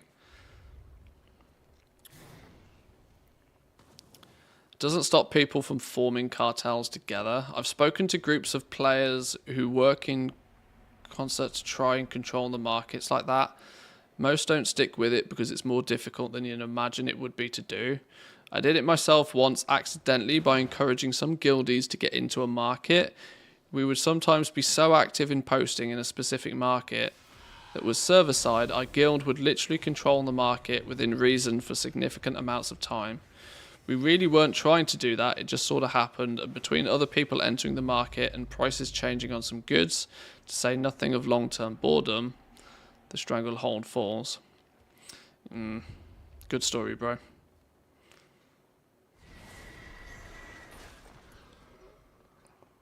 That said, it is still possible to try and reset a market if you or several of you have enough cash to do so. Look at the Azerweave Bolt.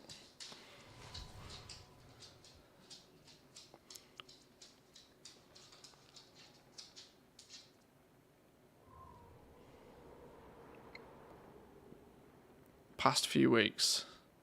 Right. Total quantity is the red line.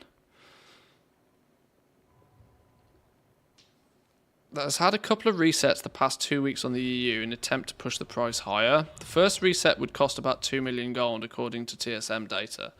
There's about 2,300 sold per day, so this could quite feasibly be one individual willing to risk money to push the price higher and make about 500,000 profit, based on 5,000 selling for 100 gold higher than purchase price.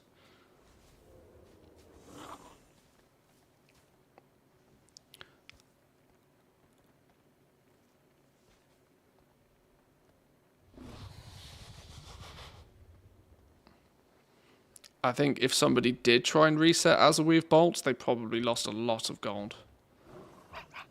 It was at this, I think this is the point where it's being spoken about, that out of nowhere, the quantity dipped, somebody bought a bunch of them, managed to jack up the price, which lasted less than a day, until it was back down to normality. And clearly what happened is they held them all, and then they realised that this isn't going where they wanted to, and they put them all back on again. And then the quantity was slowly bought out. I wonder if this has anything to do with reset days. What was... This is Wednesday, right? Is this not a Wednesday? Wasn't the 4th of March a Wednesday? March 4th. Monday. Odd day for somebody to do something like that. Maybe that's in preparation for reset day or something, I don't know. Yeah, somebody had a go. Somebody had a good go. Happened to Arcanite bars like 1 to 2 weeks ago. Somebody reset it to 300 gold. 10 minutes later back to 110. Yeah. It's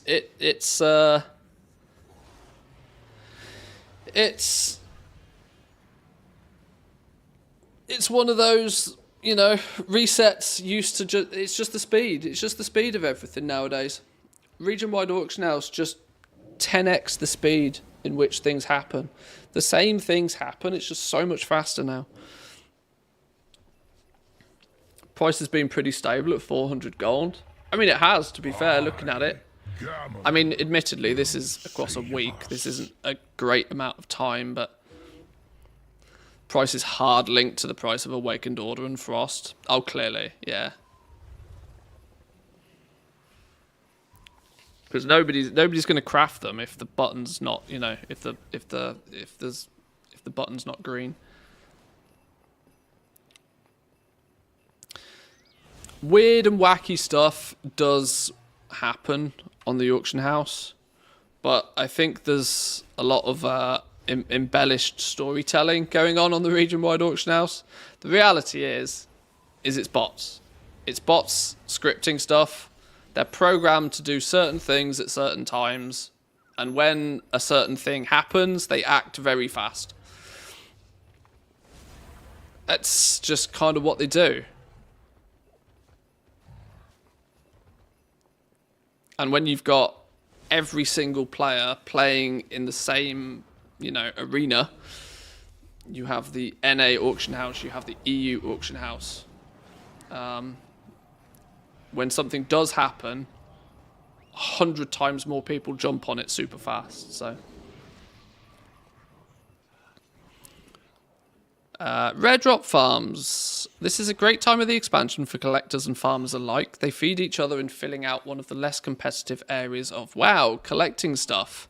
Sometimes I miss the old days of grinding down tons of mobs for that potential or rare drop that could make a good amount of money. Are there any things like this left in retail? WoW? Is there anything I can find? Is there anywhere I can find high value transmogs or recipes and whatnot to farm? Just looking for some brainless stuff to do on my work from home days. Just literally watch any student Albatross video from the last 10 years. Just close your eyes, pick one at random.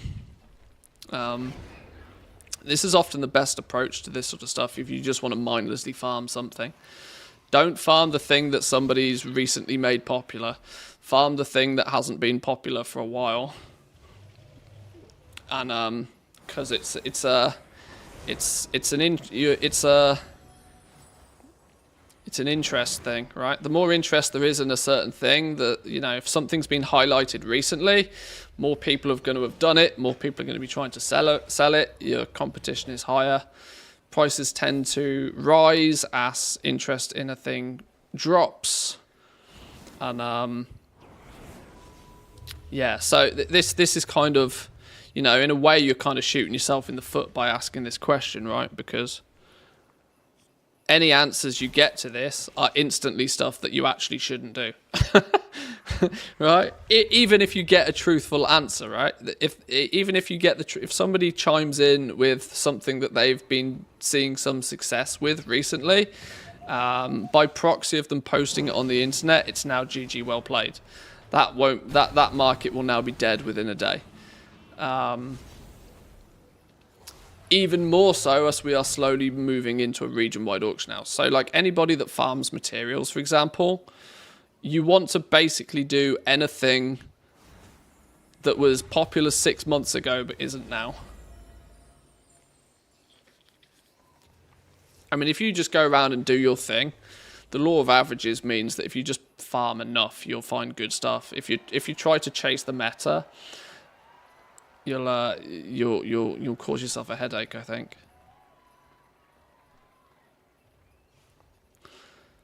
Nobody buys stuff that nobody has interest in. The biggest single problem with things like transmog specifically, I'm going to focus on this because this is what the original question was. The biggest problem with transmog is not finding it, it's selling it. So, because most pieces of transmog, you can at least somewhat target farm. So finding the stuff is not the problem. The problem with transmog has always been selling it. So what you actually want is you do want the stuff that has the least interest in. Because there will still be somebody occasionally that strolls into the auction house to pad out their collection and will buy a bunch of stuff. Now, what you're hoping for is your items are listed at the same time somebody comes along with a big transmog collection and a big stack of gold to spend. I think you'll find more often than not that people buy in bulk now with this sort of stuff. At least anything of any value anyway. So trying to steer away from the more popular stuff. Like, if you're dare I say it, if you're farming like Silithus, for example, which is popular all the goddamn time, if you're doing a 2x4 farm in Silithus, there's a good chance that you will get a lot of stuff that has a TSM value that looks nice, but you'll just smash your face against the keyboard trying to sell it because every other transmog farmer is doing exactly the same thing and is listing the exact same items. Super, super, super mega saturated farm. Whereas if you close your eyes and pick a random dungeon from a random expansion and go farm that 10 times. You may not pad your bags with as much value, but I think you'll probably see way more success selling it. Way more success selling it because you'll have far less competition. You won't be undercut within 5 minutes of listing it. You might, in many cases, be the only person listing that appearance purely by proxy of the fact that nobody else is running that random ass dungeon.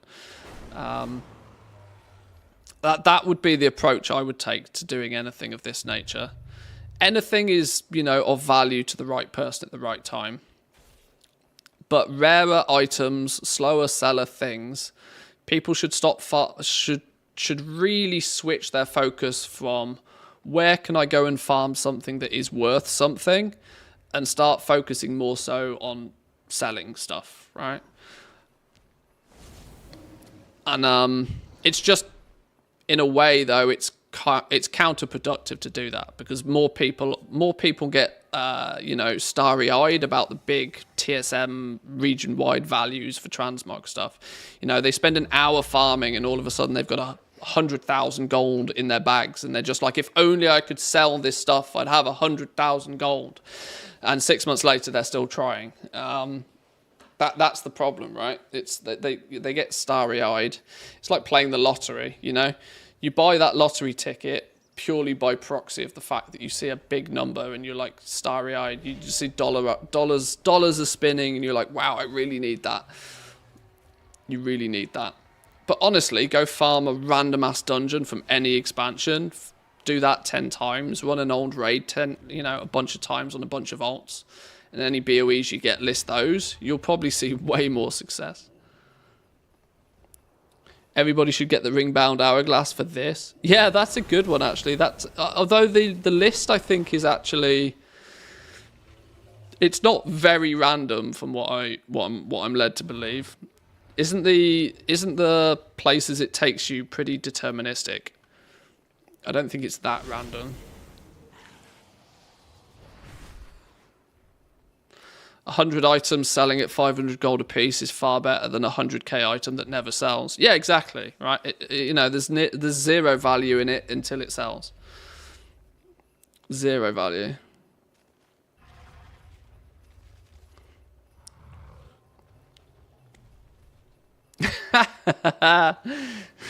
Abuse the system by buying the things the student frogs are farming. Well, yeah, if you're into flipping, that's not a terrible idea. You better have deep pockets, though. Both dungeon runs and unique spawns around the world is a good opportunity. World drop mounts from BFA, Dune Scavengers, Terrified Mules, Blood Feasters, Golden Mange. You can farm 20 Abyssal Crystals for the Blood Serpent. You can also get the Honeyback Harvester mount if you're Alliance, although this one is bind on pickup while there are other BOE ones and therefore tradable. Well, the Honeyback Harvester, you want to farm the actual honey, don't you? Is it the honey? No, what are they? There's the different rarity. I think is it honey? I think it's some sort of honey that you need to buy to get the rep up or something. The rep tokens, basically. That people then need a bunch of in their journey to get this. 20 Abyss Crystals. Yeah, the BFA mounts. Farming mounts is always a thing, but I more so than ever now think that these fall into the same category. They have such a high ticket price because they're annoying as all hell to farm for. The Royal Jelly. Oh, the jellies, that's what they are. There we go. Big ticket items, but likely to take most people a long time to sell them. Varuth's Guillotine. This is from Zereth Mortis. Final Zone in Shadowlands. You can randomly get this to drop if you just kill lots of stuff in Zereth Mortis. Big ticket price on this. Kind of get the feeling that this is artificially kept at a high price, just by proxy of the fact that most people think that it's a strong transmog item, and I quite often think when the price dips too low that they get bought out. I also suspect this is one that's bought from certain realms and sold on other realms, just spreading the love across the region. So I think there's probably some shenanigans in the price of this one specifically, but is an option for sure. You got the Sarge pet. He's quite cool. He's like what do you call it? He's what's the mouse mount? Store mount, mind. Squeakers. He's like a mini Squeakers. Old dungeons are easy to sell quite a lot. Usually 2 to 3 hours of farming a week can bring in 10 to 30k a day without really trying. Okay, sure. This is kind of the theory I'd approach. ATT random is a thing. You can do that in game. If you've got all the things, I always think this is one thing I always recommend to people when they're looking to make gold and that, you know, they're asking for high value transmogs and recipes and whatever. Complete your own collection. Like, focus on you. Be greedy. Focus on you first. If you are missing something, do what you need to do to go and get it. And in the process of going and getting that thing that you need, you'll probably find a bunch of things that you already have. Any of the things you already have, that's where your gold is, right? The concept of like learn the first, sell the second is a concept I think more transmog farmers should do, because what that will do is it will send you to the far distant corners of the map that most people are not hyper farming. If everybody farms in Silithus for transmog, everybody's going to have the same transmog appearances that they're trying to sell. If you try and complete your own transmog collection first, you'll probably slowly but surely hit 50 different areas and corners of the game that a lot of other people haven't. And in the process, you might find some rare random stuff. You'll probably enjoy doing it more. Yes, doggo, I'll take you out for a pee in a minute. You'll probably enjoy it more because you'll be actively increasing your own collection.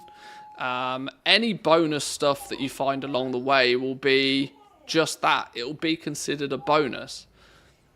Dog, shush. Come here. Have some scratches. Have some scratches. I made so much gold just by completing every zone and 100%ing it. Yeah, like if people would be greedy first, you'll make more gold from transmog by trying to complete your own collection than you will by just deliberately trying to seek out high value big ticket items. Because searching for big ticket items is practically gambling, right? You're going to spend a bunch of time playing a game, doing something that you don't particularly want to do, hoping that big ticket rare expensive item drops. And if it doesn't drop, you're going to be sad. And if it does drop, you'll be excited for a minute until it takes you 6 months to still not sell it, and then you'll be sad again. Whereas if you just tried to complete your own collection first, focus on collecting pets, focus on collecting mounts, focus on completing your own transmog collection, and by proxy, just sell all of your spares, right? Sell all of your duplicate stuff. And you'll start to see over a period of time a trickle of gold coming your way. And if you choose to respend that gold buying these big ticket items, that's probably the smart way of doing it. As long as you don't try and complete it using the auction house. Well, you kind of can, you know. You sell your spare stuff to cover the cost of the expensive stuff that you then don't want to farm for. There's such a crossover between collectors and gold makers. It's really quite interesting to see. At some point, most people who get serious about collecting have to get serious about gold making. Because if they tried to do the same with their credit card, they'd just be here for, you know, they'd have to put in a few more shifts.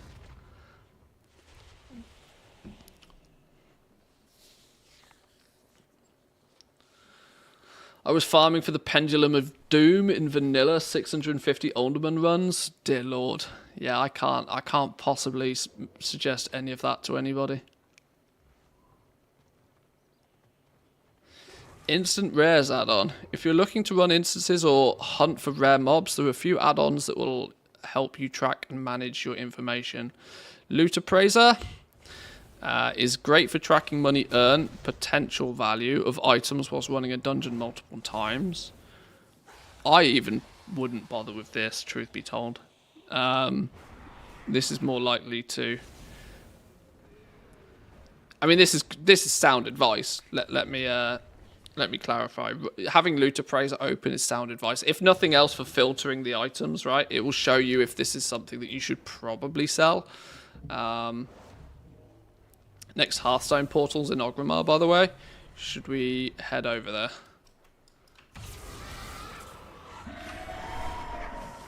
Loot Appraiser is very cool.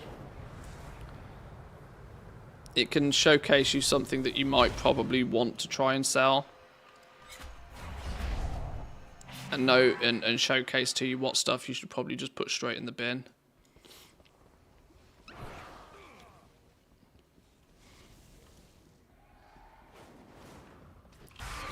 Does it go Valdrakken, Stormwind, Ogrimmar? Does it? Is that the rotation? Are we pretty sure on that's how it goes now?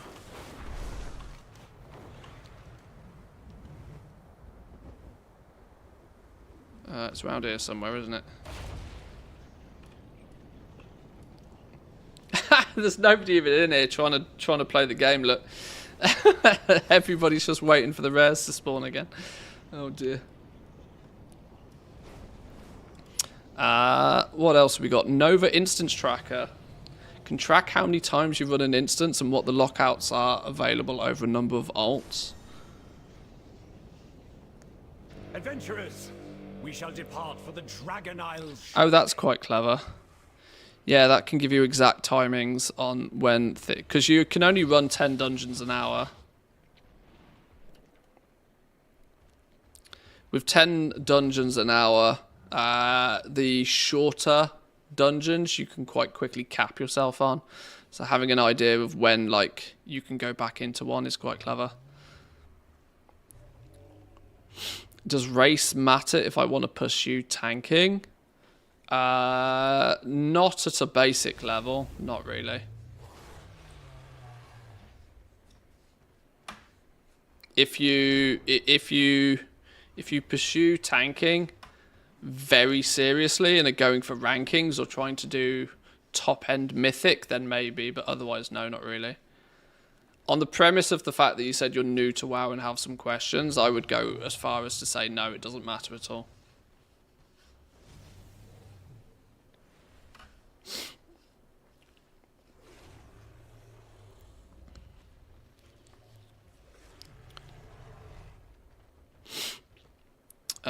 Rarity is another one. Rarity is good for tracking how many times you've killed a rare in order to get certain items or mounts to drop. These are some more of the kind of like masochistic add-ons in a way, showcasing you that okay, you've tried to kill a boss or a mount or you know, a mob 1,000 times to get a mount and it still hasn't dropped. It's kind of masochistic to even know this information. But yeah, some people, that drives some people in a way, which can be good. Rare Scanner can alert you when something spawns nearby you on the map. This is a very good one. I use this all the time.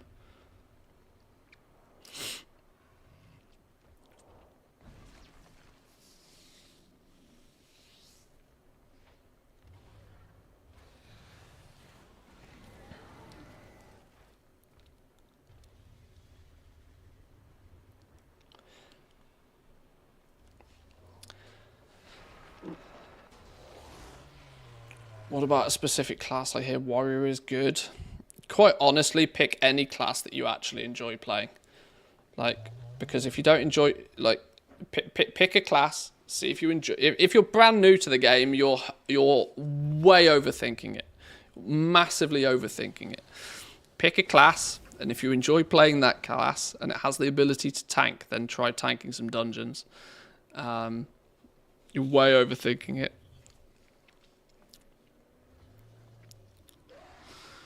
Next we have some open world gold farms for Season of Discovery. if you are still into Season of Discovery, there's some options here for you. I've not checked out this content creator before, but they've popped up a few times.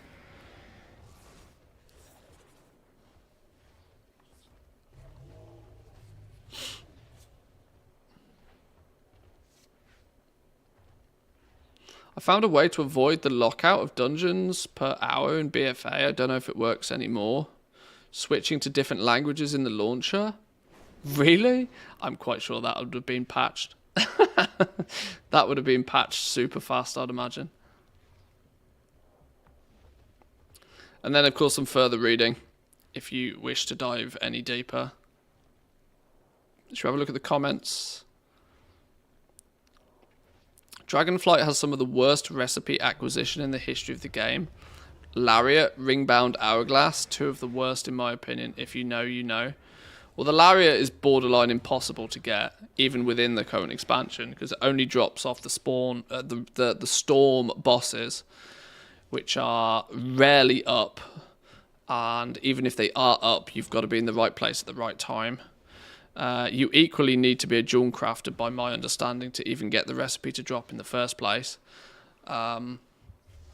So yeah, Lariat's not a fun one. Ringbound Hourglass also has a disgustingly low drop chance. It's like a once per day per character killer rare on a long cooldown sort of thing. I am absolutely amazed I got this so early in the expansion for as little as I did. Ringbound Hourglass, how much did I pay for it in the end? Because of course I bought it. Expense.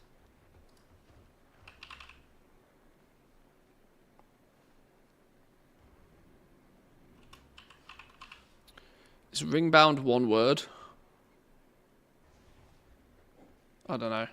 All time.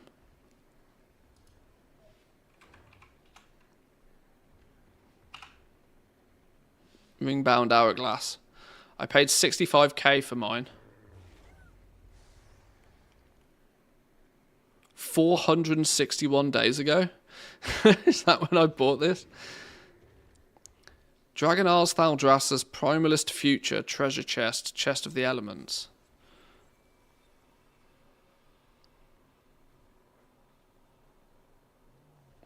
I don't even know. Regional sale average on this is 110, even today. Which, yeah. My 65k way back in the day was, even by today's standards, money well spent, I think. Adventurers, we shall depart for the Dragon Isles shortly. Nowadays, there are at least 20 players going storm to storm, farming for the Lariat recipe over on NA. I'm not surprised, like, because if you get it to drop, it's like GG. It's like 2 million gold done.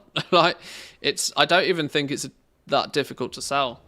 I'm quite sure the Elemental Lariat is probably up to about 4 mil average by now on EU. I've not checked the price recently, but I'm pretty convinced that it's mental. I saw somebody sell it for 4 mil last week. So it clearly goes.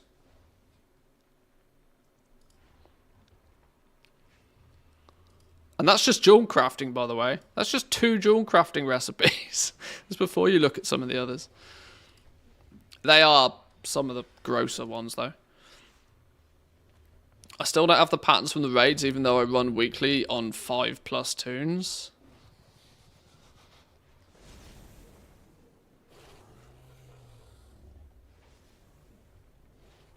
Could you stop posting these? Most useless on the site, even the weekly DPS report is more useful. Salty much? How do people not understand that they don't have to read things, right? If you don't like something, you don't need to engage with it. Fucking asshats. I think scarcity is good. If you really wanted them, you'd have got them by this point. Recipe acquisition was great in this expansion. QQers just want all the things handed to them with 0 work. No, see, this is the problem again. You're fighting it from both, you're taking it to extremes. Any extremes is pretty bad, right? The lariat is clearly rarer than it should be. But at the same time, it has, you know, it's a stretch goal for people.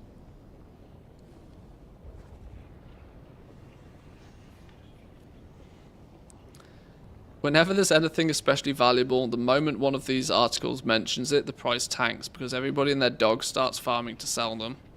And if it happens to be a drop from a world mob, it's just ensured you'll have 100-fold more competition now. Harsh truth.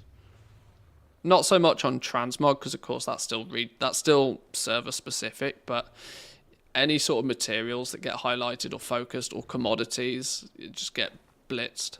It's why I stopped Junecraft. It's why I stopped prospecting on stream. Honestly, it's why I stopped doing a lot of the stuff I usually did on stream.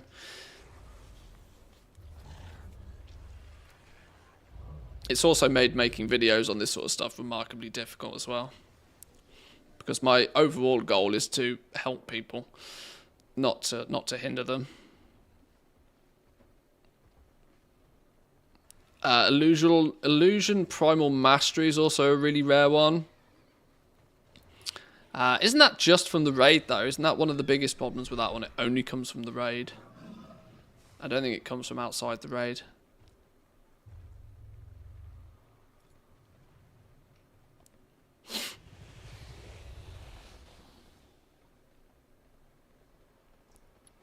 Okay, it's clearly turned into people getting salty about the elemental lariat here.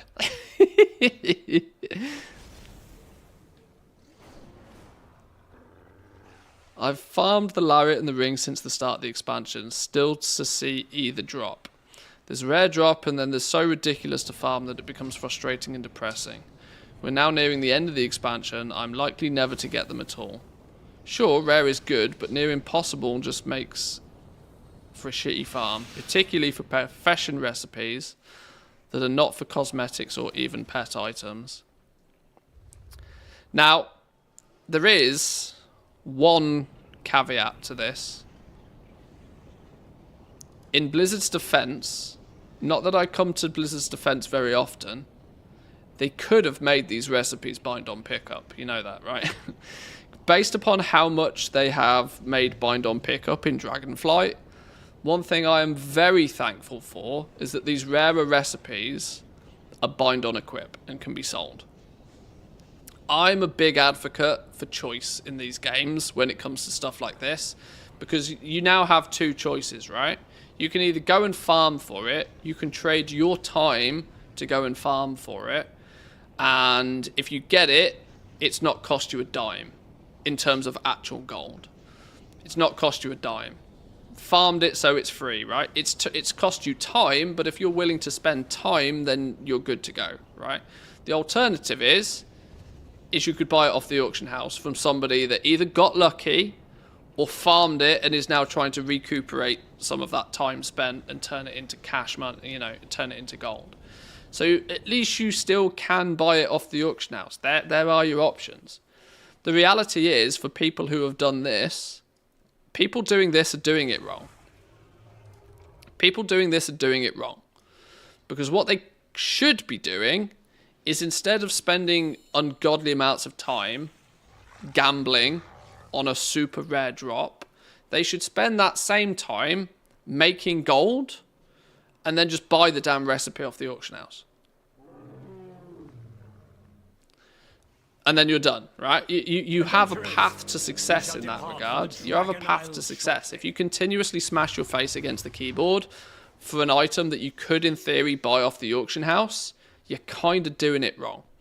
Because that time spent farming for it, if you do not get it, is completely wasted. There is no other advantage you can obtain out of that. Maybe you might get some achievements, maybe you might get a bit of gear, maybe you might pick up a couple of materials en route, but the reality is that time spent farming for something super duper mega rare is fundamentally wasted if there is the option to buy it off the auction house instead.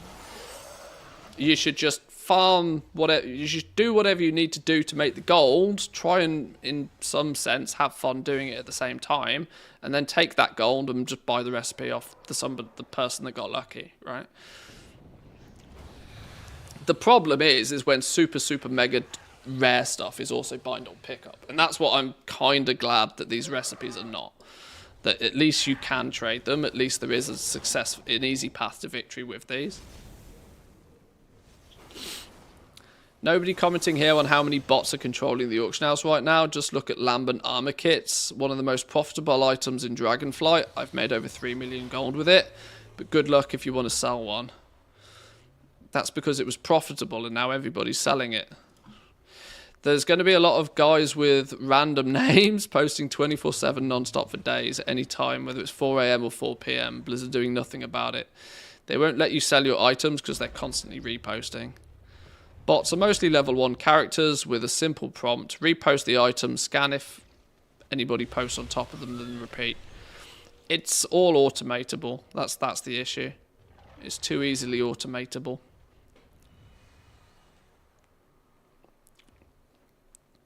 For every attempted cartel, there's a gold farm group that will undercut you at volume. Thank you for the reminder of the Undermine Exchange website. Help me get a bargain on a 418 belt with speed. The one piece of leather dungeon raid set I was still missing. Fair. There is high value crafted Mog bots on every full pop realm. They control the markets right now, at least on full pops. All level 10 panda DKs. It's really bad.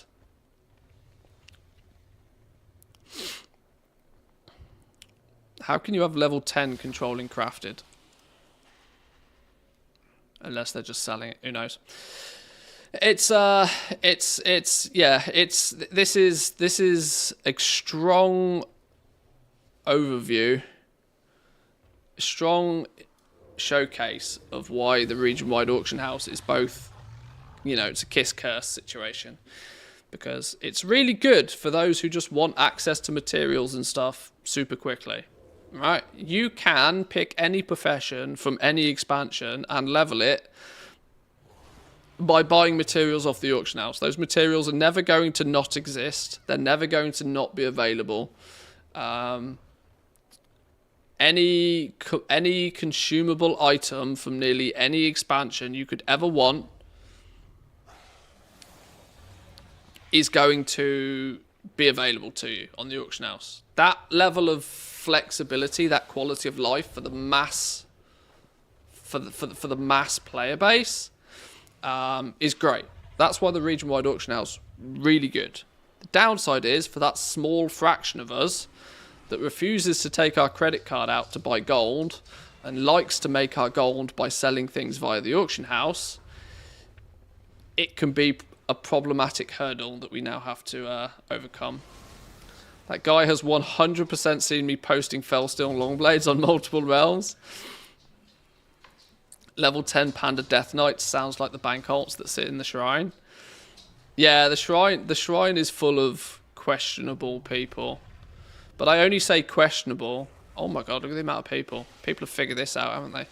I only say questionable because my bank character stood in the shrine and was online for about 12 hours a day for the majority of Shadowlands, right? Now, just because I'm not as sweaty as I used to be doesn't mean that other people aren't anywhere near as sweaty. Those players are probably, they don't even have the window open, half the time. People are like, oh, well, this person didn't respond to my whisper. They must be a bot. They could be a bot, but it's probably somebody that's just not looking at that character at that time because they're playing on another screen on their main account, right? The shrine is so very popular for goblins to craft stuff in. You'll have characters just standing there all day. They do look like bots. This is the problem, right? This is why I say questionable characters, because you have to question whether they're legit or not legit.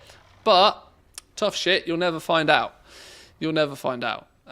Just because somebody whispers you, for starters, nobody is inclined to whisper anybody back. If somebody randomly whispers me, hey, am I going to reply back? No. If you've got a question, ask a question. It's really simple. So, yeah, it's a problem. And this is equally, Blizzard's problem. They can't just have GMs running around banning people willy-nilly who are standing in Booty Bay or in the Shrine, because there'd be a lot of innocent casualties, I imagine. Adventurers, we shall depart for Where the is Dragon Isles this? shortly. We are. It's 4 o'clock on the dot for me. Portal should be up now. Go, go, go, game, go. Shouldn't the tables disappear first? Ah, sucks to be these players on the table. Look at this. Everybody's standing around like the arena. There is something. There is. I do like these events. These do bring people together, even if the people aren't actually doing anything. They're just waiting for the same thing to happen. But it's kind of nice that it brings players together for some reason. Ominous portal. Something is happening. 4 minutes 50 seconds.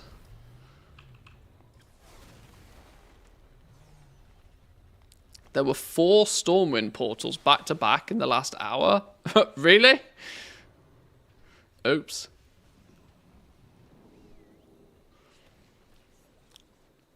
We can't expect something to work perfectly day one, can we? That's crazy. Right. Whilst I have a 4-minute wait, I'm going to grab a drink quickly.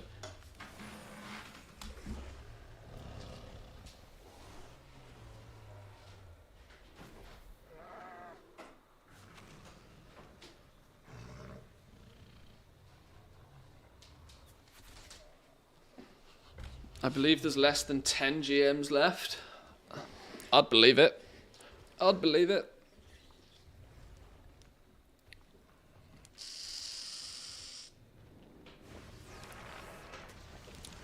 The LFG has a lot of Stormwind stuff.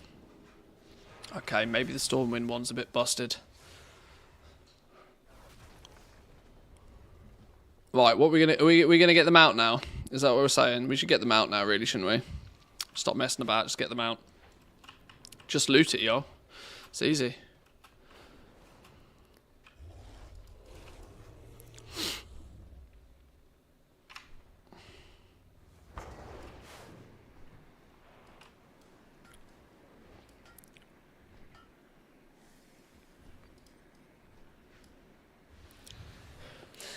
I still love to use the love rocket mount, you know. Just simply because you can go into most zones with the love rocket and know that you'll probably be one of the only people that's got it. It's such a disgusting mount. I swear there's more people with spectral tigers nowadays than there are. Love rockets. Is your ATT updated? In what way? I mean, if the add-on's been updated, it'll be updated for what? For this event? I don't know.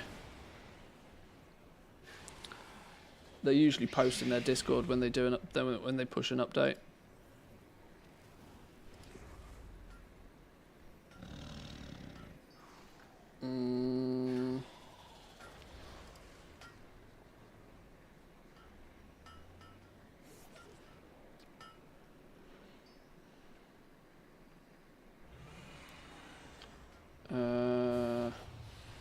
There was an update to ATT earlier today.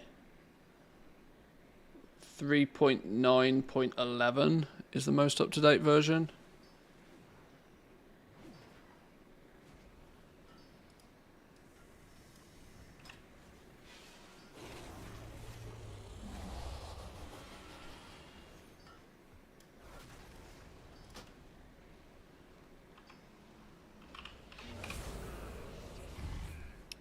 Three 3.9.10. I've got the up-to-date version apparently.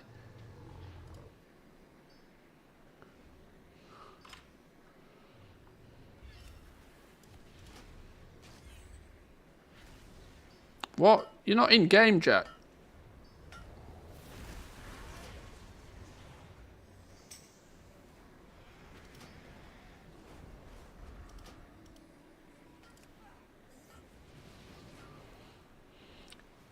You're not in game.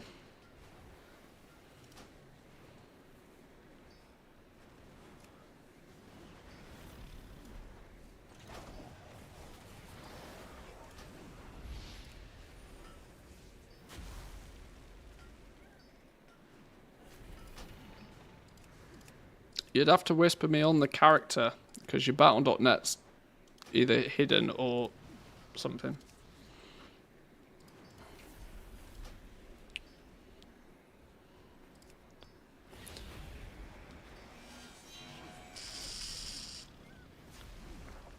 Is this little hut the toy by chance?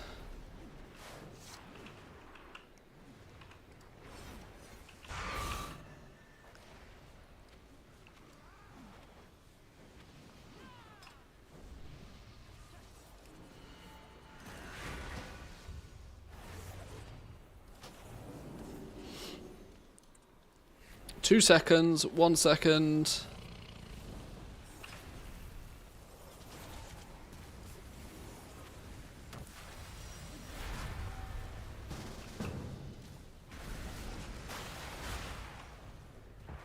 Oh, what? It phased us. Oh.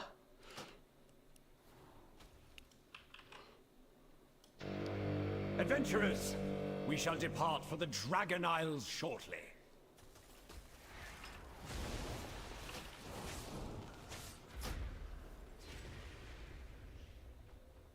I see completely different to you, way fewer people.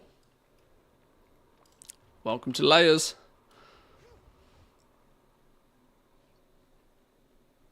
Right, well I guess I'll wait another 10 seconds.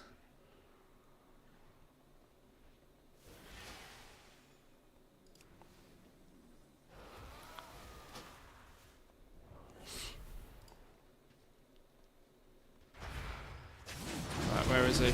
Go.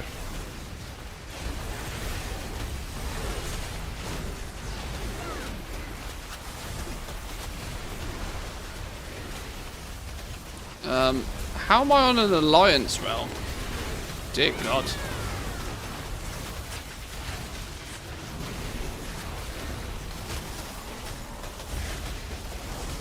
Dandalorian? I know that name. I know that name.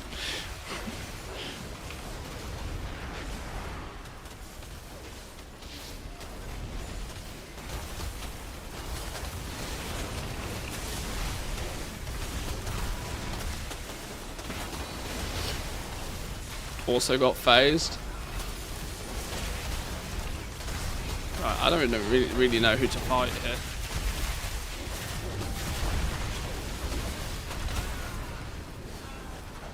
Get wrecked. Loot up. Loot up. Oh, wild cards, is that it? Wrecked.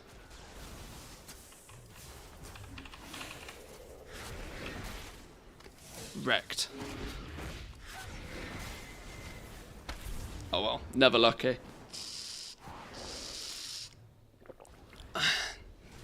Boys and girls, I am though going to leave it there for today. I've accidentally played World of Warcraft for like 5 hours now, which scares me greatly because this is the longest I've played World of Warcraft in about 2 months, I think. I want to, there's a couple of the reason I'm playing World of Warcraft again is because I am desperately trying to sort of get back into it a little bit on the potential 10.2.6 whenever that drops. I think it's going to be quite soon. I also suspect we'll start to see alphas and stuff before too long as well. With that in mind, I thought it'd be a smart time to weave our way back into World of Warcraft at least a little bit. Thank you all for joining today. We'll be back again tomorrow, same time, same place. We might even potentially play some Hearthstone, maybe? I don't know, we'll see. I've got a shitload of packs to open apparently, so there's no reason not to. Is Mr. GM, is he streaming? Is Dan streaming? Is he live? Oh, he's pumping. He's pumping, completing the Hearthstone 10th anniversary event. He's pumping. We'll send you all over Dan's way. Enjoy the rest of the day, boys and girls. Have a good one. Yeah, I'll see you tomorrow. Peace.